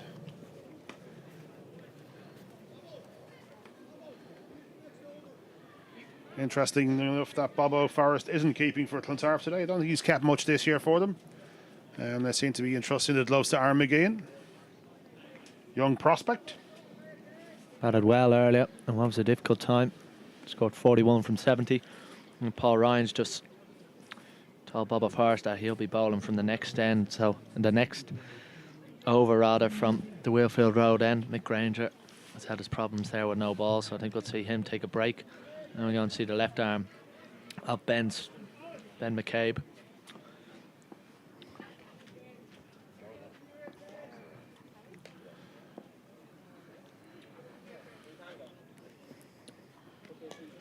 And he starts off with a wide, unfortunately.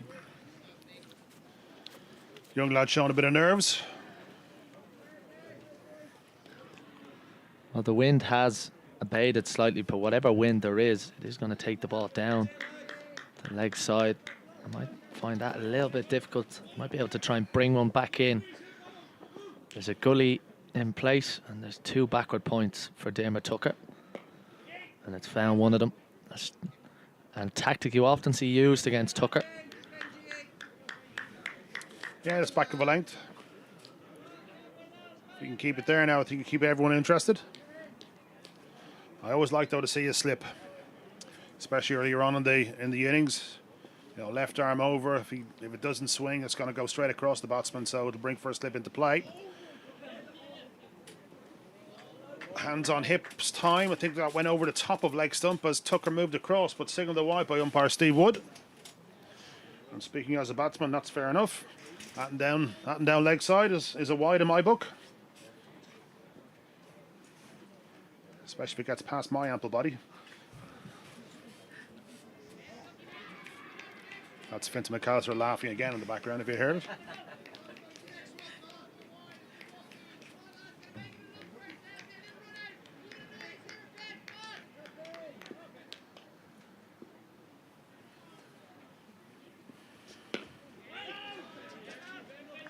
Ben McCabe just finding the ridge that time, bit of extra bounce. It's where you want to be bowling if you're bowling from that end.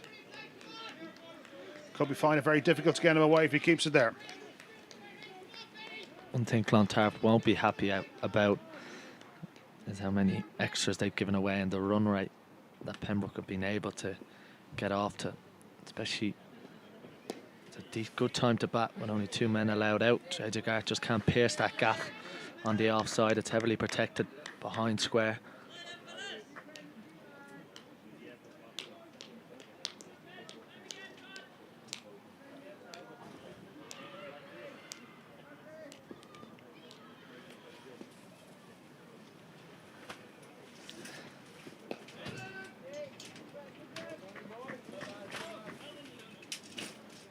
Just worked into the leg side for a single.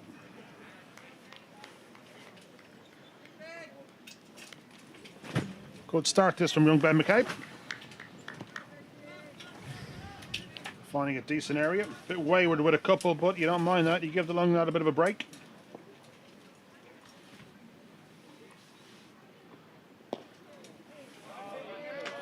And here's the commentator's curse. Bit straighter this time and worked to the leg side boundary. Very nicely played. And that's 4 runs for JJ Garrett. Oh.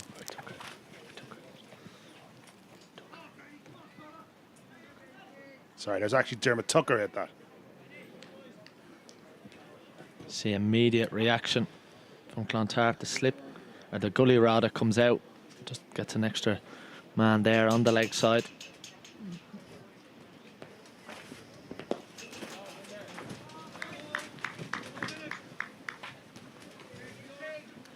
And at the end of the over, that's 8 overs gone. Scores on to 53 for 1. Dermot Tucker on 22 and JJ Garrett on to 10. We're going to see another change of bowling, this time from the Willfield Road end.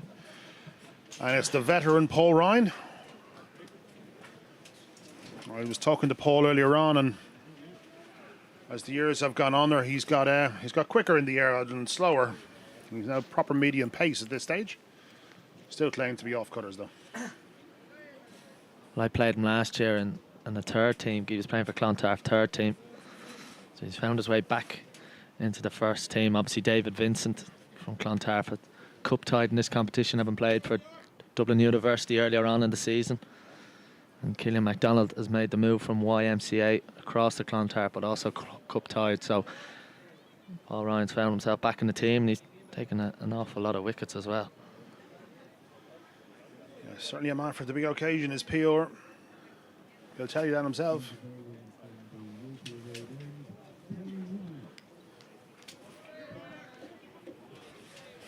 Be an interesting contest now. Paul Ryan up against these 2 young Pembroke bucks.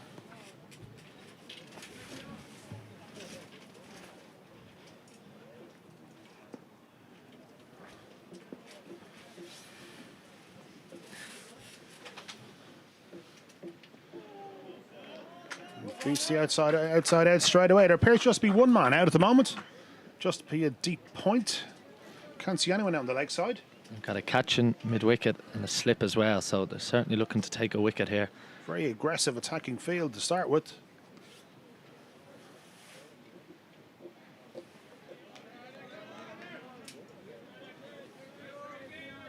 That one just left alone inside the O stump. Yeah, mid-wicket and extra cover are very tight. A 45 and a square leg. No protection at all in the square leg boundary.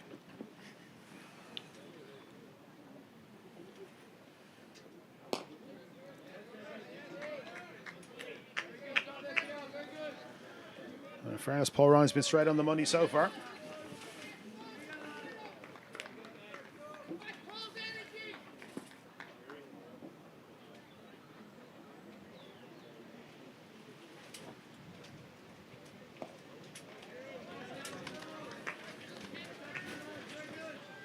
No real width on offer there at all, and certainly no real flight.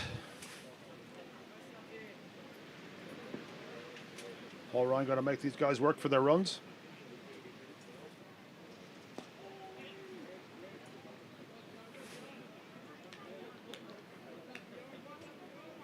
Sweep shot this time, well fielded.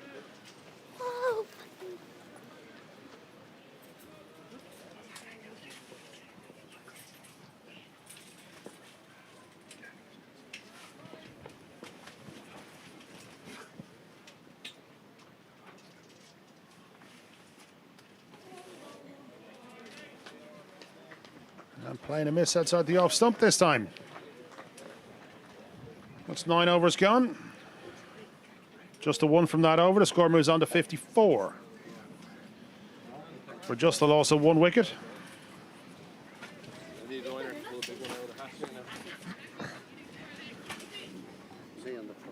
It's a good over from Paul Ryan. That's kind of what Clontarf needed. They just need to wrestle back a little bit of control. At the minute, it's been a productive power play. Last over, Robert. We're going to see a sub-fielder used here. Matthew Butler's coming in. I think Robert Forrest walking off. Not quite sure what happened to Bobo there. He might have got one on the finger there off that no ball. It might just be stinging a little bit. Yeah, Ben McCabe to continue here. His left arm over.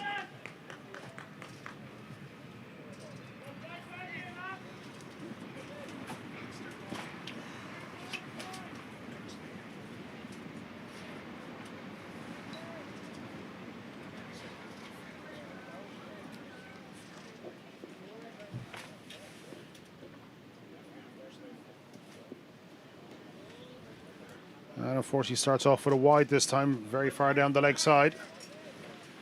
Well stopped by Aaron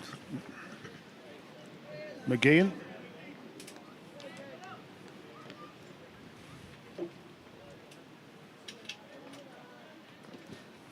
It's a difficult breeze for the left arm at McCabe to be bowling. Into it's kind of coming into and across him. So that's why you might see a couple stray down the leg side.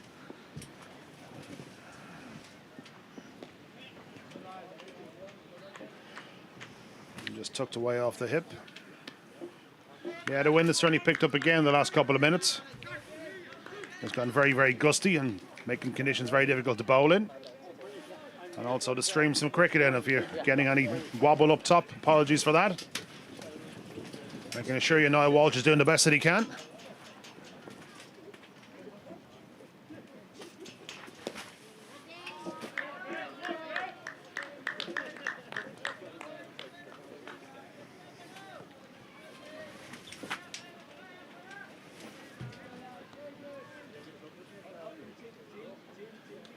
You get the feeling that Clontarf needs something to happen. Needs something to happen very soon, or the game will just meander away from them.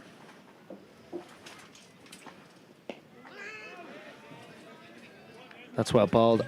That ball, yeah. You can't let Pembroke, these two batters, get set and create a platform for the rest to come. I think if you're Clontarf, you really want to try and get a wicket now, sooner rather than later. Especially JJ Garr played brilliantly in the semi-final. You just try and get into a little bit of rhythm. Same with Dermot Tucker. In the air, and it's by mid-off. It was aerial, but it's going to run all the way for 4. And there's a boundary option, it seems, always for Pembroke at the moment. Yeah, a little bit more width on offer that time from McCabe and eased through the covers. Probably a little bit too uppish for my liking, but still he found the gap, and that's 4 runs.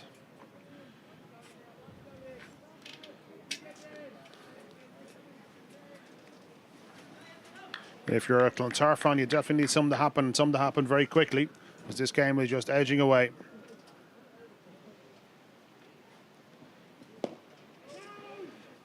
Full and straight this time. And just played to mid-off.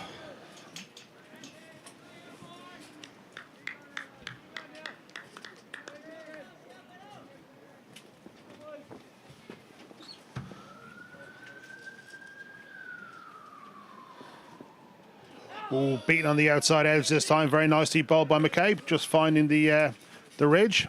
And that's 10 overs gone now in the Sports Hub Senior League Cup final between Pembroke and Clontarf. And there's now a change in the commentary box. Craig Senior is joined by Fintan McAllister.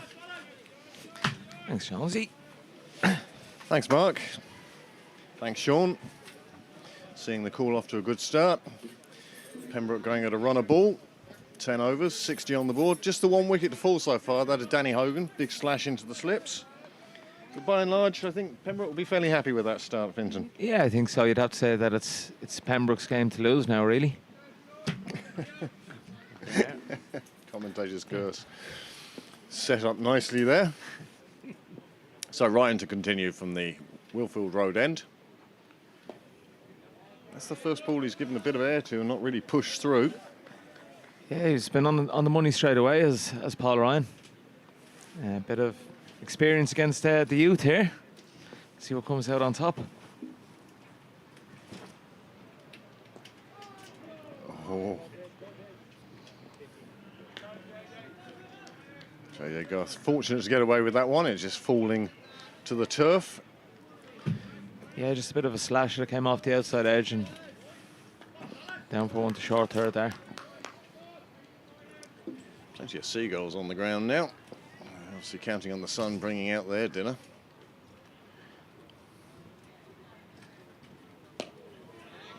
Many thanks to the catering today.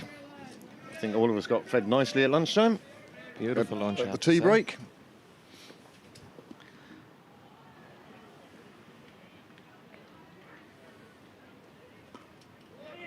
Played away, point region, just be a single.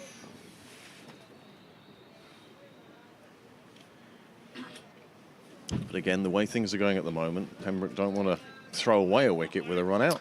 Yeah, of course, anything can happen in a final. A couple of wickets down is a change of attitude and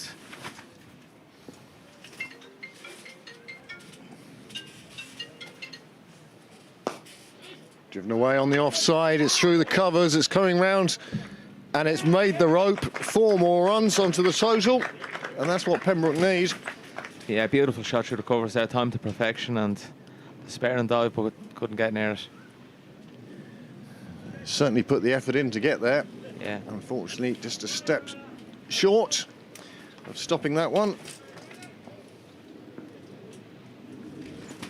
So Ryan to continue.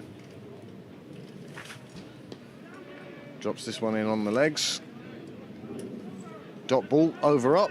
11 gone, 66 on the board. And like our previous 2 commentators were saying, if you're watching this and following Clontarf, you want something to happen and to happen quickly.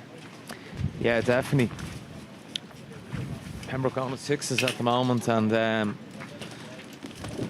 long as they can keep going like this, the better they'll be. But they haven't had to do too much out of the ordinary. There was a couple of extras early on there from the Clontarf side. Again, it's got to be very difficult to bowl in these blustery, gusting conditions. You make allowance for the wind and suddenly it drops. Yeah, it's been a bit patchy. The weather's it's coming and going, that breeze, and again, yeah, very difficult for the bowlers to, especially if you're running in against it. Typical Irish summer's day. Bit of rain, bit of cloud, bit of sunshine.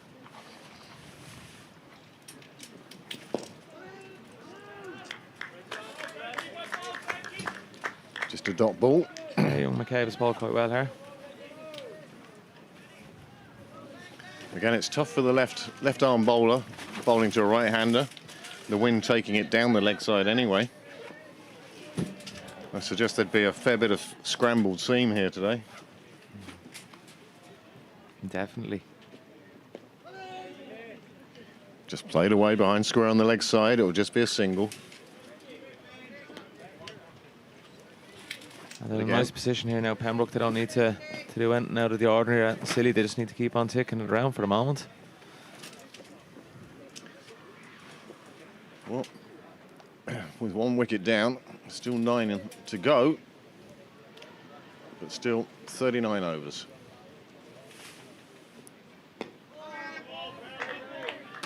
There's so much that can still happen in this game, and once again, Although Pembroke may be slight favourites at the moment, it wouldn't take much to upset that either. Yeah, anything can happen in a final once pressure plays its part. So you're never out of it.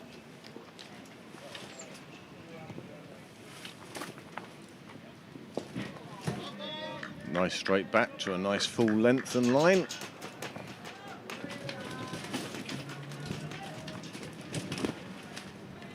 It really is quite blustery out here today. And yet all the people sitting on the wall don't seem to be affected by it at all. No, a few pints in hands there and enjoying it on the famous wall of Pembroke. So that ball concludes the 12th over. The score has moved on to 67. A very good over there. Just the one from it. But Pembroke will be very happy with this start and this foundation that they're laying for their middle order. The one thing they don't want, though, is to go deep into the middle order too early. Yeah, and probably the prized wicket, I suppose, of the Pembroke team is always Theo Lawson Absolutely. to come in next. For all the superstars that and Irish internationals we have, Theo is week in, week out, consistent, Mr. Consistency for Pembroke. Mind you, I've probably just cursed him now. Be a first baller for him today, in which case I apologise, Theo. As you say, he's ever consistent. He gets bags of runs every year, and he's been a great servant to Pembroke Cricket Club.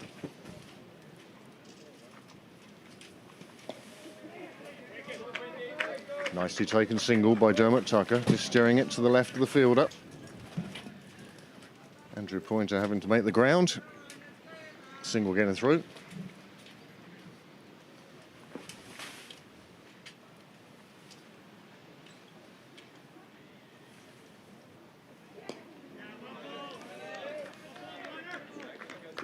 Super piece of bowling, that's where the experience comes in. Experience, but still plenty of energy coming from the veteran. Yeah. I suppose veteran in this case is very much a relative term compared to those around him.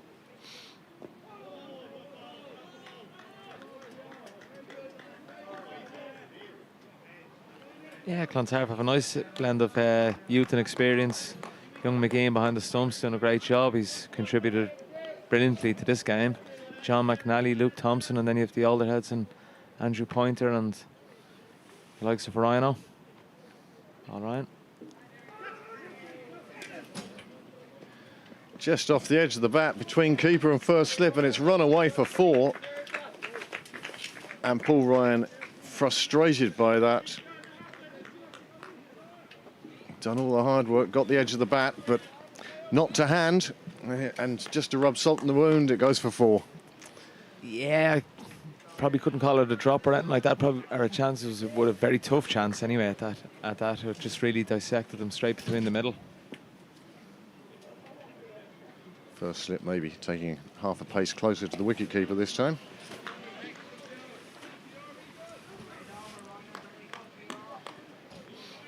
Another good over. Unfortunate that he conceded that boundary, otherwise it would have been an excellent over. But even that was creating a chance. Score's moved on to 72 now. 13 gone. Still just the one wicket of Danny Hogan. Yeah, and a nice crowd starting to build up there and over towards the bar and the wall. The good news is that there isn't a crowd in the bar at the moment. So if you want to come down now, get served quickly. Played off the edge of the bat. Deep gully taking that. Just a dot ball. No, it's good to see a good crowd down. I was most heartened, in fact, by the size of the crowd at the women's T20 games last week. It wasn't quite at the level of the Leinster Lightning Summer Smash with Middlesex a few years ago, but there was close to 1,000 people down, I think. Certainly on the Friday night. Yeah, great scenes. Picking up the first win in the first game there. Another wide there from Clontarf, and they've just leaked a few extras.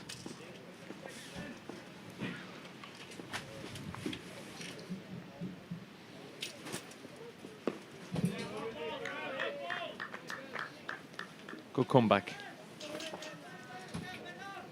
Just hurrying the batsman to his shot.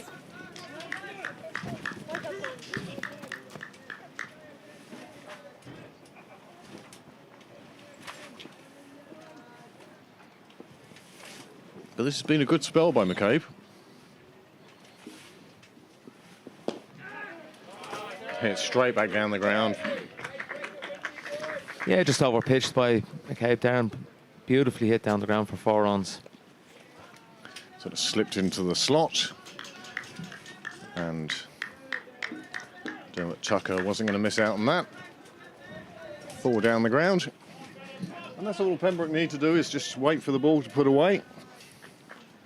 That's it, nothing risky at the moment they need to do. Good full ball, but well played. Just drop down to third man, take the single. And having commentated on a few of the first team games this year, that's one of the things you notice is the willingness to take singles, to keep the scoreboard ticking, to keep rotating the strike. And so important, you know, there's nothing more frustrating than a bowler just seeing quick singles being taken into gaps.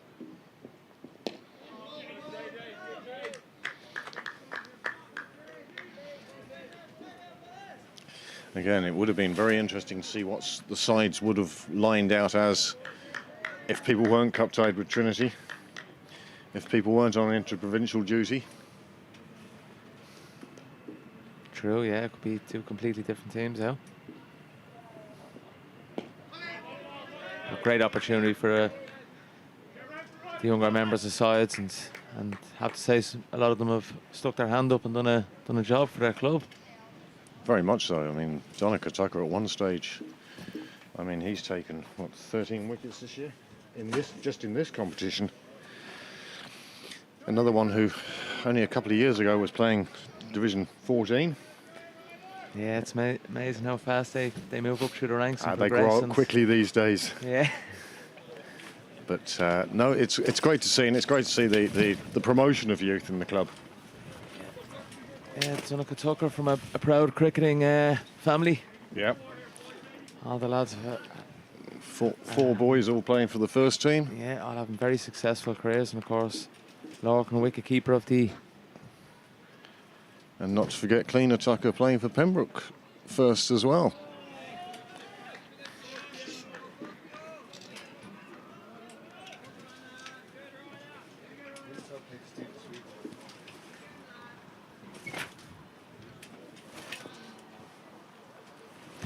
Paul Ryan certainly seems to be relishing.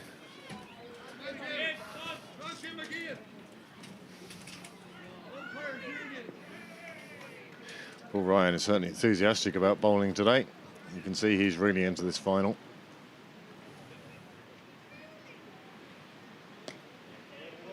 Played away, square on the offside. Boundary rider keeps it to a single. All very handy and very easy.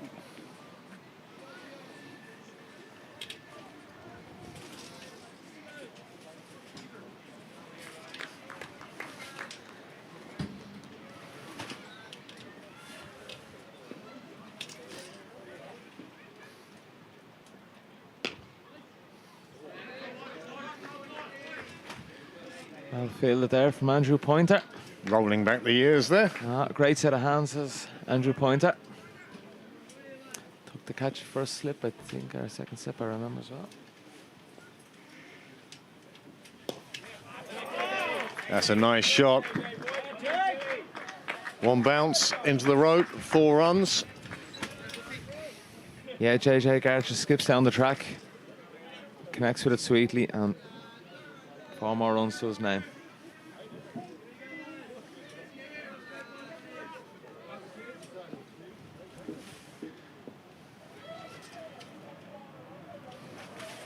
This one pushed into the pitch a bit harder by Paul Ryan. Dot ball.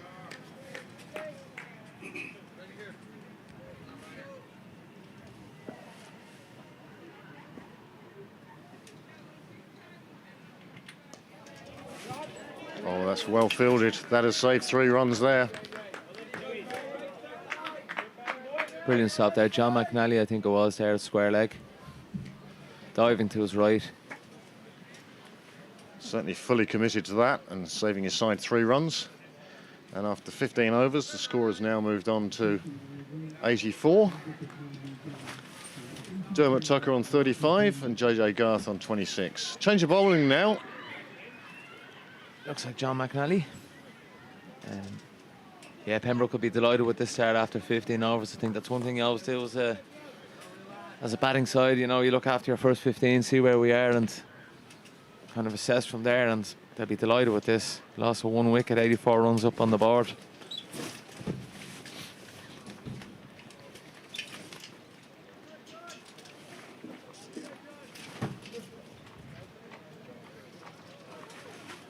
Well, despite the gusting wind blowing the tent all over the place, it's actually quite warm today.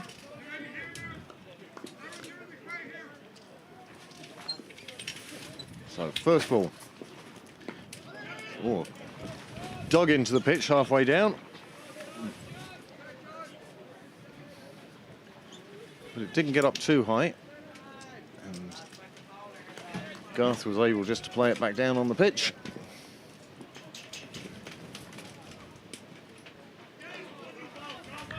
A lot of shoulder action. Yeah, it starts with 2 dots.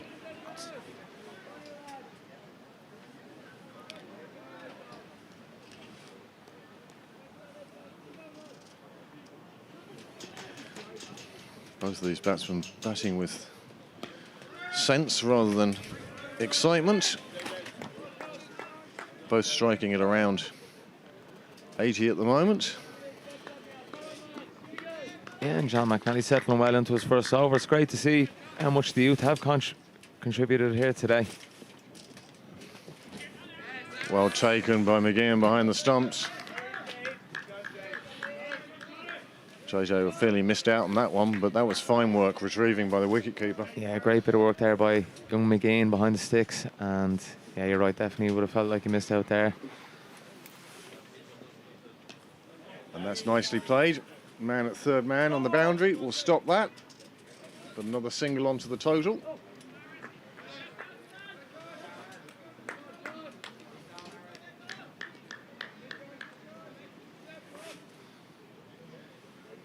Yeah, it's great to see the youngsters get a chance in a cup final.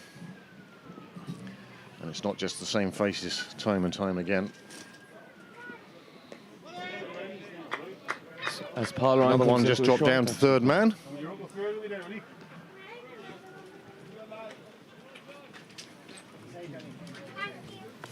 You're going to see your Uncle Fergal later. And at the end of 16 overs, the score has moved on to 86 for 1. Dermot Tucker 36. JJ Garth 27. Yeah, both batsmen well settled now. It's just a matter of ticking it around and keep the run rate going.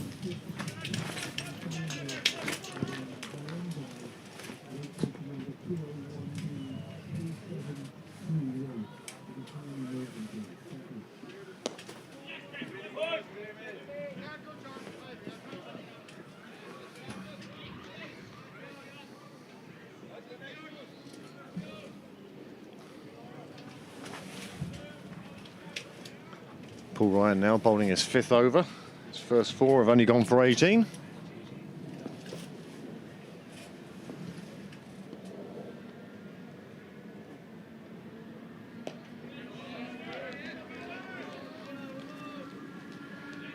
Well, Ryan will certainly be happy with the amount of respect being shown to his bowling there.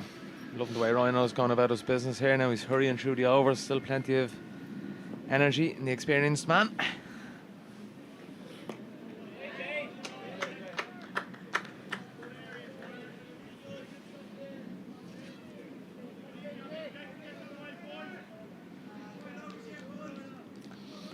Bit of enthusiasm in the Clontarf field at the moment. They're looking for that all-important breakthrough.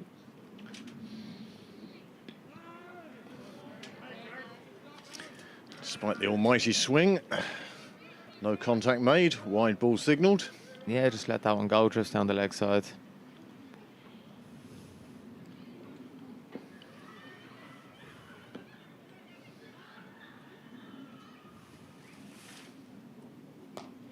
This This one a bit wider outside off stumps, and that's played out to the point boundary. Yeah, well played. It wasn't that short. Just rocked back, got deep in his crease, and puts it out to the boundary rider for one.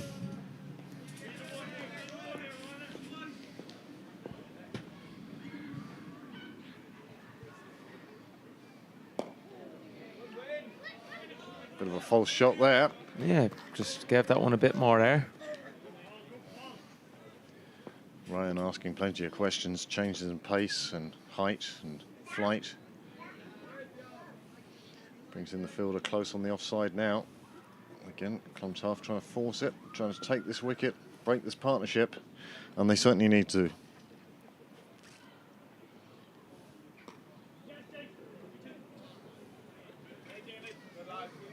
Point boundary again, single again, over bowled.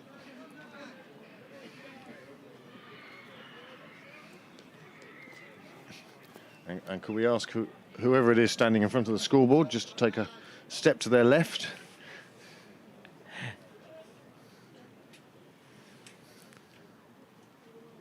Yeah, and on Delaney's talking away there to John McNally. I'm sure he's saying just keep on putting it on the line and length. The one thing you don't want to do, obviously Pembroke have got off to a great start here with 1 wicket down, and you know they just need to make sure you don't go searching for wickets as the bowling team. It's a very fine line, isn't it, between searching for wickets and letting the game drift. You've got to do one or the other.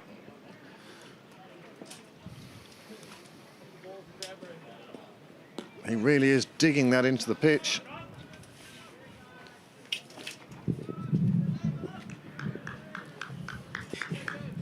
Yeah, I like what they're doing with their fields. They're changing around a bit here and there. 2 short covers.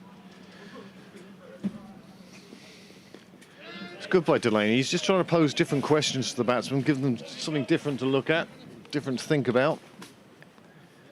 Yeah, he's captain for a lot of years for Clontarf. He's been a great servant to them. He's got a great cricket brain, and he marshals the troops very well.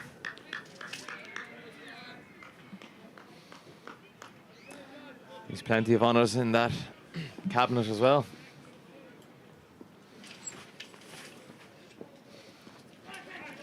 Oh, that one just falls short of square leg. Just a single taken, but that could have been anything.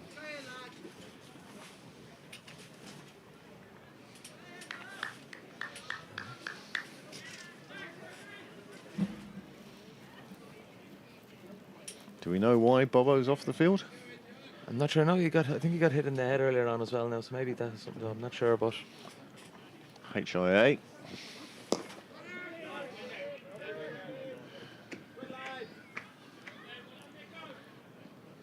Quick single taken there.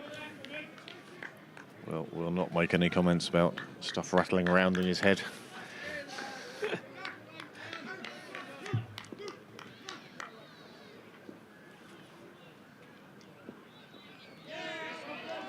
That's a good ball, just beating the outside edge. Lazy shot, not much footwork, and the bat just away from the body. Yeah, probably hard to pick up on the old cameras, but there's plenty of balls and energy coming from the Clontarf fielding display here. Putting a slip back in place. Plenty of room on the leg side now. But instead, he plays it down the offside, and that's a great fielding stop. Pushing it round the corner. But certainly saved a few runs there. Another decent over for both teams. Pembroke not getting away with the runs, but not losing any wickets either. Yeah, and continuing with Paul Ryan here from this end.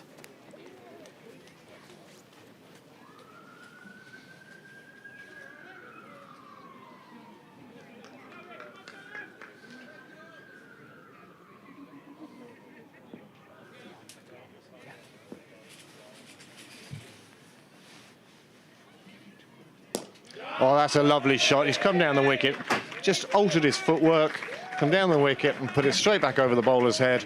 And there you go, beautiful 6. That's the first big blow off Paul Ryan's bowling. Welcome to the commentary box, Mark. Thank you, Craig. After me comes in with a 6 that's just been hit. Yes, good time to appear. Just had a word with Bobo Forrest there, the one that he top edged into his helmet earlier on when he was batting, so he's not feeling great. So Bit of a headache. so he's decided to come off, and it's probably the right decision. Absolutely. Can't mess around with concussion, Correct. no matter the sport.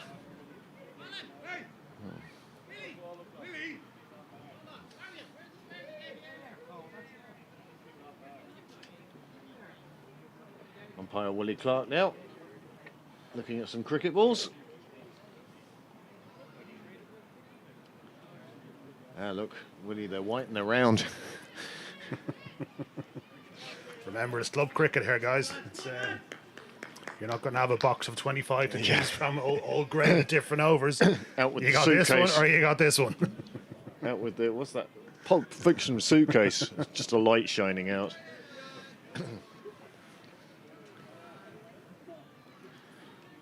Starting to get a bit gloomy here, Craig, but I think we should be okay. We'll be okay for this game. There is a bit of blue off to the right, and hopefully that will match up with where the sun is, and we'll get some shadows back on the pitch again. But at the moment, as you say, a little bit gloomy.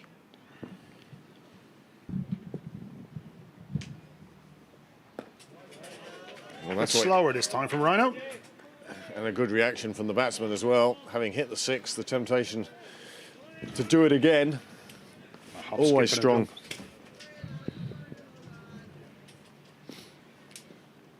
100 up for Pembroke now.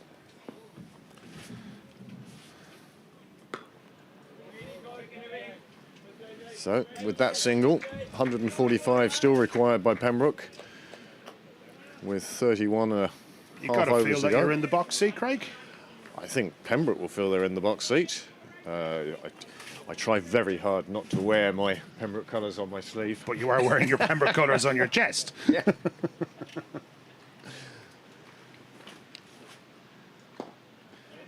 Just taking the single on the leg side. I must say you're very subdued today, dress-wise, Craig. No flamboyance at all. Is there? No, it is there was something you want to tell us? Or? I was up too early and too asleep when I got up. Okay. Brain is still on the pillow. Oh, here comes the rain. I think this will just be a shower, though. Hopefully, just in passing. Nicely played down a third man. Might pick up a couple here. No, well fielded, just the one. And it was a good call not to take the second.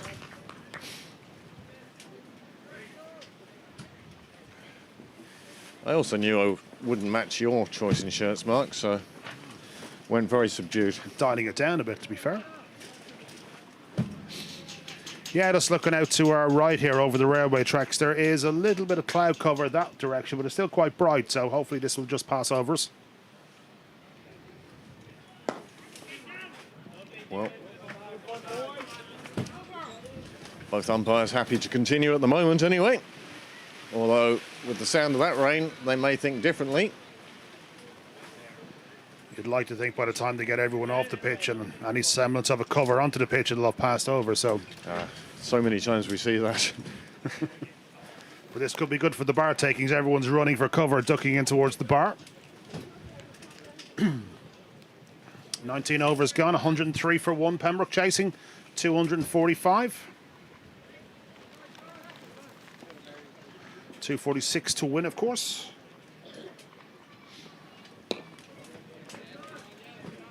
Okay, continuing from Wilfield Road end. Oh, from the St John's end. Wonder why it didn't sound right.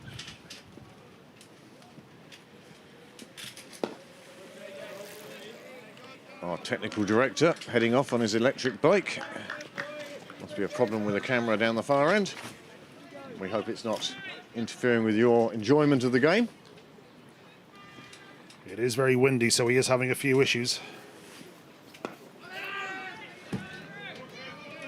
Without trying to put the mockers on these Pembroke players, but they are looking quite comfortable out there. Certainly nothing rash at the moment. Playing nicely.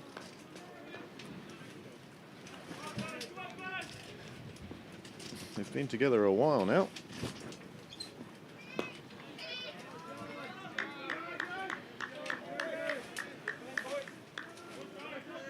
We're came together with a score on 24. So it's a partnership of 79 from these two.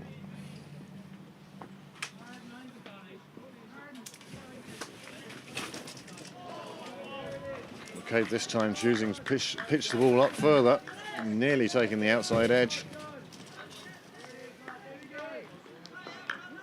It's been a bit of a strange game, Greg. I feel Clontarf have actually bowled reasonably okay without much luck. But within that, they've also thrown in a lot of stuff that's been very easy to hit. Which I know doesn't sound right, but it's a bit of a strange feel to the game at the moment, the way it's flowing. It's just sort of meandering at the moment. It's Clontarf need that wicket and Pembroke need to keep going. But nothing dramatic happening at the moment. Of course, that only takes one ball, and that will do it. So with 20 overs gone and 103 on the board, I shall pass you over to Finton and Mark. Thank you. Thank you, Craig. Yes, Thanks, Craig. Yeah, a very flamboyant shirt indeed. Mark Jones is wearing here beside me. Obviously can't see it on the camera. Trip to Hawaii next week. It's white and grey, Finto. Come on, it's not that flamboyant. Get out here. Trust me, I have a lot worse than this. As Mick Granger comes back into the fray. Clontarf desperate for that breakthrough. They really do need to break this partnership. Yeah, it looked like Mick Granger struggling with his run-up maybe a bit earlier on, but he did bowl some beauts in there as well. Yeah, there was a few decent deliveries included in the stuff earlier on. I'm kind of surprised he didn't try a couple from the other end, given the issues he was having with no balls. True.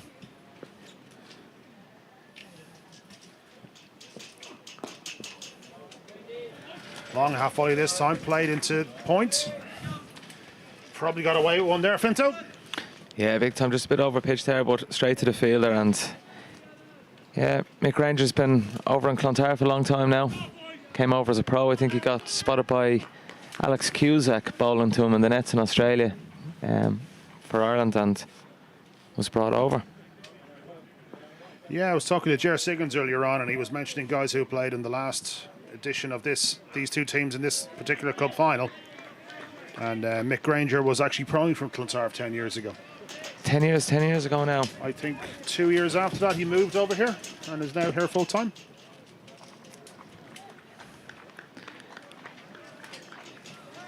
I think we actually played against him. It was Malahide against Clontarf, his very first game in Ireland. Absolute rapid pace.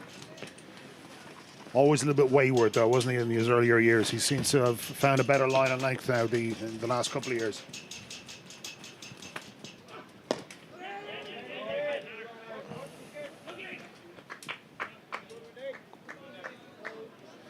Nicely played to mid-off, come through easy for a single.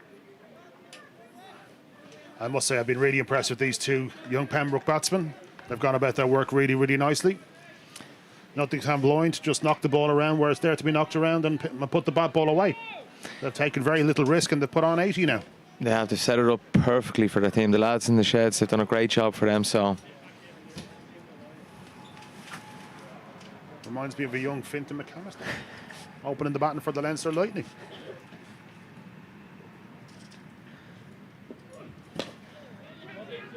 A while ago that now, but pushed into the leg side there for two.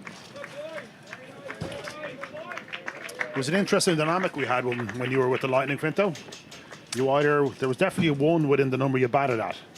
It was either 1, 10 or 11 with nothing in between. That's true, yeah, that's true.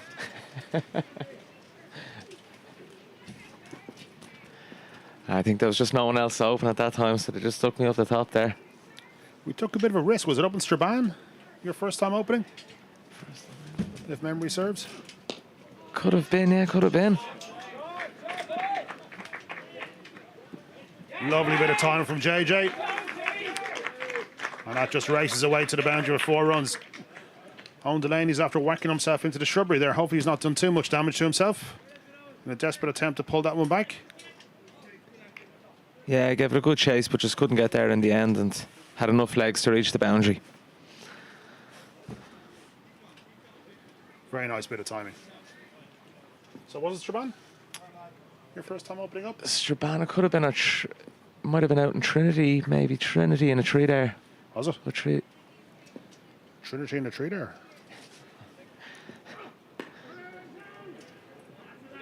Bit of extra grunt in that one from Granger. Finds the splice this time, but still nicely played. Yeah, he's been running in hard. He's been hitting the pitch pretty hard there today. He's certainly not wanting an effort anyway. Our engineer is back. He's broken the bike this time. What advice now would you be giving, Jonesy, to the Clontarf team now in the position they're in at the moment? Well, they really need to break this partnership. That's not really great advice, but you know, you got to mix it up. So maybe just bowl in shorter spells. Maybe try something funky. Maybe try a part-time bowler. They're bringing Cronje back on here, which mightn't be a bad option. But you know, if they don't get a breakthrough in the next over or two, the game was literally just going to walk away from themselves. To have a couple of part-time bowlers that bowl a bit of, filthy off spin that will get a wicket with a full toss or a double bouncer or something like that. Anything needed to break this partnership, which is nearing 100 now. Yeah, you think that they need to break this soon enough, or it's good night for them. I'm liking this. They put a slip in for Cronje.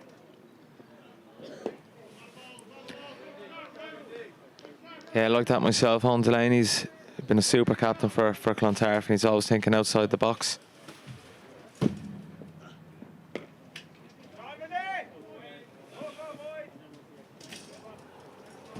A little bit short that time.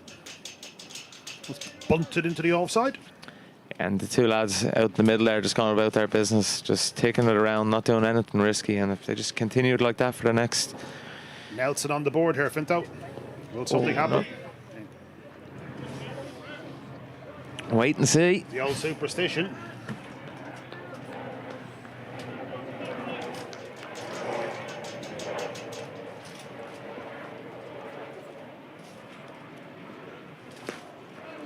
Down the track, he's not got all of that. It's gone straight up in the air. Owen Delaney's under it and takes a very good catch. Safe set of hands. You called it there, Jonesy, on the Nelson, straight up. And we've got, I'm guessing it'll be Theo Lawson coming in next. That is a very, very big wicket. Broken his partnership, as we just alluded to. That's what needed to happen. Yeah, ball went high, but never in doubt when it was on Delaney underneath it there. He's got a safe set of hands. You never really see them drop them. And that brings to an end a very fine innings.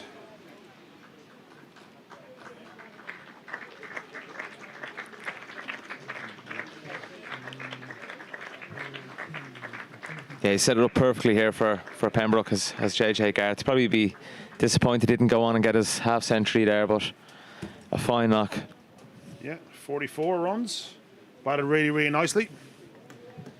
And Theo Lawson coming in 4 now, if he ever makes it over the rope. You'd feel if Clontarf can get Theo early, they'll definitely think that they're in with a big chance here now. He's the big wicket for Pembroke. Yeah, very much so. Pembroke's lineup is obviously missing a couple of Inter-Pro players as well, but Punish Meth is probably due to come in 5, and he's struggling with an injury, as we know. And I know it might necessarily affect his body, but it's always going to be in the back of your mind. If you're injured, you're injured. Obviously, they've the experienced Ryan Hopkins. He's got carrying a bit of a niggle as well. He came off the pitch. You might have noticed with 10 overs to go. I was talking to him there. He said it's a strain in his groin that he has, and it's an old injury that just flares up on him every now and again. Yeah, I've seen him going off there the last couple of hours, all right, after a spell. Well balled. It's a fine return from Cronje. I think credit must go to Owen Delaney there for that bowling change as well. It's worked dividends there. They needed something to happen, and it did.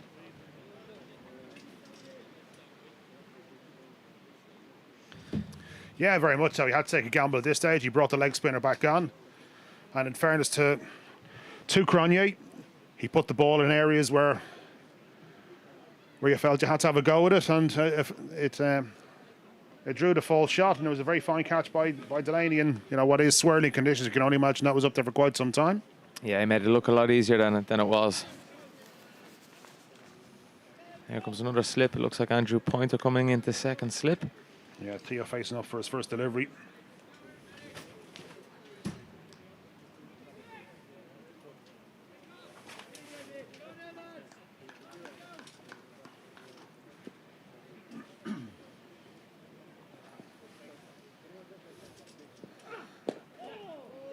And straight away off the mark.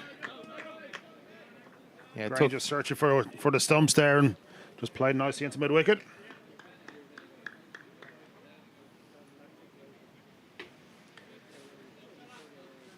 I have to say the old sweets on our table here have taken a bit of a hammer on. There seems to be plenty of fruit left though. What are you trying to say, Finty? I'm there with you. I wasn't eating any of the fruit either.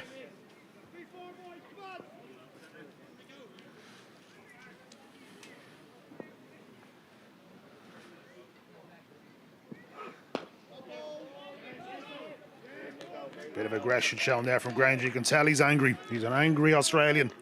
Nothing worse. Yeah, he's steaming in here now. Plenty of effort and running in hard and hitting the pitch hard. He's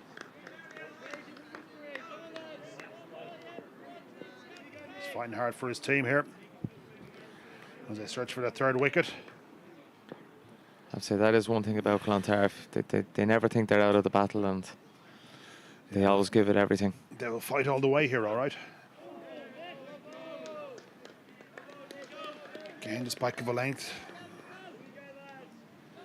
Beats Dermot Tucker on his offside. He seems he clears that front leg potentially a little bit too much for my liking, especially when he's only playing defensive shot. You like to see him kind of get in behind the ball a little bit more if you're not looking to score, because it does open up that opportunity just to, as you used to play, just let it onto your hip and just nudge it down to third man, or sorry, the identifying leg. Yeah, just a little nudge about, just get back across it and tuck it into the leg side there, but sitting on 43 there at the moment, not out. Playing a good innings.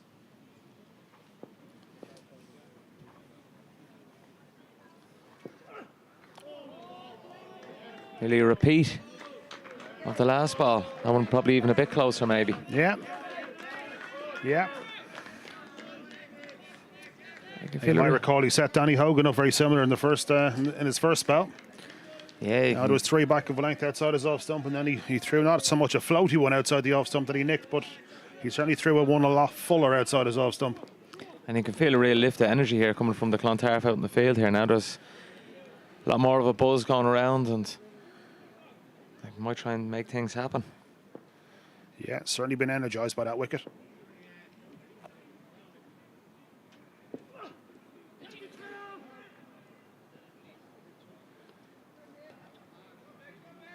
Oh, it just looked like it came off the pad. He must have flicked something on the way through, as I can't see why that wouldn't be given as a wide. We don't have the advantage of a monitor in our commentary position at the moment, so can't really tell on the replay if that flicked off anything, but it must have. Umpire Woody Clark didn't signal anything. And I don't think either of us have the 20/20 vision either as well, so I certainly don't. I'm with you on that one.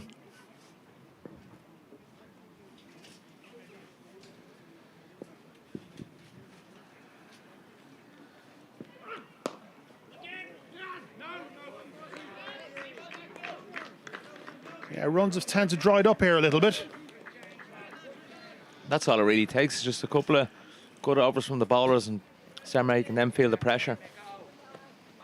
Again, I think they just look to be sticking to their line and lengths here now, and that's all you can do to revert the pressure. Bobo Forrest is coming back onto the pitch. Andrew Pointer runs off. Comfort break maybe for AP. Yeah, the wind has picked up there a bit. There may be a few black clouds coming over as well. That's the experience telling there if ever I've seen it. Absolutely. Not pushing on the covers. Not my job. That's 23 overs gone in the reply in the Sports Sub Senior League Cup final here down in Pembroke Cricket Club, where Pembroke are 112 for 2 off 23, 246 runs required to win. As the Clontarf professional Roon Cronje continues his spell. He's bowled nicely today, Finton. I've been impressed with his... He's a fine-looking cricketer, isn't he? He is. He's certainly had a big impact on this game anyway. And it'll be interesting to see now if Theo Lawson gets that sweep shot out against him as well. He's a super player to sweep. Loves the sweep. Loves the old Basil. Getting it out. reverse or forward. Just seen John Morgan pass by there. He used to play the sweep shot, and his nickname out the Fingal was the Brush. The Basil brush.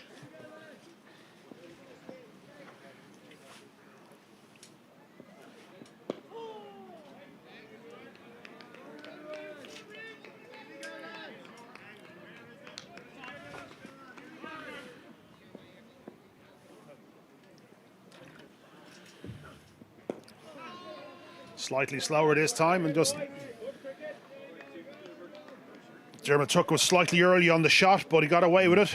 They come through for a quick single. Don't know if they maybe it could get a bit tighter on that. Maybe try and cut out that single because they're building it. They have been building a few dots. It's a bit of a hard ass though. For you got a guy on 43 not out, and if you're going to tend to try and float one outside your off stump, you don't want your mid off too tight because that's the area you're going to try and like lift in as a player. It's going to be through that kind of arc if you're going to hit with the spin. Again, Theo just works that one into the leg side. Still no sign of the sweep yet. No, looks like it's just playing himself, seeing himself in for the moment. Probably a good call. He's a fine bowler. There's Cronia, and Stiana Cronier's fifth. On the 24th over from in the Pembroke innings. Score moves on to 115 for 2. Seems to get a bit dark here again, Finto. yeah, it looks like there might be a few clouds building over us there. Hopefully we avoid the rain. Tall shade Kerboshti currently, but hopefully it's just a passing little flurry. Nothing too serious. Yeah, whatever way, we'll have a result anyway.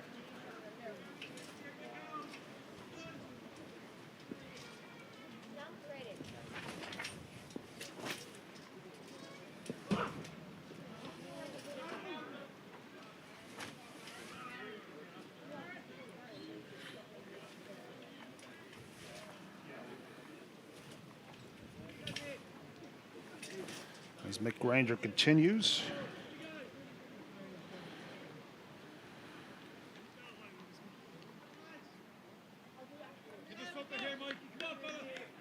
Starting his 7th over.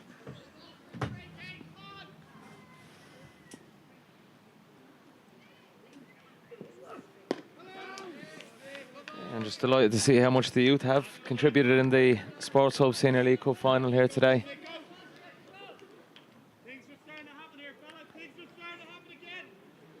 Now, as I mentioned earlier on, you're either old or you're young. There seems to be no in between in the teams at the moment. Certainly doesn't now. You're under 23 or you're over 35, which it's a bit of a strange phenomenon, but it seems to be the same for both sides. And that's great for the younger players as well. They're learning off these lads who've had plenty of experience. And Bit of a hold up here. A couple of girls running past the side screen, or not running past the side screen, as the case may be.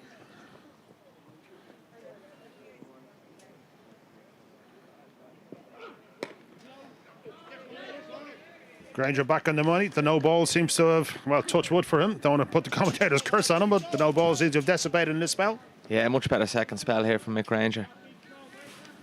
He's ran in hard all day, and fair play to him.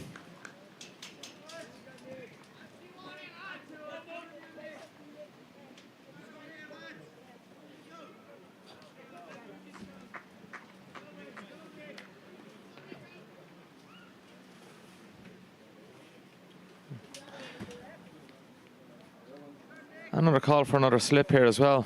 Very attack and field here from Clontarf. Leave mid off open, so they're certainly going to try and entice that drive. 3 slips now for Granger. Is it going to be the double bluff?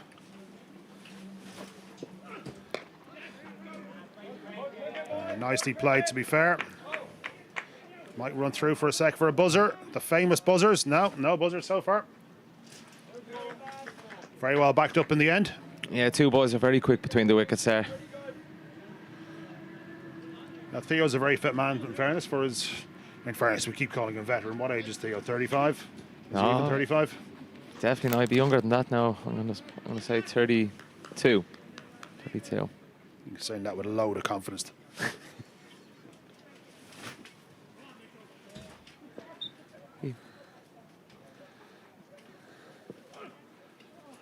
Beaten outside the off stump this time. Decent line of length from Granger.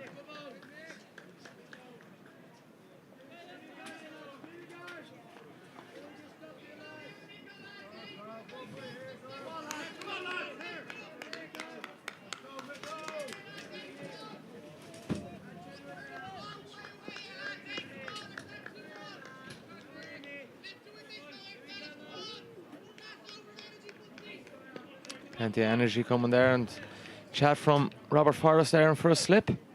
Trying to GD Clontarf fielders up. Deller comes into short extra. I would say I really like this, the way they're attacking at this time with a man on 44 not out. Well, I think they sense that, one brings two, as the old adage goes, and, they don't want to let that slip. They've really brought it back since they brought on the opening partnership again of Mick Granger and Rune Cronje. Yeah, it'd be interesting to see if it pays off here. You'll have nothing more than that if, as a skipper of a team if it does.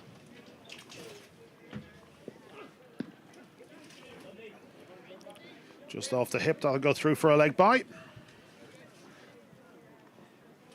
You've done a lot of years as skipper in Leinster Cricket Club. Skipper? Skipper. Not as many as you'd think. 4 only. Still a good stint, that. Yeah.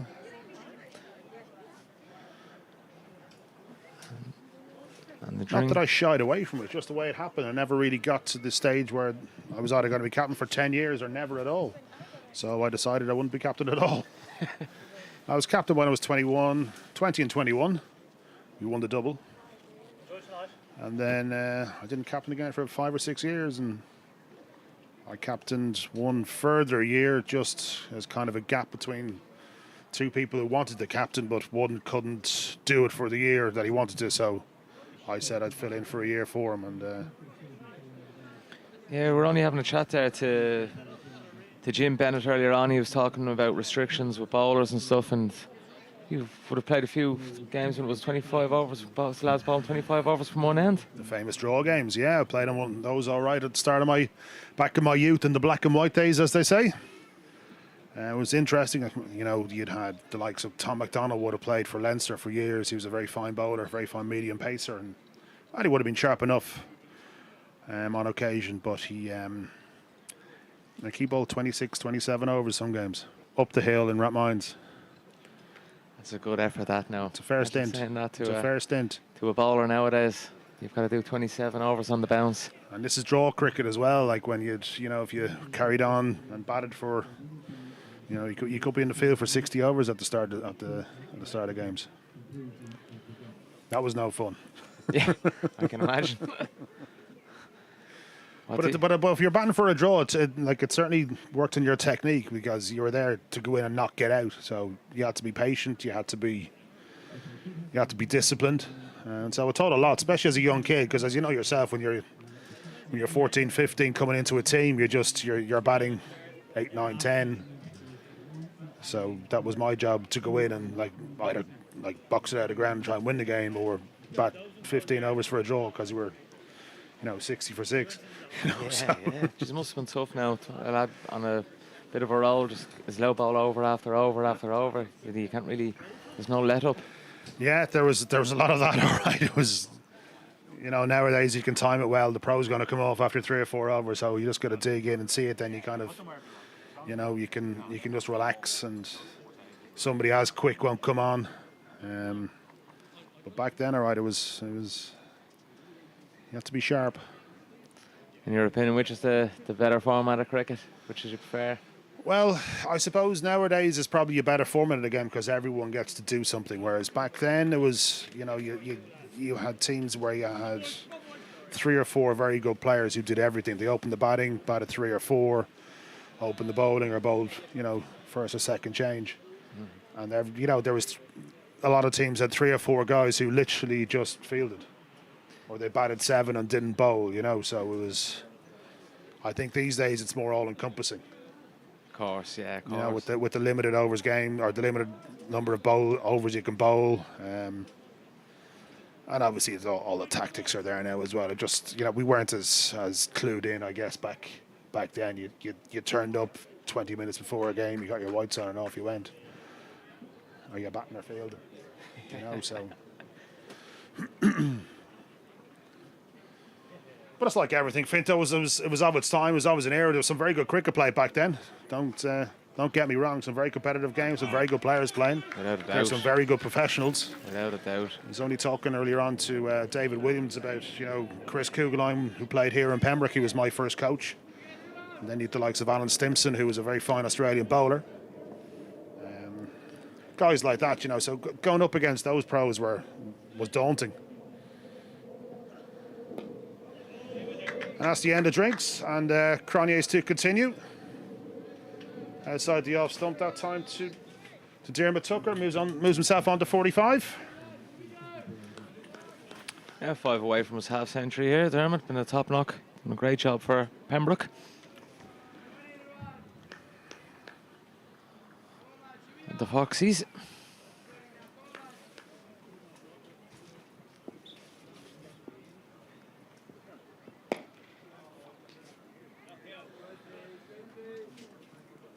It was almost a sweep from Theo. It was a low full toss, which he managed to bunt out to a very deep, wide mid-wicket area.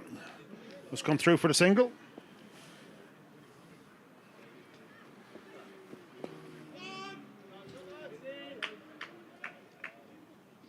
Certainly gave that one a lot more air. Trying to bring first slip into play.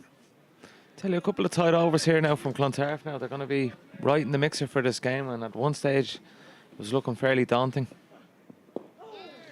It was, but I suppose from a Pembroke point of view, they're just thinking, well, we'll just see these 2 guys off, and we'll get the change bowlers back on, which didn't seem to cause too many problems for them. Yeah, true. Very smart cricketer out there in Theo Lawson.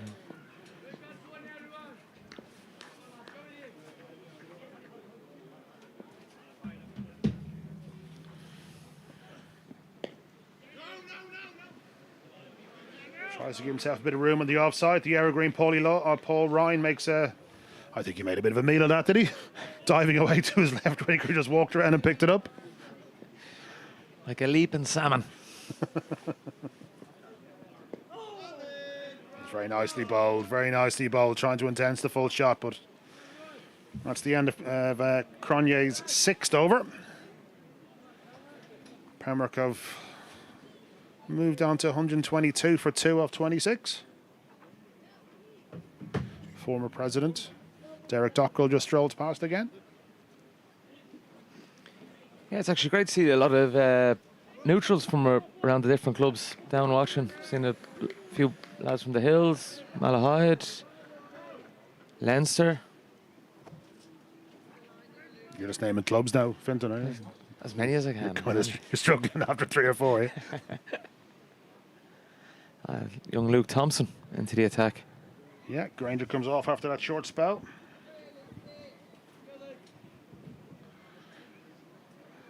It's be a good test for the young man. Important time to bowl. Yeah, it's a bit of a gamble as well from Owen Delaney. Granger has bowled 7, so he's leaving himself 3 in the end, if there is an end.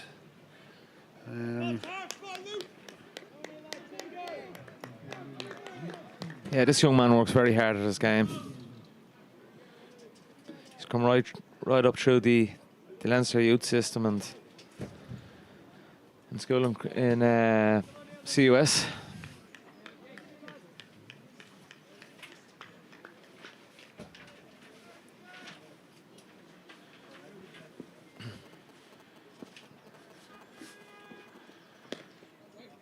Bit of weather around, we decided we better get a DL sheet so we know what we were talking about. Kevin Gallagher just handed us one there. So at the end of the 27th over, 2 down. What do you think the score needs to be, Finty? I'll have to have a think here. At the end of 20, at the end of 27. Working the maths now. I only did ordinary level maths now, so we'll give it a crack from there.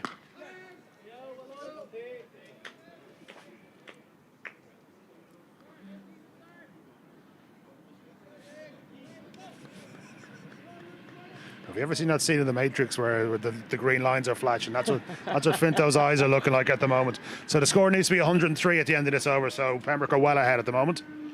Obviously a wicket's going to change those calculations, but hopefully there'll be no rain around. It's certainly stopped again and brightened up. He got off to a nice little start here as young Thompson. He's kind of deceptively quick. Just comes in and skids it in, but he's just bowls stump to stump here.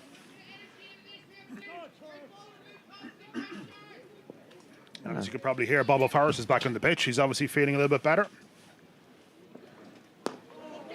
That one stayed down a little bit. As you say, very nice start from the young lad. Yeah, excellent start from Luke Thompson here, and good faith in the skipper to bowl him at this time, and as well as being a young lad, keeping a first slip in for him. Well, yeah, you kind of figure if Pembroke are bat the overs, are going to win, so Clontarf need to find wickets, need to find them fast. A little bit of shape on that one, I think. Certainly a bit of grip.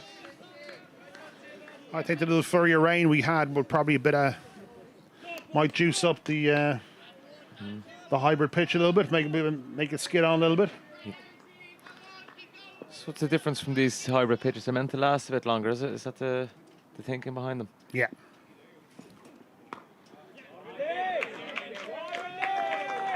Bit too wide, bit too full that time. And Tucker latches onto that. Out to the deep point boundary, 4 runs, and that brings up a very fine 50. Yeah, excellent knock by Dermot Tucker. Excellent knock by the young man. Dermot's 50 has come off 73 balls. And that was his 5th 4. Sorry, off 75 balls. You can always be sure that when you're looking at the scorecards or something like that or on a website or in a newspaper, you're going to see a Tucker when it's a Pembroke involved anyway. There's always going to be absolutely a Tucker that's contributed to the game. A fine cricketing family. Father Barry would have played against him back in the day for his Belvederian days until the club unfortunately came to an end. Barry, I think, is president here this year again. He is indeed, yes. Oh, signal no ball.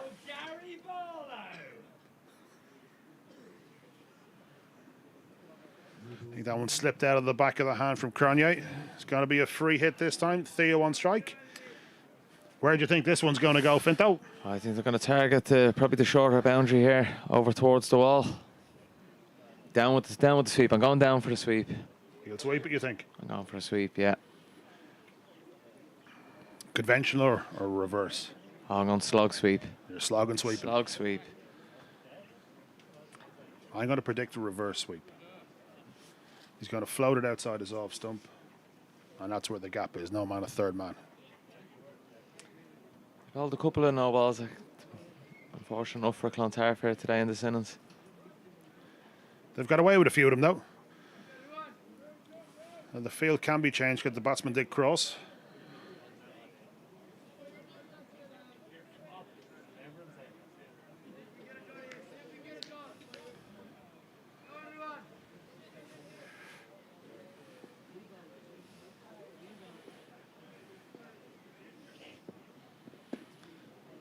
You were right. Conventional sweep was played.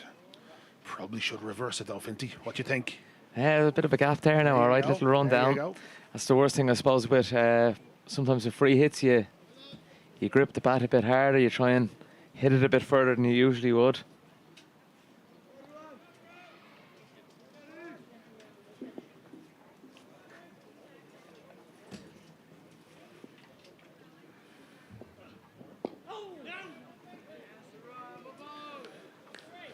Ruan's come back very well now from that no ball.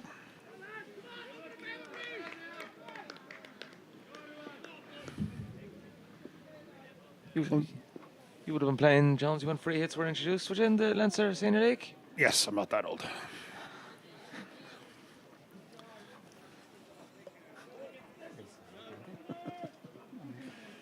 about 20 years ago, mate. Come on. Oh, There, yeah. I'd say so. I'd say so. I was actually run out in the free hit, would you believe? In Malahide. Oh, what a great catch that is. What a magnificent take by Bobo Forrester first slip. Diving almost behind himself, one-handed, and scoops it in his big left paw. Great take to get rid of Dermot Tucker after a very fine innings of 51. serious grab that by Robert Forrest there. Bit of his wicket keeping skills coming into play there, I think. Getting down low to his left-hand side.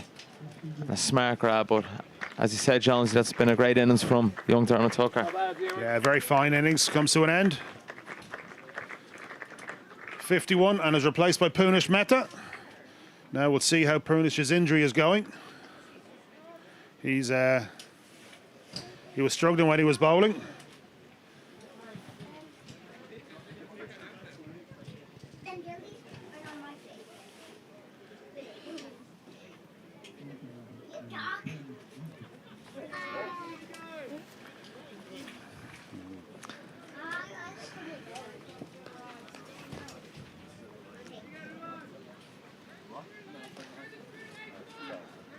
So this brings Punish Mehta to the crease here now.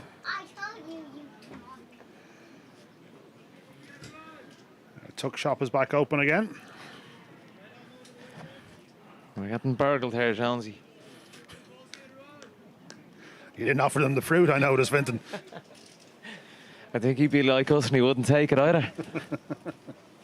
He certainly poo-hooed the jelly babies. Definitely poor old fruit's getting a hard time. Mehta straight on it there. Nicely played back to the bowler. That brings it end to the 28th over. And Clontarf are clawing their way back into this game. The run rate is certainly slowed with the introduction of the two opening bowlers.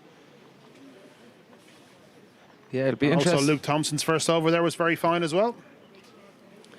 This you would think is what people would imagine is the big partnership in this. You can break this. Clontarf are really in business here a bit.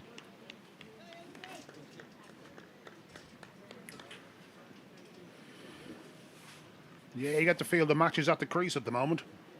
If Pembroke can get away another decent partnership, that could be curtains for Clontarf, but they're only ever one wicket away.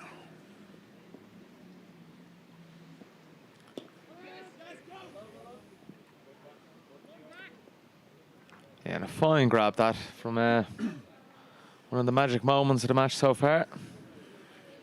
From Robert Forrest. Contributed well with the bat as well at the end. Absolutely. You'll have to come into considerations for the man of the match award. And I'm sure he'll let us know. He most certainly will. You normally hear Bobble before you see him. A great character of Clontarf Cricket Club. Yeah, he's been a fine servant to them as well, to be fair.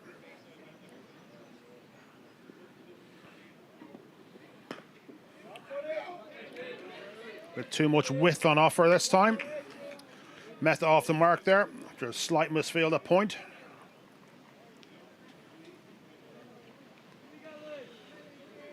Yeah, Robert Forrest, the teacher up in Mount Temple, actually one of his students he's playing alongside here today as well, John McNally.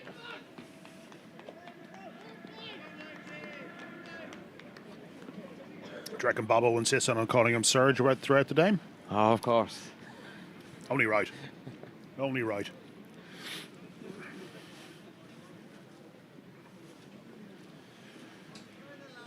Contemplating the change in the field here again.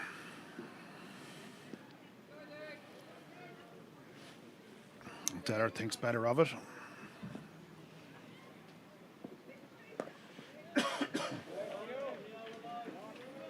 Again, Theodis works that one behind point for the single. With a strong hand punching it down to third man to prevent the four.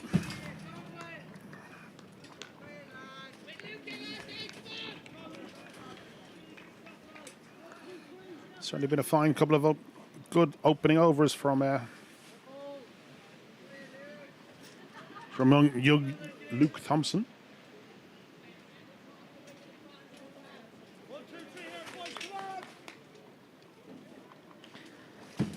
Yeah, no, we're missing a couple of, obviously, the internationals and the provincial players, but it's been a great spectacle to see the youth on show here today, and what they've actually contributed to the game as well. They've all kind of put their hand up and offered something to their teams, and it's been brilliant to see.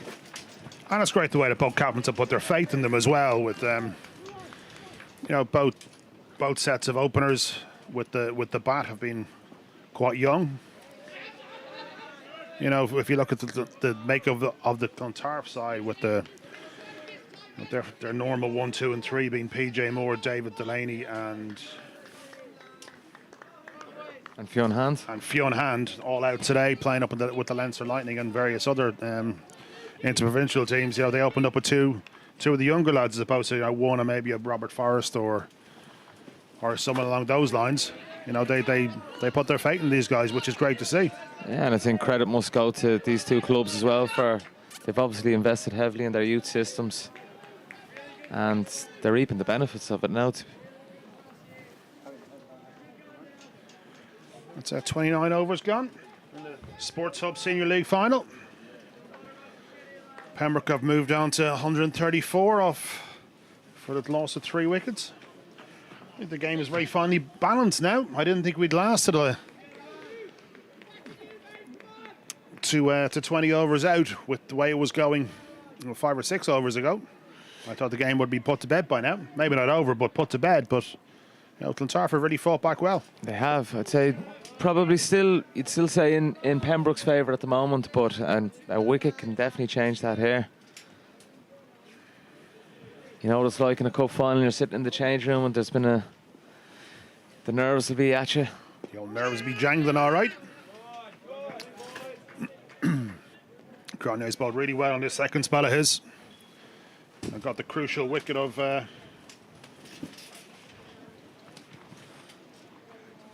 JJ Garth.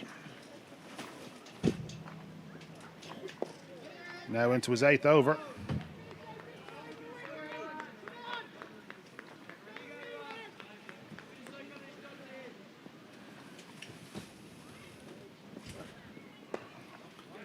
A bit too short that time, just worked into the offside by Mehta.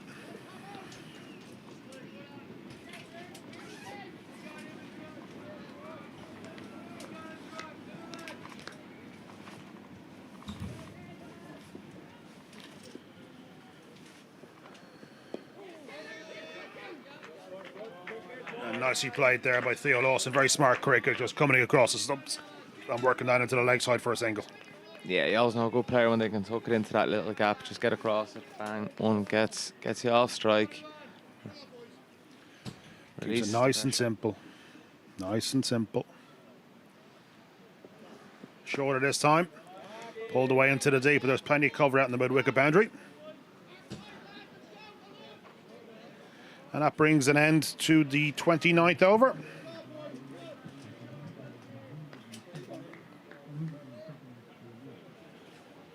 So, sorry, the 30th over. That's 30 overs gone. The score is now at 138 for 3.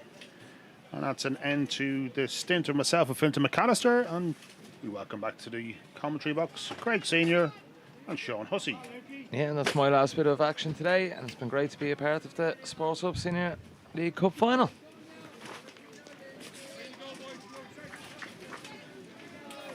Fintan gets the early finish. He'll be off to the bar now. Thank you very much, Fintan. So, Sean, since we were last in the box, a few things have happened. A couple of wickets down, and now 2 newish batsmen at the crease. Yeah, an interesting time in this one. I do feel like the next 5 or 6 hours is going to set us up for a big finish. The wicket falls here, Clontarf, right in this game. That's good from Thompson. Keeper up to the stumps. It's going to be difficult to get away. We saw that earlier in the day when Pembroke were bowling. A good line and length is hard to get away on this pitch, that's for sure. Well, this is a major partnership now for Pembroke. Captain Theo Lawson and professional Punish Mehta.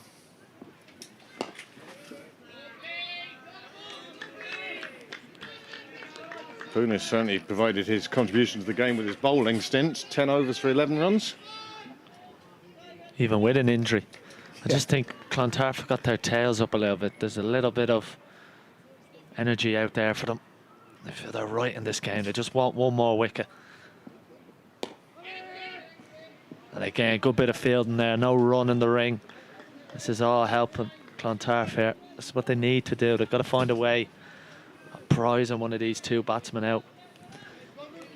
Both of these batters out here will feel like they should both get them home here. One of them has to get Pembroke over the line.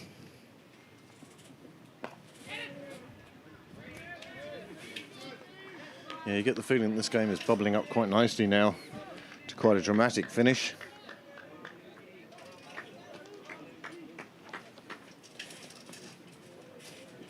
Punish seems to be asking for the sight screen to be moved. Oh.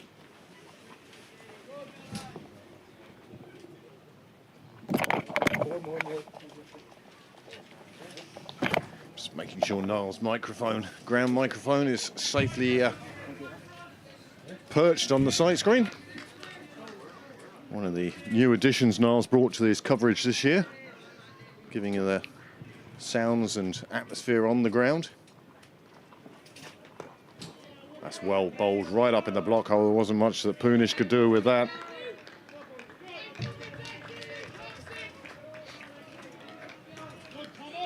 This has been good from Luke Thompson. The stump to stump. No width on offer. Protection out in the deep for him. He's just keeping the Pembroke batters in check. As I say that, he pulls one in short. Bit of a commentator's curse. Dragged down and placed away beautifully by Punish. A bad end to the over. That's so important. The last ball in an over in a run chase.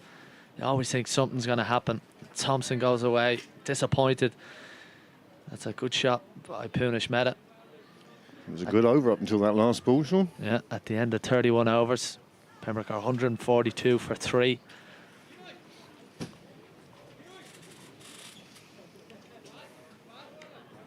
So 104 required from 19 overs. They've been fairly consistent with the rate all the way through this chase. 5.5. Well, they got ahead of the run rate early, and that's always crucial. Just gives you a little bit of breathing room. No scoreboard pressure in those middle overs when you get off to a good start. And Clontarf were a little bit wasteful up top. A few extras, 4 no balls. Mick Granger bowled in his opening spell. So the run rate has never really been an issue for Pembroke. That's a really strong sweep shot. Trademark by Theo Lawson. John McNally well positioned out. I'd say if you went back over Theo's career the last 4 or 5 years, that sweep shot would have accounted for well over half his runs.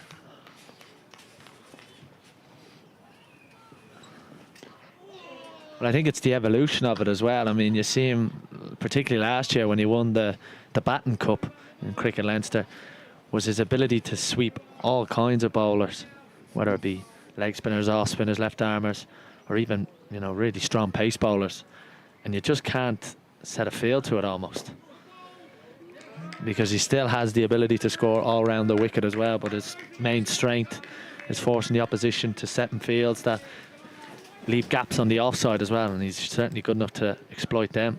That's good delivery from Cronje. This is again 2 professionals going up against each other. You got Punish Mehta for Pembroke and Ruan Cronje with a brilliant 65 earlier with the bat. Can he get his opposite number out?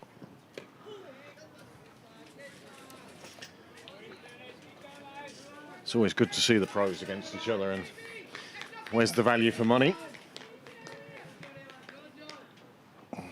Signing a pro is always fraught with danger. Although I think these days with the internet and everything, it's easier to keep an eye on possible signings. Well, of course, Pembroke had the added advantage of seeing Punish Mehta being so successful for Marion pre-pandemic. Important part of their team a couple of years ago. But you have to say, Clontarf always seem to find a way of extracting a really good professional, and in Ruan Cronje they look like they've found an absolute gem. Yep. His innings earlier on was measured and just what Clontarf needed at the time. Still going to be Luke Thompson to bowl from the Wheelfield Road end. Just getting a bit of instruction here by Captain Owen Delaney and senior bowler Mick Granger. Still have a slip in place. They really feel like getting a wicket to Clontarf. They know the importance of getting one of these two, because you can't let these two settle. And after these two, you're sort of not into the tail, but certainly into the bottom half of the middle order, shall we say. Well, you still have the likes of Robin Kelly, Paul Lawson to come, Ryan Hopkins, who did come off with a groin injury. Let's see how he does. It's good fielding by Ruan Cronje. Just backs it up because there was a bit of width on offer there from Thompson, but no harm done. Plenty of noise in the field now for Clontarf. I think they realise that these 5 overs are vitally important for the destination of this trophy. First silverware on offer this year, of course.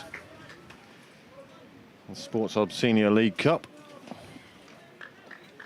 This new format seems to be working quite well. The league sections at the start, as opposed to the olden days where it's just pure knockout and one bad game and that was it. Well, there's certainly a lot more games on offer for players. Maybe slightly too many at times, considering there's also a lot of inter-pro action as we have today. There's a lot of demands on what essentially are amateur players. That's well run there by Meta. That's what they need to do, Pembroke. There's absolutely no urgency on scoreboard pressure at the minute. They can just keep rotating the strike, and we see a change in the field. A slip comes out into mid-wicket to kind of plug that gap where those last couple of singles have come from.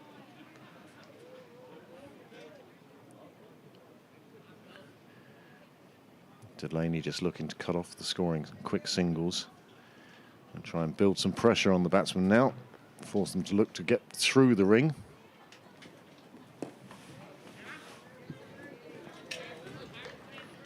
So 3 inside the ring, down the offside and the leg side.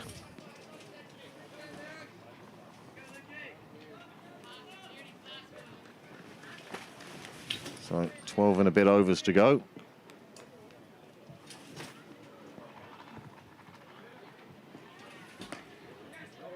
Nicely played square on the offside. Boundary rider will pick that up handily enough, keep it to a single.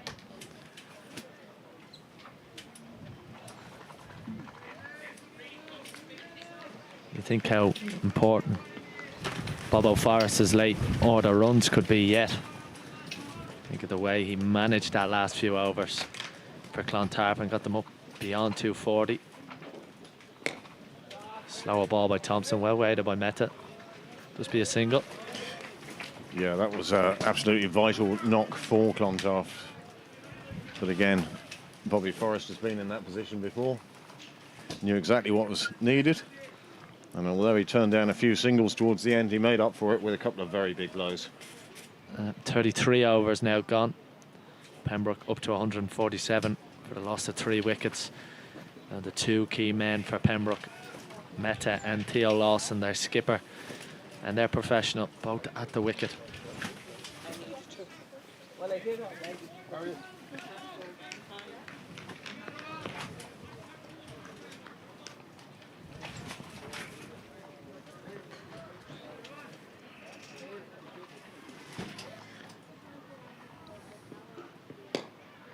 So the runs required has dropped down to 2 digits now. It's the 2 biggest digits, but 2 digits nevertheless. Sunshine again, Sean. Shadows on the pitch. Wonder how long it will last this time. Well, it's been a funny all day weather-wise. We haven't had real long spells of sunshine. We've avoided most of the rain, just a slight delay to the start of the match earlier with a bit of rain, but nothing that affected the game with overs-wise. And that's a great shot by Punish Meta. We'll just get 1. And these 2 look at real ease at the moment, just knocking the ball around.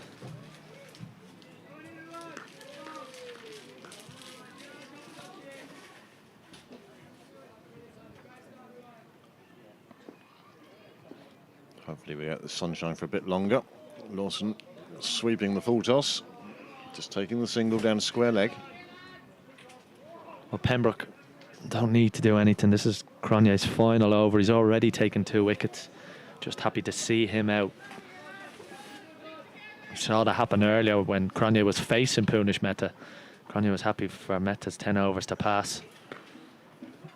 And they've just been able to milk the singles in this over.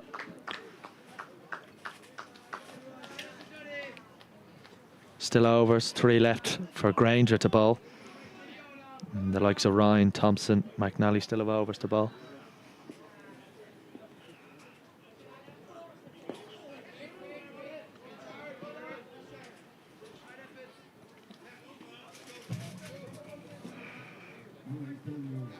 Well, that's another over gone. That's 34 now.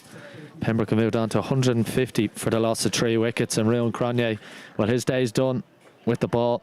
2 for 35 from his 10, backing up his 65 rather earlier in the day. A real contender for the Player of the Match award, which we will get confirmed a little bit later after proceedings. Bit early to pick one now. Too much going to happen between now and the end. And see a change of bowling now from the Wheelfield Road end. Looks like it's going to be Paul Ryan, who you think is got a big part to play in this. 4 overs left. It's been a little bit expensive. 6 overs, none for 31. Was very unlucky early on. He found the edge of JJ Garth. Just didn't quite get it grabbed by the first slip. And now he's got 4 big overs left here. Punish Mehta and Theo Lawson, both in double digits. And as Craig said earlier, no runs required have gone below 100.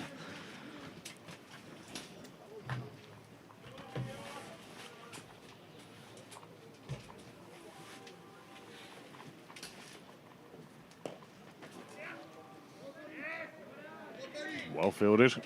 Good quick return. No chance of a single there. And no reason to rush one there either.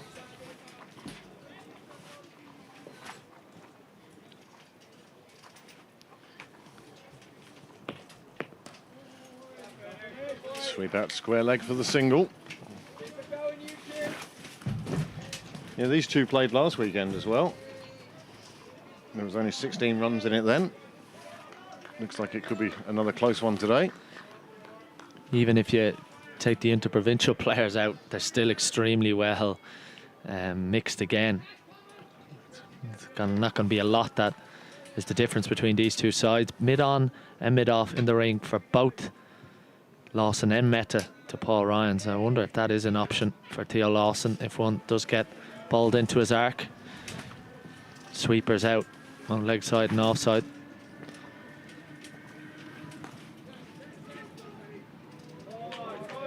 Just takes the single to point.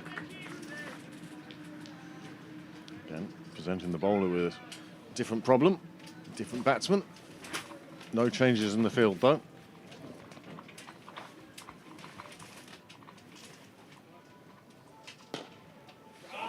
That's a beautiful shot. Rocked back onto the back foot, played it out through the covers. The ball made its way up towards the bar. 4 more onto the total. Poor delivery from Ryan. Both the length and the width on offer for Mehta. We're mid-off in the ring. That's too easy, a little bit too easy for Mehta.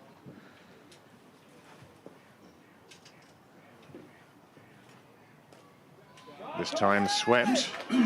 Swept behind square. Boundary rider will do well to get there. He doesn't, and it's another 4. 8 in 2 balls to Punish Mehta. That brings 160 up for Pembroke now. You get a feeling that Paul Ryan overcompensated for the previous ball. Yeah, you do, and also it's good from Pembroke to recognise you can't let someone like Paul Ryan settle into a spell. So when he does bowl a slightly poor delivery, you have to use it, and then once you've got your couple of boundaries, as Mehta did there, you're not forced into doing anything. So that's a good over by Pembroke. That's 35 overs now gone in the run chase, and they're 160 for the loss of 3 wickets. So 85 required from 15 overs, 7 wickets in hand. This is still very much in the balance.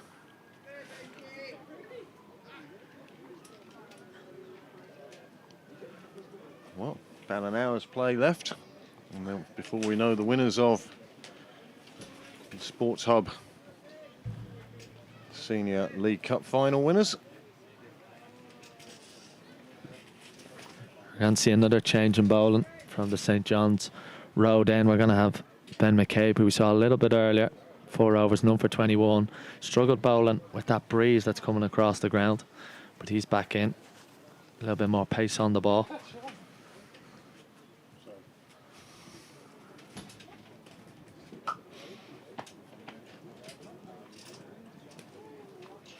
Yeah, you get the feeling that Owen Delaney's just trying something different now. He's going to be short spells for his bowlers. Well, to be fair to both captains, they normally have the likes of Clontarf, normally have Fionn Hand, David Delaney at their disposal, and Pembroke the same with the likes of Barry McCarthy as well. So you are forced into changing what you normally might do, as Lawson just tucks that one leg side. The captains also have to avoid, I suppose, just going back to what they know, and then they end up using their strike bowlers too soon.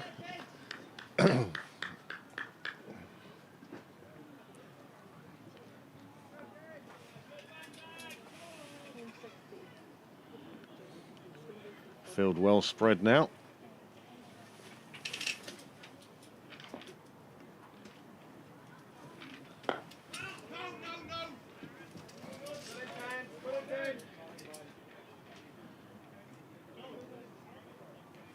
Good clear call from Theo Lawson. He's not about to be involved in a run out now.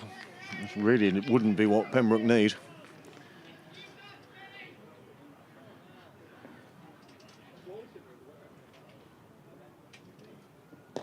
Nicely played away. He's clipped off his legs.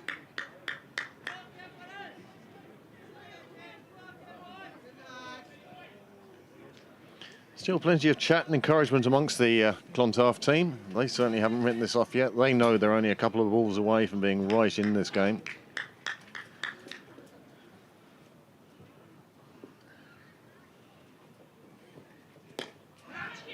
Oh, flashed away through the gully region. Despairing dive. Wasn't close enough. And Lawson gets through for 2. Foot either way, that could have been caught. Well, that's good from McCabe, because he just pushed that one across Lawson. The last couple to both him and Meda being tucked in at their hips. And that one just pushed across in a good effort. The spare and dive in the end by Cronje. He almost went across him like a goalkeeper would.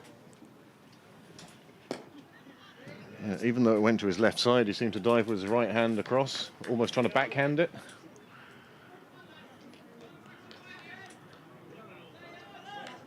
Sort of catch you see in baseball, but of course they have the advantage of a great big fat glove sitting on their hand.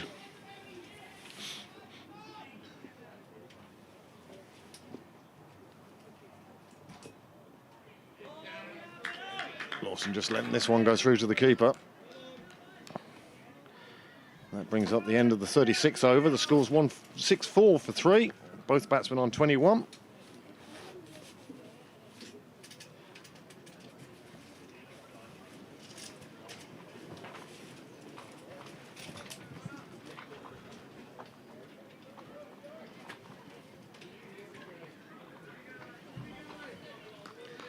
These two doing a bit of a rebuilding job.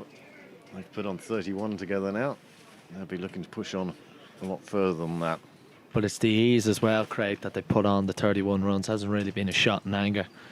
Meda and Lawson, they've just put away the bad ball when they've had to. And again, we spoke earlier about Cronje. That's a sign of a good player when they're almost in second and third gear and still able to score runs.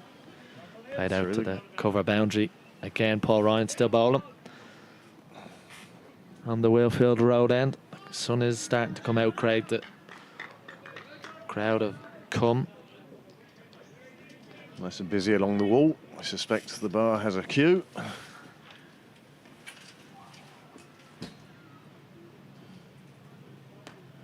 Lawson changing his foot placement, cutting it away, but straight to the fielder. Just a dot ball.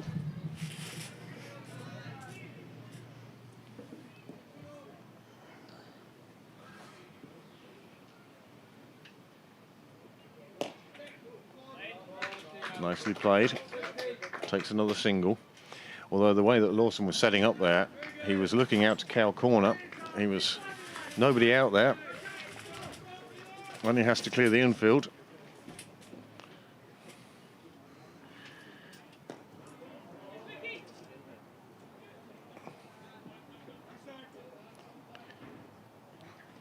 Lovely piece of fielding.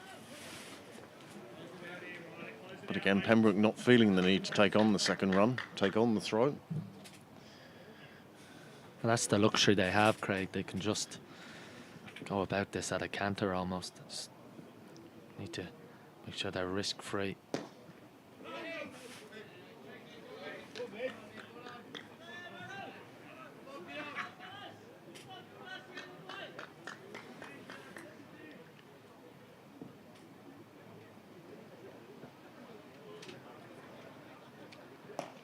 Ryan pushing that one into the pitch, and Lawson playing it away again. Another single to the offside boundary, finishes the over. 37 gone now, 164 for 3. Lawson on 23, Punish Meza on 23.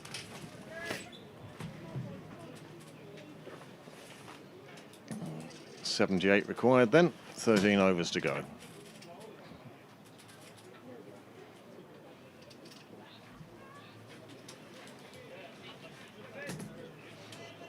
It's just all gone a little bit flat for Clontarf.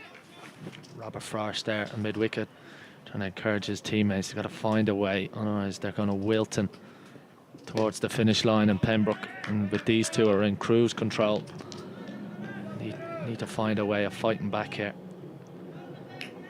It's still a long way to go. There always is in finals. There's always twists and turns. It's never easy getting over that finishing line. See here in the Sports Hub Senior League Cup final, live from Sydney Parade. Oh, nicely pitched up. Wilson looking to force it away. Not happening on this occasion.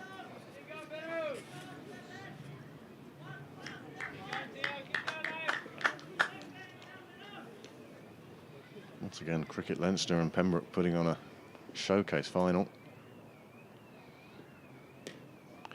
Nicely played away, gets through the fielder there. Man after it. Picks it up in front of the rope.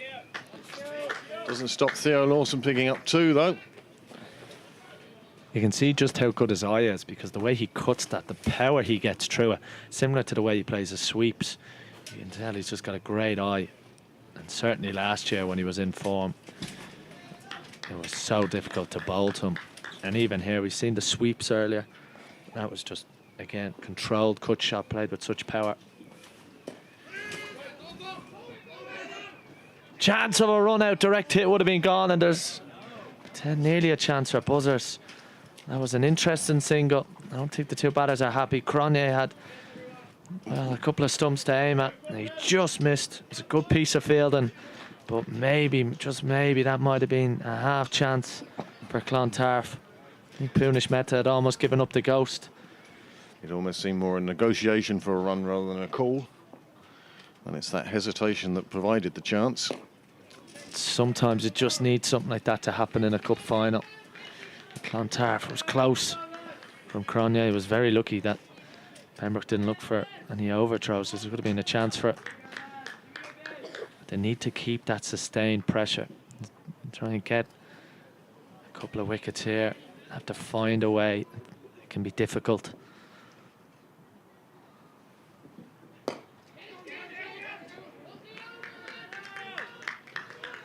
That's a good over from Ben McCabe. You can see Robert Forrest really trying to get his team up. They're trying to get the pressure on Pembroke. That's a good over from McCabe. Paul Ryan is going to continue here. And that's what they have to do. 12 overs left. Pembroke are 171 for 3. And you'd think if anyone can get a wicket, it might be Paul Ryan, a man for the big occasion. Looks like he's going to keep mid-off and mid-on again in the ring. So Clontarf are looking to try and get a wicket. They know how big the next couple of overs are. Nice slower ball there from Ryan, just Floated down to Lawson. Play back.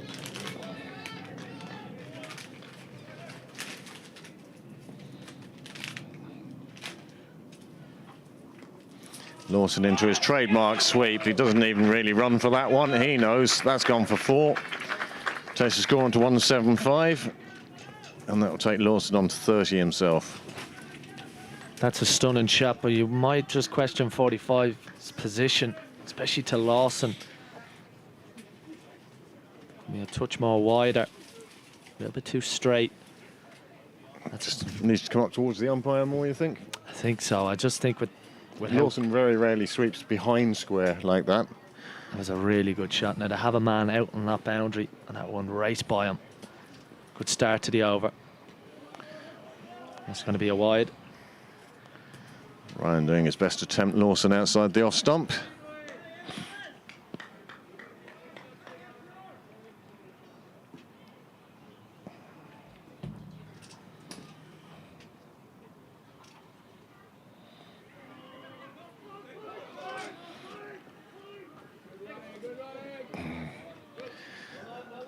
Finish measure calling that one.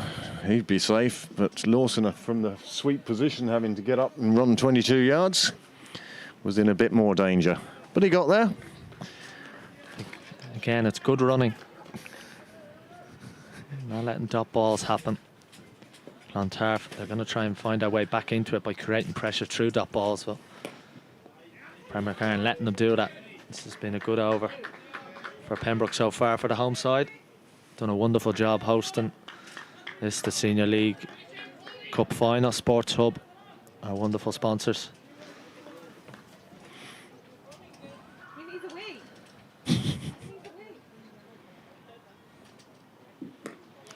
Played away again through the ring, just to the boundary rider, just another single.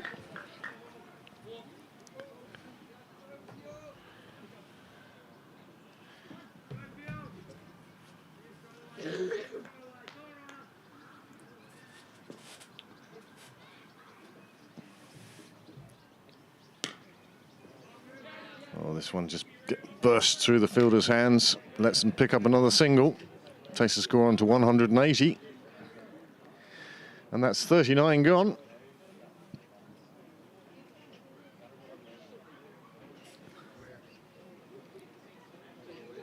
.66 off 12.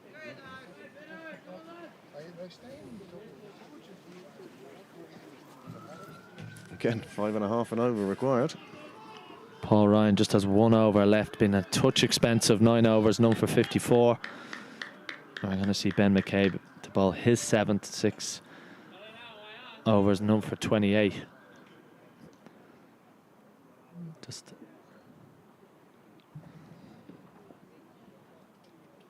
66 required from 11 overs.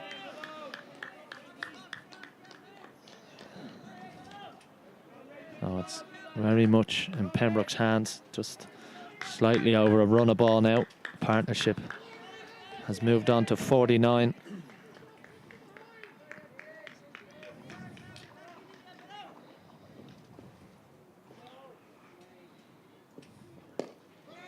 Nicely played away. It will just be a single.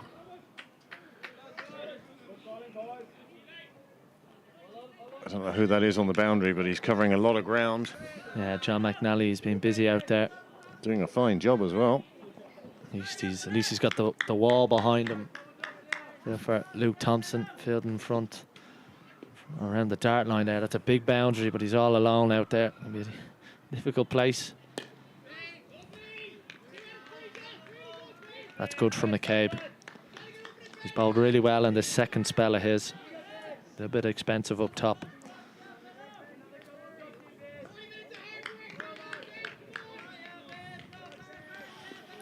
We're just short of getting pom-poms for Bob Forrest.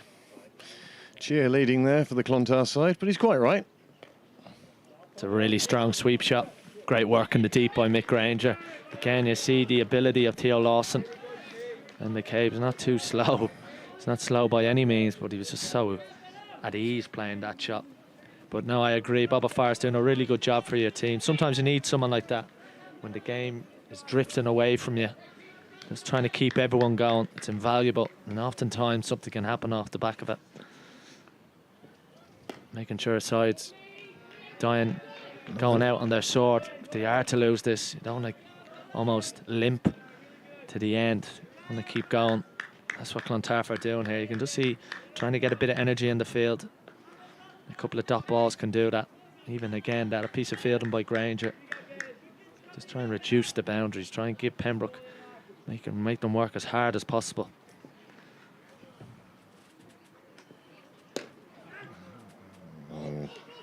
Bit uppish, hit on the offside, but it finds the turf. And that concludes the 40th over. The score's 182 for 3. Lawson has moved on to 33. Punish Mehta is on 26. And with 10 overs to go, 18, 50, 63, 64 required. And at this stage, I'll now bid you farewell and thank you for your support today. Thank you, Sean. Thank you, Mark. Let Mark into the box. Thank you very much, Craig. It's going to be me, Sean Hussey, and Mark Jones going to bring in the end of this final 10 overs of the Sports Hub Senior League Cup final. Welcome back, Mark. Thank you very much. Craig Senior is off for a well-deserved and well-earned pint. Change of bowling here, is it? Yeah, it's going to be John McNally. He's a little bit of a golden arm. Sometimes you can find wickets. He bowled earlier. He bowled quite tidily, 3 overs, 1 maiden, none for 6 in the middle overs earlier. And from the final 10, Pembroke needs 64 to win with 7 wickets in hand. And of course, their 2 main players, their professional Punish Mehta at the non-strikers end on 26, and their captain and real talisman Theo Lawson on 33 not out. So Clontarf need wickets, and they've gone, and they've, from the Wheelfield Road end, John McNally. That's a good delivery right in the block hold. These two haven't been great between the wickets, have they? They've given up a couple of chances. Punish is obviously carrying that bit of an injury as well, so watch this space when it comes to running between the wickets, I think. Good start from John McNally here.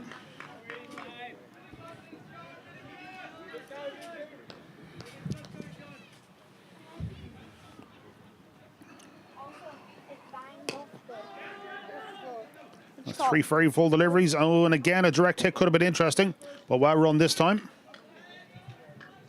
But again, that's good from Clontarf. They're kind of creating something almost. Just a little bit of pressure. You've got to try and find a way of putting the pressure back onto these 2 batters.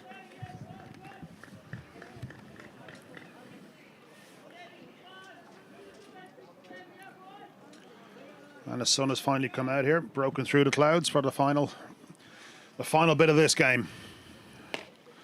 Full toss this time, man out in the deep. Probably just be 1.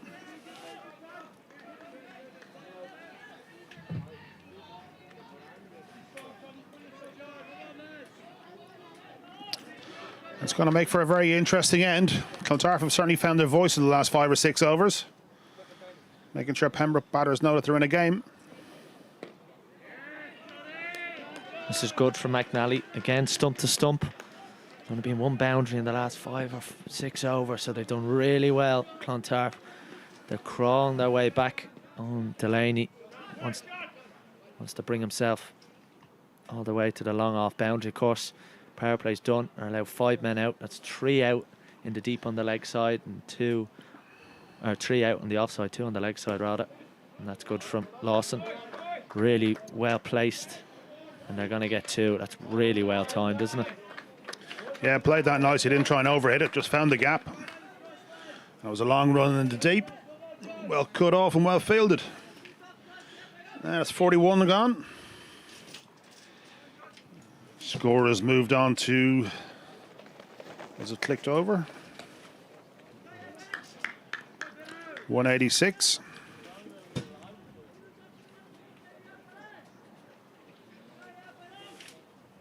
.60 required from the last 9 overs. Just 6 runs from the last 2 overs. So they've added a little bit of pressure. That run rate still well manageable for Pembroke. Just at 6.7 runs required per over to win. It's well manageable, but it's starting to creep though, Huss. Well, one of these 2 might in an over or so, have to make a decision, almost a sacrifice. You don't want to take this game too deep if you're Pembroke, as Clontarf are just trying to take this game as deep as they can. You're dead right. I think, Pembroke will be looking for that one big over that'll just put this game to bed. But that is a risk.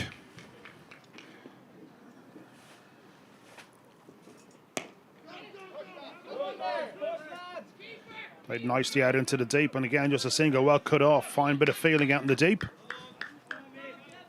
Yeah, well done by, I think it's Luke Thompson out there. He's got a long piece of grass to cover. It's a huge boundary out to the offside from the St. John's Road end for the right-hander. Theo Lawson's just hit one boundary in his 36. That was the sweep for 4 we saw from Paul Ryan a little bit earlier. Swept Top in the edge. air.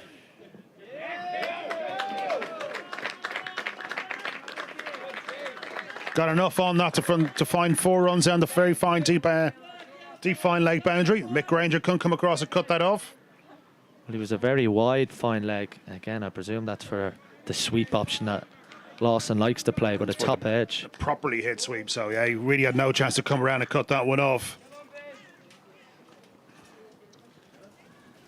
But still, that'll release the pressure a little bit, certainly in this over for Pembroke.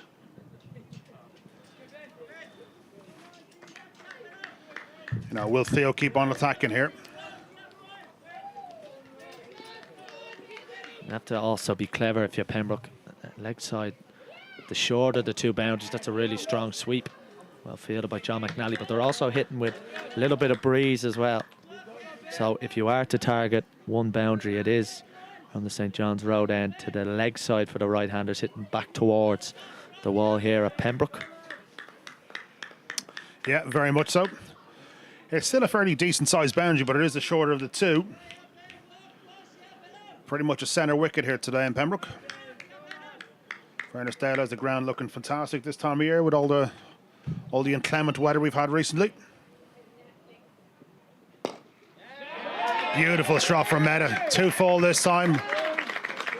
He just waited on that and smashed it back, straight back. Not necessarily over the bowler's head, but through the widest straight area for 4 runs. This could be the over we were talking about just a minute ago, Huss. Well, the handbrake certainly appears to be off. The score moves on to 196 now. These 2 very experienced as well, and they can probably feel the pressure just growing on them slightly, and they've released it here very well. 2 boundaries, one fortuitously from Theo Lawson. That was a really strong, powerful shot by Meta. And again, a long half volley this time. Will he get down the fielder? He got a good hand on that, in fairness. Very well fielded by Al Delaney. He's always been excellent in the field. Certainly saved 2, if not 3 runs there. Very fine stop. But still a very good over from Pembroke. 12 coming from that. Score moves on to 198 now. After 42 overs. Going to be in for an exciting finish here. Sun's out. If you're in the area, get down. The bar is open. The wall is filling up.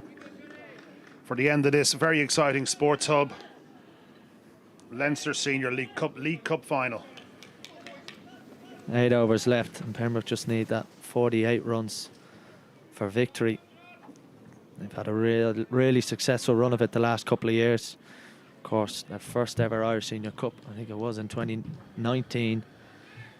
They've produced 4 internationals to the current squad. You think of the likes of Barry McCarthy, Josh Little, Lorcan Tucker, Andrew Balbirnie, all missing from this Pembroke side. They've had injuries as well. Joe Prendergast has had a good year. Punish Meta's not at full fitness, and at the moment they're on their way.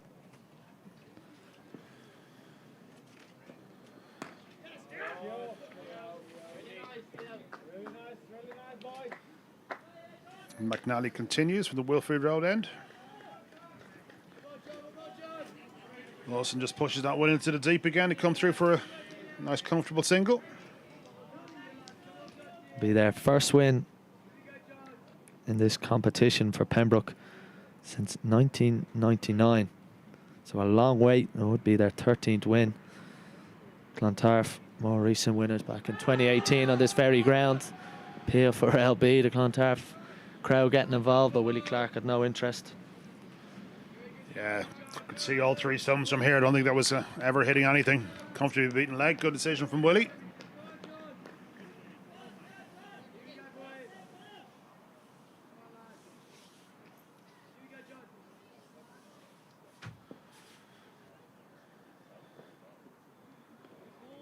Down the leg side this time, they're trying to come through for a single,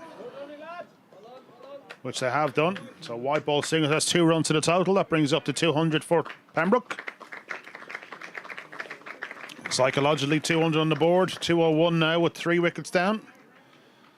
Yeah, he's really frustrated with himself there. John McNally. He just can't afford to do that. And that's been a little bit of the story for Clontarf with the ball. And the edge, and he's got him. John McNally, he is a bit of a golden arm. He finds the edge of Theo Lawson. The Pembroke captain has to go for 42, and there's life still left in Clontarf. That is a huge wicket in the context of this game. Good line, good length. Theo Lawson just feeling at that thick outside edge. Comfortably taken by Aaron McGeehan. And now, that's going to bring a bit of life back into this game.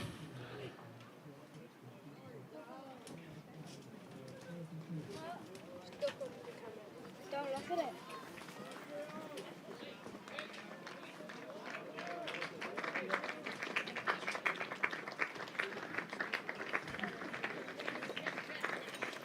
I think Robin Kelly is the new batsman.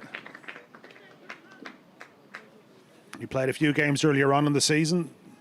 And he took a bit of vacation to his homeland in South Africa and is now back. Fine striker of a cricket ball is Robin.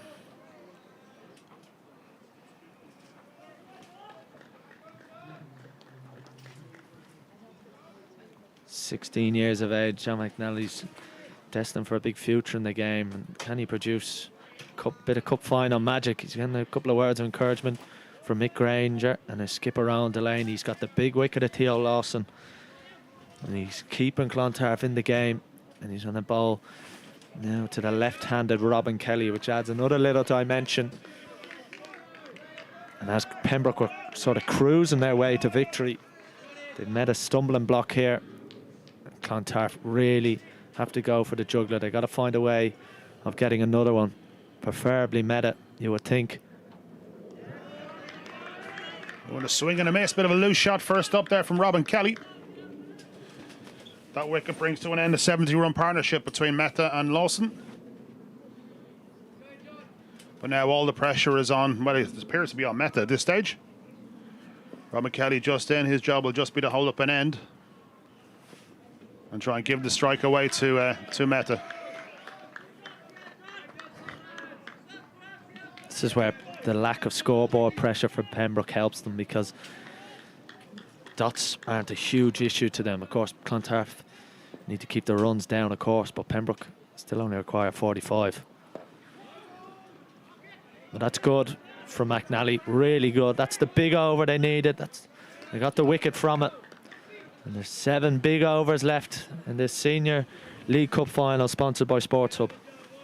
Yeah, very much so. After conceding 12 runs in the previous over, that was a great comeback from John McNally, taking the crucial wicket to bring Clontarf back into this final.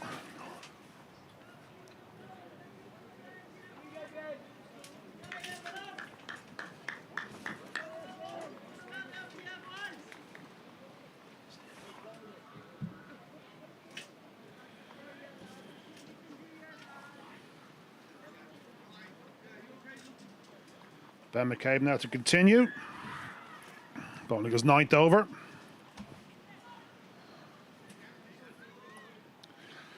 Bit of movement again behind the side screen. A football has just come onto the pitch there this time. It's all happening down here in Pembroke at the moment. Ireland are only up the road as well. Winning 3-0 at the moment as the football makes its way off the pitch. Big over, you think. Ben McCabe's last over was a touch expensive. They can't afford anything like that at the moment, Clontarf. They need to keep the pressure on Mehta. That's a good start from McCabe. What Pembroke don't need is for Mehta to go into his shell here and try and leave it for a couple of overs. I think he needs to keep on attacking, keep the pressure, put the pressure back onto Clontarf, and alleviate some of the pressure from his new partner, Robin Kelly. You know, if he goes into a shell here and they not necessarily dot up the next 2 overs, but the run rate will start to creep. In the air, it looks like it's going to land safe. Mehta didn't get all of it. and make their way back from 2. But there's a little sign, maybe one of the first signs of a little bit of pressure on Meta. He was looking to get that over. He is hitting with the wind, of course. That might have just saved him in the end. Yeah, I think that one came off the splice. It is the shorter side, but it's still a very big boundary out there to the wall.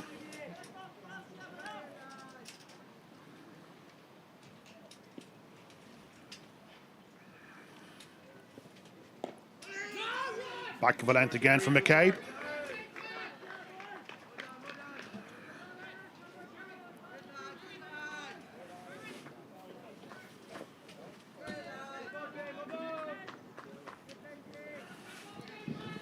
Yeah, you just get the sense now the pressure is back on Pembroke here. You know, wickets at this level tend to get rid of all momentum for one team and start to build a little bit of pressure. 42 needed.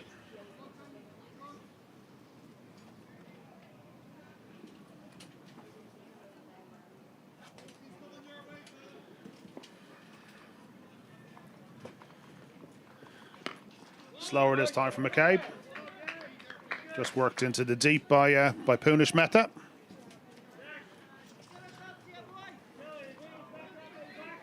It's been a pretty tight over so far, Huss. He really needs to get out of it now. Yeah, absolutely. And again, pressure on Robin Kelly yet to score. Coming in at number 6. And added a little bit of pad rash as well. That was a really strong 4th wicket partnership for Mehta and Lawson. But John McNally's opened up this game and he just needs one of his teammates to help him. That's really well fielded by Cronje, because we've seen a couple of times today the ball just dipping in off the fielders, off one of those practice wickets.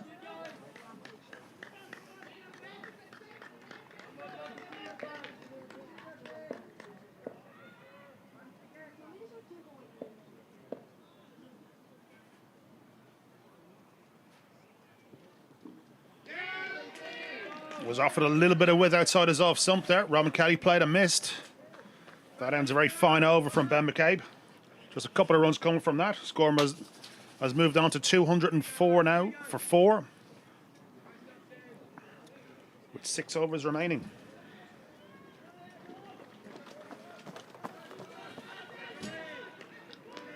It's getting a little bit interesting, and again the Clontarf fielders are up and back in their team for a few overs there. Looks like Pembroke are going to have a smooth sailing to the trophy. Well, Clontarf are fighting back using all their experience. 42 runs required now from 36, so 7 runs required per over for the last 7. John McNally's going to come in. He's got 3 out in the deep on the offside. Just 1 on the leg side, it looks like at the moment. Looks like it's just deep square leg.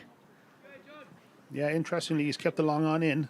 Yeah, I There's think no fine leg back either. I think Andrew Pointer's, just made that aware to his captain. He's going to drop, especially to Mehta. You can't afford to have 4 men or 1 man in that should be out, really. You want to protect the boundaries, particularly to Mehta.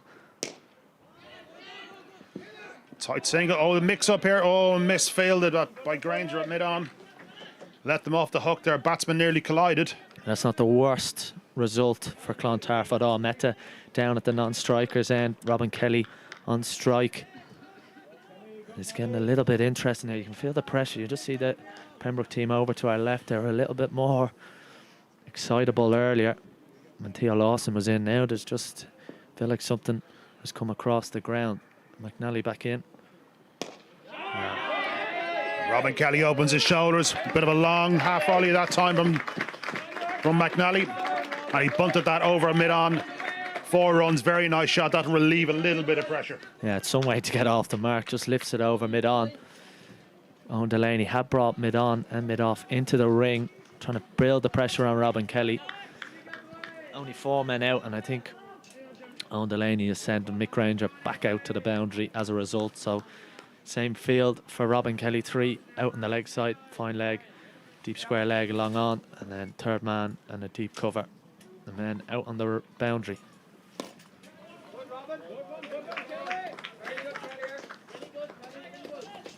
Tried to sweep it. Pretty much Q ended that one. Still took the single as Mid-wicket is on the circle. Hopefully the wind that's picked up here again isn't affecting the pictures too much. It's battering the hell out of the commentary tent as I speak. Oh, Meta with feel he's missed out on there. That was a long hop on his pads. Didn't get any sort of batter in it whatsoever. They just come through for the one leg bite.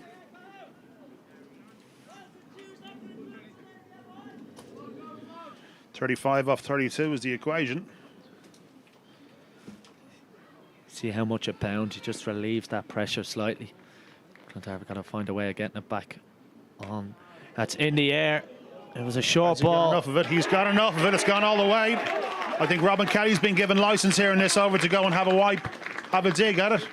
I thought that was a little bit off the top edge, but as you say, it's with the wind. It's carried enough, and that's 6 very valuable runs to Pembroke. And the body language of Clontarf has just gone down a little bit. 2 boundaries in this over.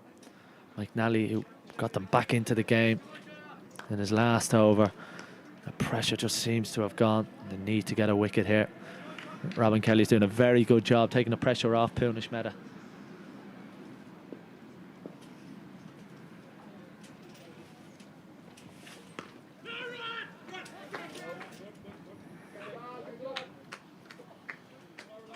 Over ends with a dot. Punish Mehta was very keen to get down the far end, but got out of the over well, in fairness to John McNally.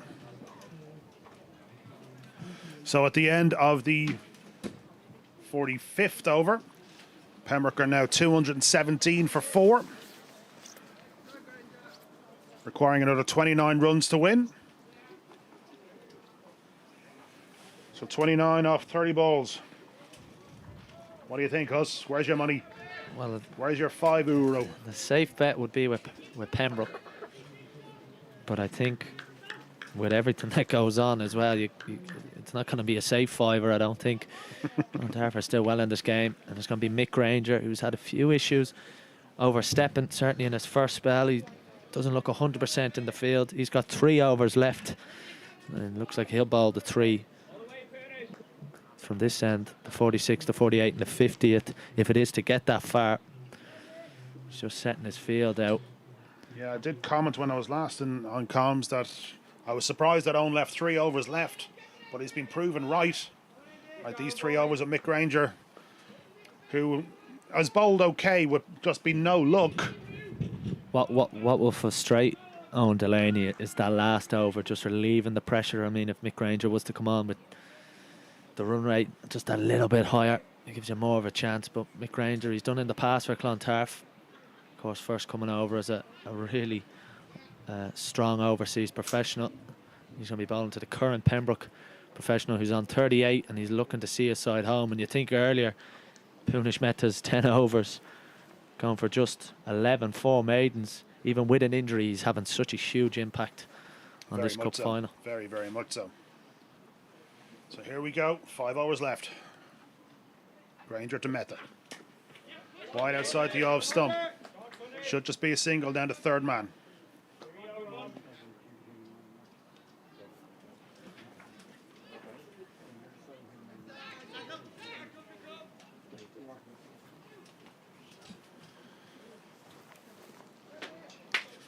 Just a single off the first ball, bringing Robin Kelly back on strike.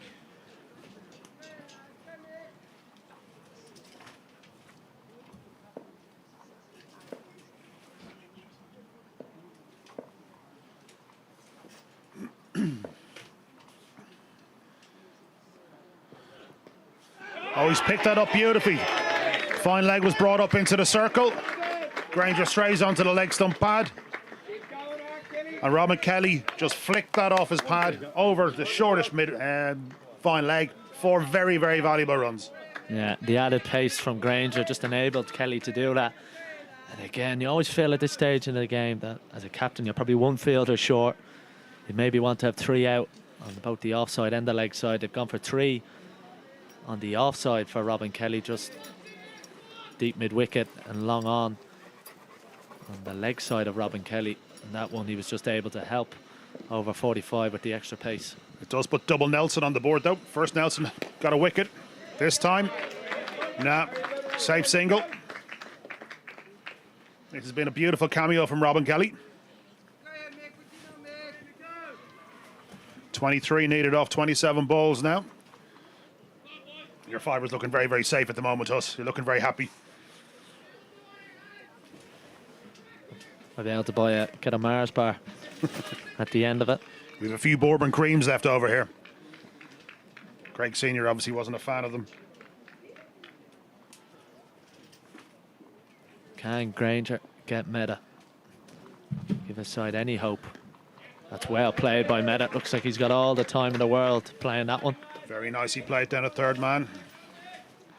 I have a funny feeling he's not going to take any further risk unnecessarily. You know, we're less than run a ball needed. 22 off 26 is the equation. He's just going to let the guy at the far end have a play.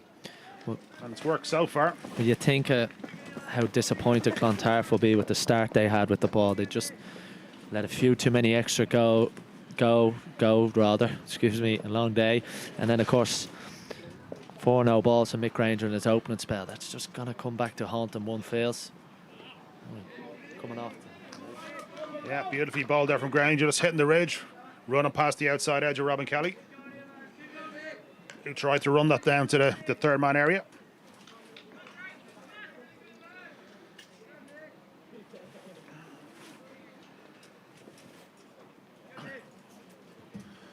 Last ball of the over here coming up. It's important that Granger gets out of it. He's already gone for a boundary in this over. A funny feeling Robbie Kelly will be trying to line him up again.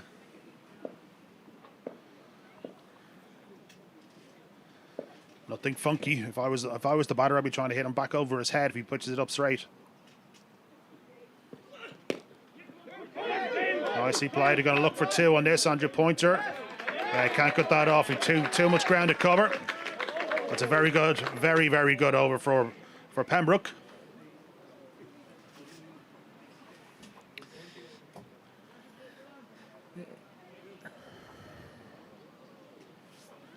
Another 8 runs coming from that. So as we approach the last few overs of the Sports Hub Senior League Cup final here in Pembroke. Pembroke just required a 20 runs to win of the final 4 overs. You'd like to think they're home and host from here, wouldn't you? Yeah, I think Pembroke are sitting a little bit more comfortably, their team, maybe when they were 10, 15 minutes ago when Robin Kelly stride to the wicket. Just one thing I'm going to say, Jonesy. I see Ruan Cronje. I think that he's there a point. He was there a point for the last over. At this stage of the game, Ruan Cronje would be one of Clontarf's better fielders. Would you like to see him maybe down on the long off, long on boundary? Maybe not necessarily there, but you have the evergreen Paul Ryan at extra cover with no real cover behind him. You know, a lot of people these days are specialist fielders in specialist areas. But you put your better fielders where they can be. Well, you think of the role Harry Tector does for Ireland. He's very much placed at backward point. And then for the last few overs, towards the death of the game, he's down and normally in and around long on, long off. I just think at this stage, small little chances. Yeah, but on the flip side of that, you look at William Porterfield, one of Ireland's greatest ever fielders, and he sat himself at point for pretty much most of the game. So it is kind of, it depends on where you're comfortable are as a fielder sometimes.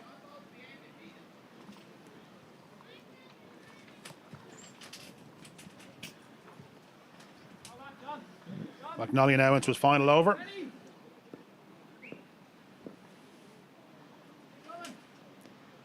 We've got 3 out in the deep on the leg side, so there's a chance for Robin Kelly to just drop and run 1. I mean, that's all Pembroke need to do from this position.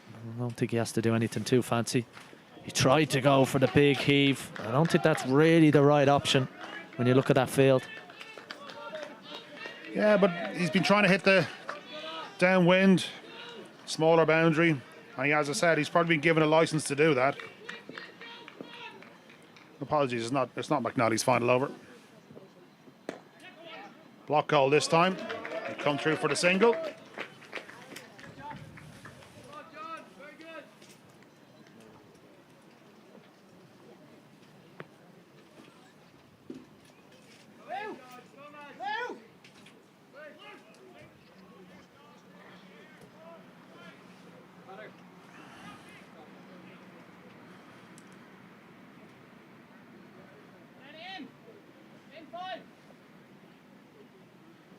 Meta on strike now. Will he stick or twist? Will he just try and look for the single, like the safe one? Full toss. Goes through extra cover, and it's gone for 4. Beats Paul Ryan on his right hand. He let a yelp out of him. But that's 4 very fine runs from Punish Meta. Very nicely played. Didn't try and overhit it. Was allowed it onto the bat. Well, annoyed John McNally is just in the last couple of hours he's bowled a few poor deliveries, and that is certainly one of them. Too easy for Punish Meta, who moves to 45. You think he's on one leg. He's got a really bad ankle. It's his landing ankle, so he couldn't bowl at full pace. The chance of a run out here, and Cronje couldn't pick it up cleanly. A little bit of indecision, but no harm done. It'll be Robin Kelly on strike.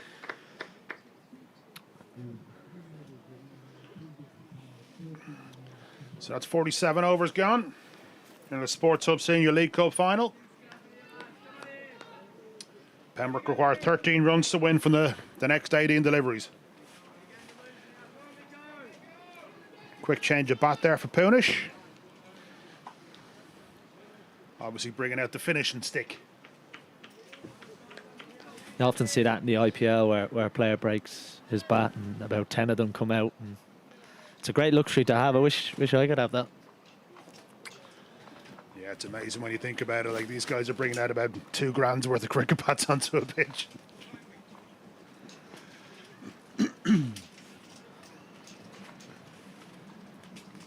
Granger into his penultimate over. Can he bring it into? Can Clontarf even bring it into a final over? 18 balls to go, 13 runs needed. Big over here for Granger. He needs a maiden. He needs a wicket. Pembroke need a wicket. No, they don't. Clontarf need a wicket. I think that with Granger's extra pace and his sort of width, Kelly, I think, is going to have a free license here. He's going to have a swing at anything, especially in the first couple of deliveries.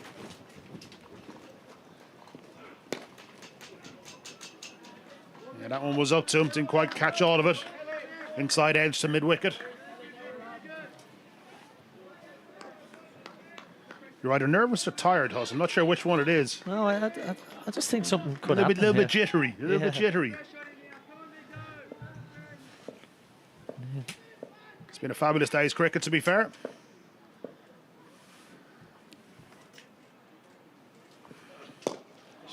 Full and straight this time. Just get the single down to Owen Delaney at long off. Brings Meta back on the strike.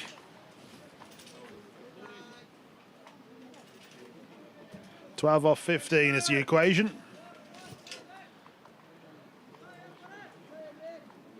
Third man has come up in. No, it hasn't. Third man has dropped back and fine leg has come up into the circle.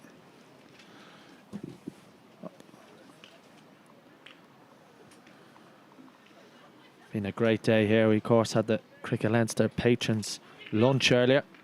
More information, you can check the Cricket Leinster website for that. Oh, and there could be a late twist in the tail yet. Punish Meta finds extra cover. Mick Granger deserved that, you feel. He's put a lot of work in. And the Clontarf faithful down in front of the clubhouse here in Pembroke. I slightly believe Meta would be disappointed. He would have wanted not only to get to his 50, but to have seen Pembroke over the finishing line. And maybe, just maybe, there's a little late twist. That's made things very, very interesting. That was a long half volley, which he just leant back into and hit it straight to Paul Ryan, who took a good low catch. That could be a game changer. As Paulie Lawson comes out at number 8. The next couple of balls here is going to be really, really interesting. That has put Clontarf well back into this game. Well, one thing you have to say, Jonesy, is that Clontarf have never given in. I think that's the experience they have in their ranks, the likes of Andrew Pointer, Bob O'Forrest, the captain, Owen Delaney, that they know they just need to take it deep. Take it as deep as they could.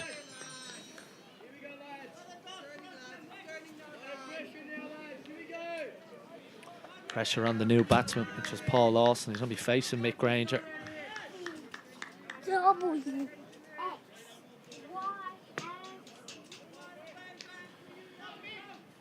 Interesting what he's going to do at the field here. It doesn't look like he's going to make any changes. Well, that's an interesting one because Fine Leg's in the ring.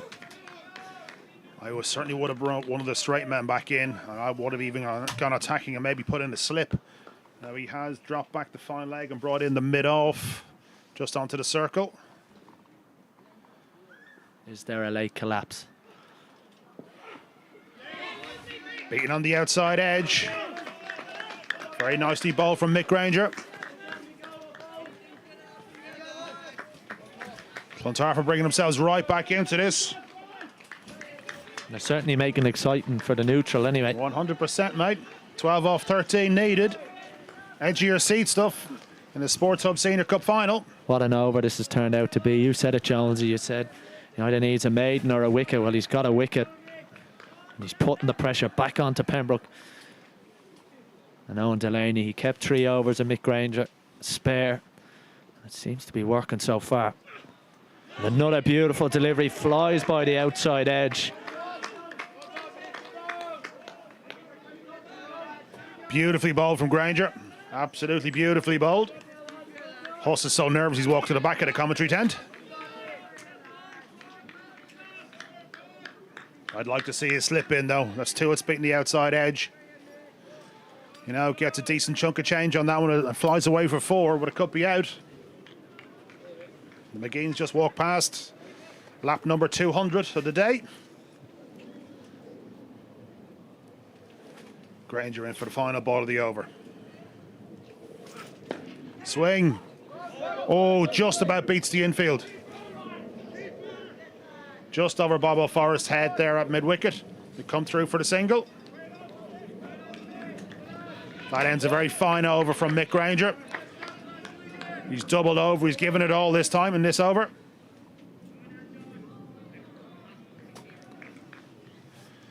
So 48 overs gone. The score is 234. 12 runs needed. 12 balls to be bowled. This is now a huge over for John McNally. Absolutely huge. Good to see the 2 senior guys coming over to him, just wishing them all the best, trying to talk him through it. That's what you need from your senior guys. Even Paul Ryan now coming over, offering a word of encouragement. What field do we got here, Us? We have a deep square. We have a long on. Long off is coming back. We have a third man is on the boundary, and we have a deep extra cover. McNally in. Kelly on strike. No, it's not. It's Lawson on strike. Straight to Paul Ryan. Taking 1. Paulie Lawson just wanted to get off strike there. Literally was hit and run as my co-commentator was jumping from one foot to the other. I see JJ Garth has got his pads on. I know Ryan Hopkins is due to be in next, so we could well have a runner on our hands. Ryan Hopkins hurt his groin earlier. That could just add to the drama late here on the Sports Hub Senior League Cup final day. That's all we need is a runner on the pitch. Robin Kelly on strike. Short. He goes big. Has he got all of it? Has he got enough? He has. That is a magnificent shot from Robin Kelly. John McNally goes too short. Robin Kelly onto the back foot and has dispatched that over deep square leg for 6 runs. Is that the winning of this game? Maybe that's a little bit of pressure on McNally because a couple of times today he's just dropped it in short.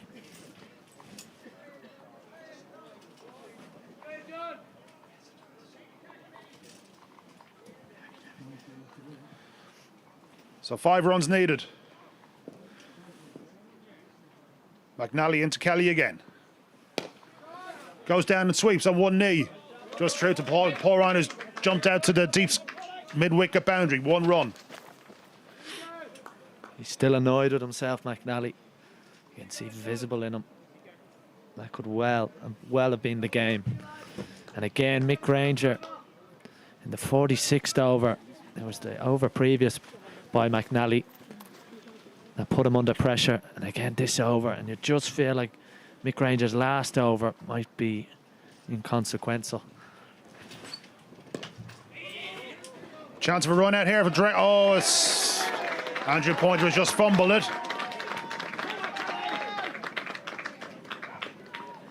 They come through for a single. That brings Robin Kelly back on strike. I don't want to harp on Jonesy, but Ruan Cronje is still going from point to point. I really think you got to try and get him in the game. 2 to come in this over. 3 runs needed. What will Robin Kelly do? Will he just bunt it down, get one, get himself on strike for the final over? Surely Or will he have a go? Will he have a crack? Surely he's got to end it. Will he have a crack? Here we go. John McNally in. Kelly goes! Goes huge! 6 runs for Robin Kelly. And Clontarf for the Sports Hub. Leinster Senior League Cup champions for 2022. What a fantastic game of cricket we've had. Sean Hussey. What an ending from Robin Kelly. He ended it there and then. And he was a late replacement like Dara Cosgrove, replaced by Robin Kelly. And it's proved right. The left-hander with 33 not out gets them over the line in the penultimate over. It's a little bit disappointing for Clontarf because at different stages in the day they were in control, but in the end it was a brilliant team effort with the bat from Pembroke. But Robin Kelly ended it in superb style with a couple of big hits, and that one went sailing over the clubhouse into the gardens. And another trophy for Pembroke. Yeah, that's the end to a fantastic game of cricket, and a game of cricket that was played in a very good spirit as well, has to be said. 2 very evenly matched teams, both missing a fair few interventional players, as Robin Kelly leads them off with a great big smile on his face, followed by Paulie Lawson. Fantastic win from Pembroke, a great chase. We thought that that Clontarf might be a little bit shy with 245 on the board, but still the chase down 245 in the final is extremely well done, and to do with such a plan with 7 deliveries left is very well done. It's a great chase.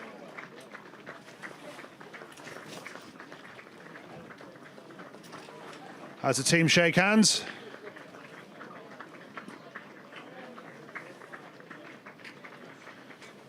And we await the presentations now to come on.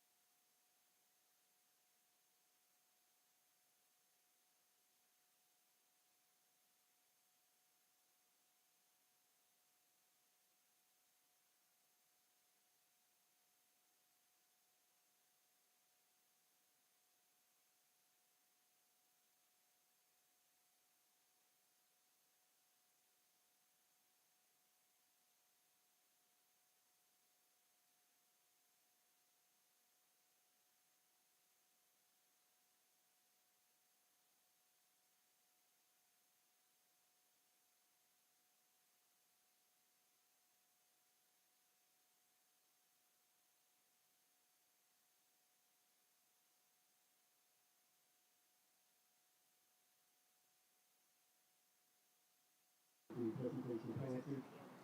Mega Shasha and Aaron Pilmar, sponsored by the Sports Hub, and of course, Jim Bennett, the president of Business. And to ask, if you ask him to take yourself a few words, please. Mr. Cook, my instructions are straightforward. Something like this, it's a list which I did inside. To the speech I want to be clear. So I want to thank at the outset, thank Sportswood for their sponsorship of the competition. Very, very grateful. It's wonderful that sponsors come across and look after our company. So thanks very much indeed.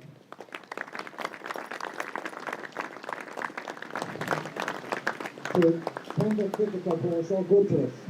To Barry Tucker, the president. To all who prepare. To Mike and Philip, and normally I'd meet him at the disciplinary meetings, but it's lovely to meet you in other surroundings this evening. Thanks very much to Pembroke and the Dusty Manga. Great to be here. Thanks to all the Pembroke. I think it's a rare round of applause for how generous Pembroke are with their facilities.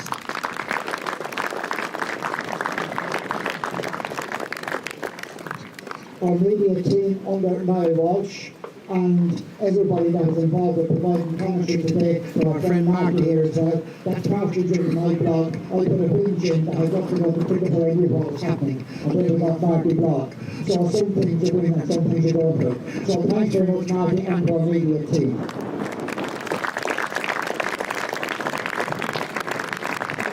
To the cricket registered staff, it's a model in the manner in which games should be presented. It's fantastic work done by Mike Cotter, by Kevin Gallagher, by the man here who's sitting under the oak, by three guys who are holding the team at the back. We're grateful to everybody, so thanks very much indeed.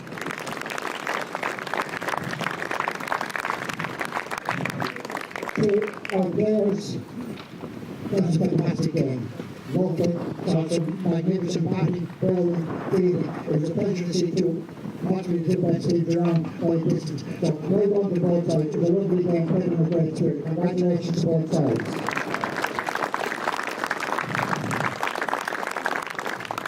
We couldn't do without our supporters. It's great to see so many here today enjoying the game.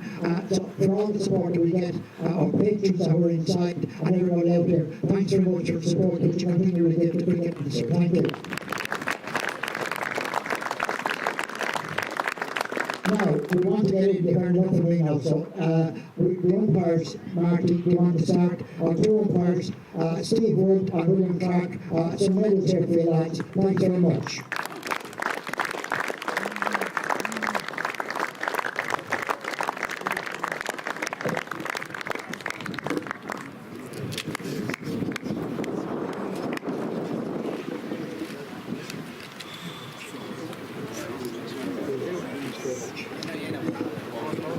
Our two scorers, Samuel Ritchie and Ada Lawson. Thanks very much indeed.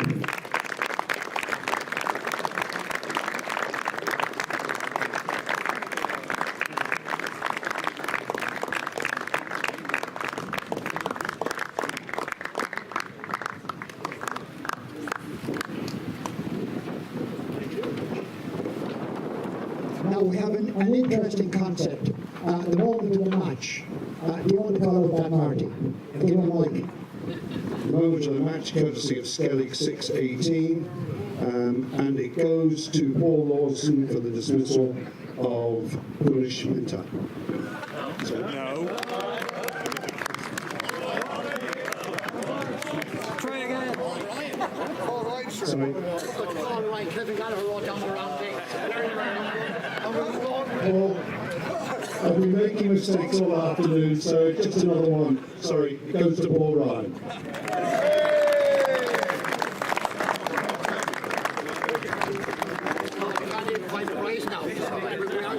Thanks very much, guys. Kevin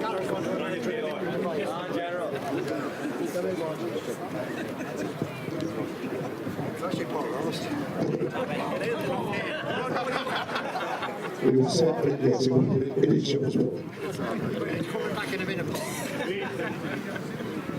Okay. The man of the match, adjudicated by live stream comms team, presented by the sponsors Clontarf. Perhaps you would do that. And it goes to Foolish Meta. And this time we do have it right.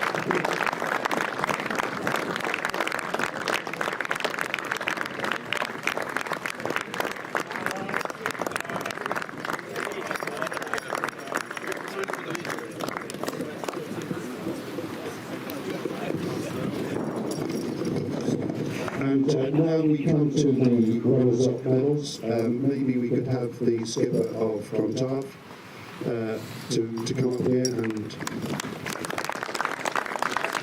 thanks very much, Aaron. Much appreciated.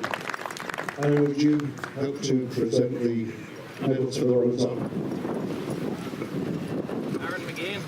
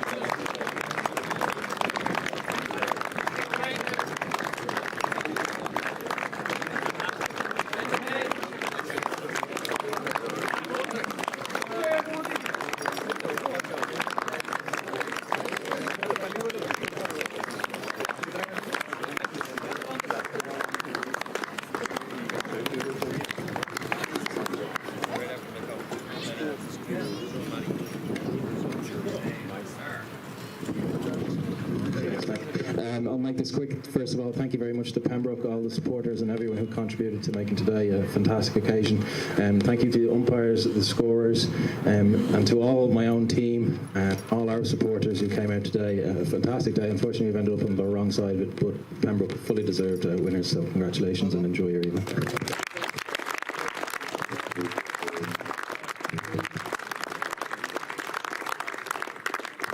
Now, if I could call up the Pembroke captain.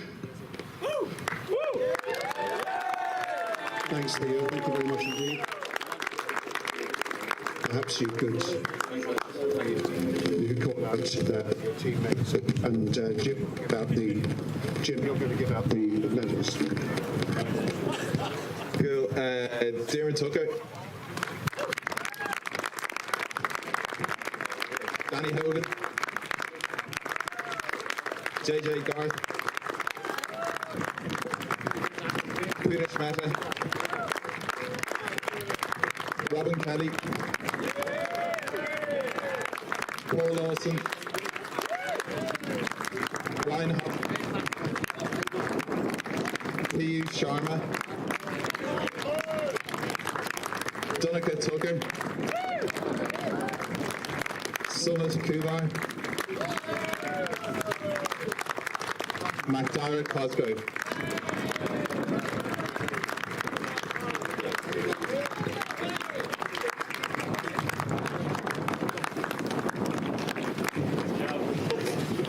Thanks. Yeah, I'll keep it sweet as well. I think sorry. Just first of all, I'd like to dedicate this win to Michael Sharp. Good. Yeah, dedicated to Michael Sharp, a long-standing Pembroke member that died over the winter. So this win is for him and his family.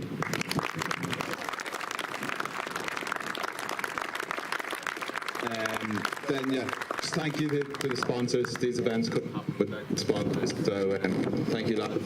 Thank you. If I then just ask Jim to present the trophy to Theo and to the Pembroke side, I think that's all that needs to be done at this stage.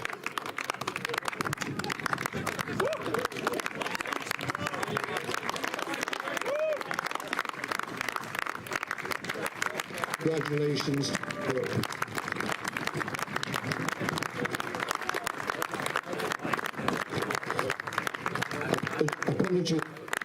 bad sound here, but anyway, that concludes the presentation. Thank you very much indeed for attending. Thank you.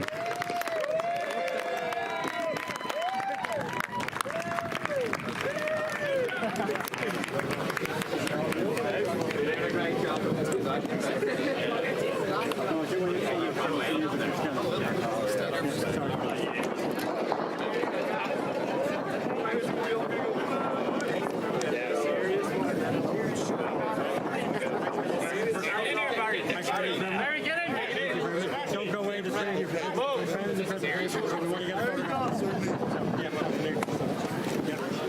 The photographer's ready to make something. They got a photograph for you.